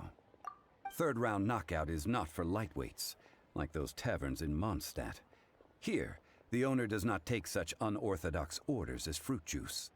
I ordered some wine-fermented sweet rice balls for you, if that counts. If it is to your liking, dear customers, I shall continue the tale of Lady Ningguang's Jade Chamber. Hey, there's even a storyteller here! Great atmosphere! Besides fine wine, the excellent ambiance is the reason why this place is so well loved. But when I say ambiance, I refer to a different sort from the one the Tevat travel guide uses to judge other establishments. As you all know, high above the land of Liyue lies a pavilion in the clouds, a palace in the mist. What does it mean to have all-seeing eyes? This, my friends, Lady Ningguang's masterwork that bridges earth and sky. Imagine, the weather is clear, and you gaze down from the deck on the world below. Behold, The glorious sights of Liyue Harbor, stretching out far and wide. They say that when Lady Ningguang ponders important affairs, she retreats to her jade chamber with none but her 3 closest confidants in tow. Why brings she these trusted 3 to sift through sources, dig through documents, looking for information? Piece by piece, facts and figures paint a picture on the walls of the chamber. But well before the wall is filled, Lady Ningguang's mind is made up. Having made her call, she has every last document shredded, and whoosh, she scatters the shavings out her window. Ah, look at them, how they billow in the wind like a sudden swirling blizzard. As the fragments fall, traces of text flicker before the eyes of the merchants of Liyue, like ink stains in white snow. The saying goes, the rarest treasures in the land are the words brought by the paper snow. For the words of the Tianquan have the power to move mountains, and all throughout the land know it.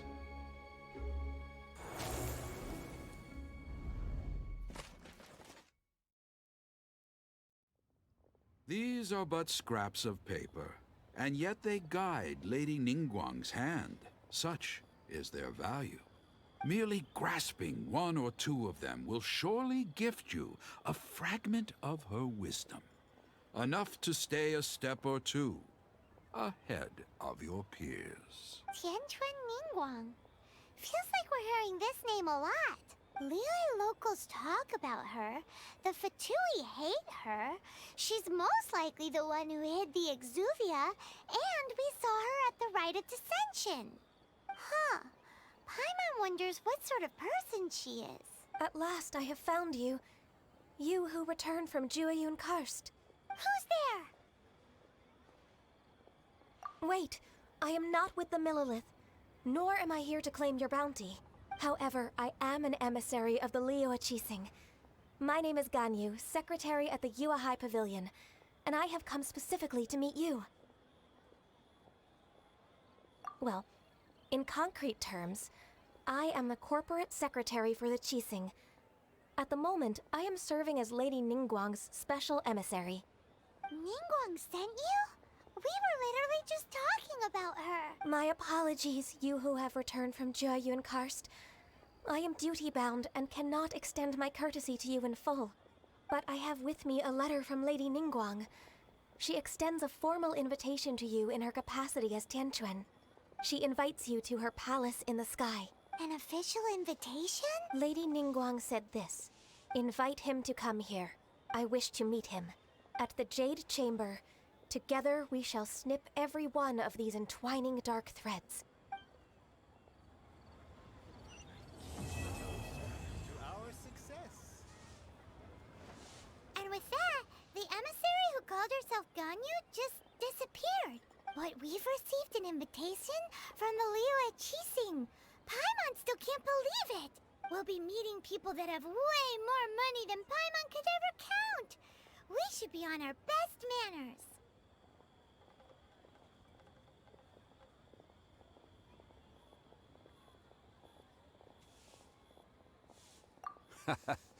An invitation to visit the Jade Chamber is a rare honor indeed. You'd best be on your way now. But don't forget about the rite of parting. Once you've finished at the Jade Chamber, meet me at Dihua Marsh. Don't worry, we won't forget. Dihua Marsh. We'll see you there.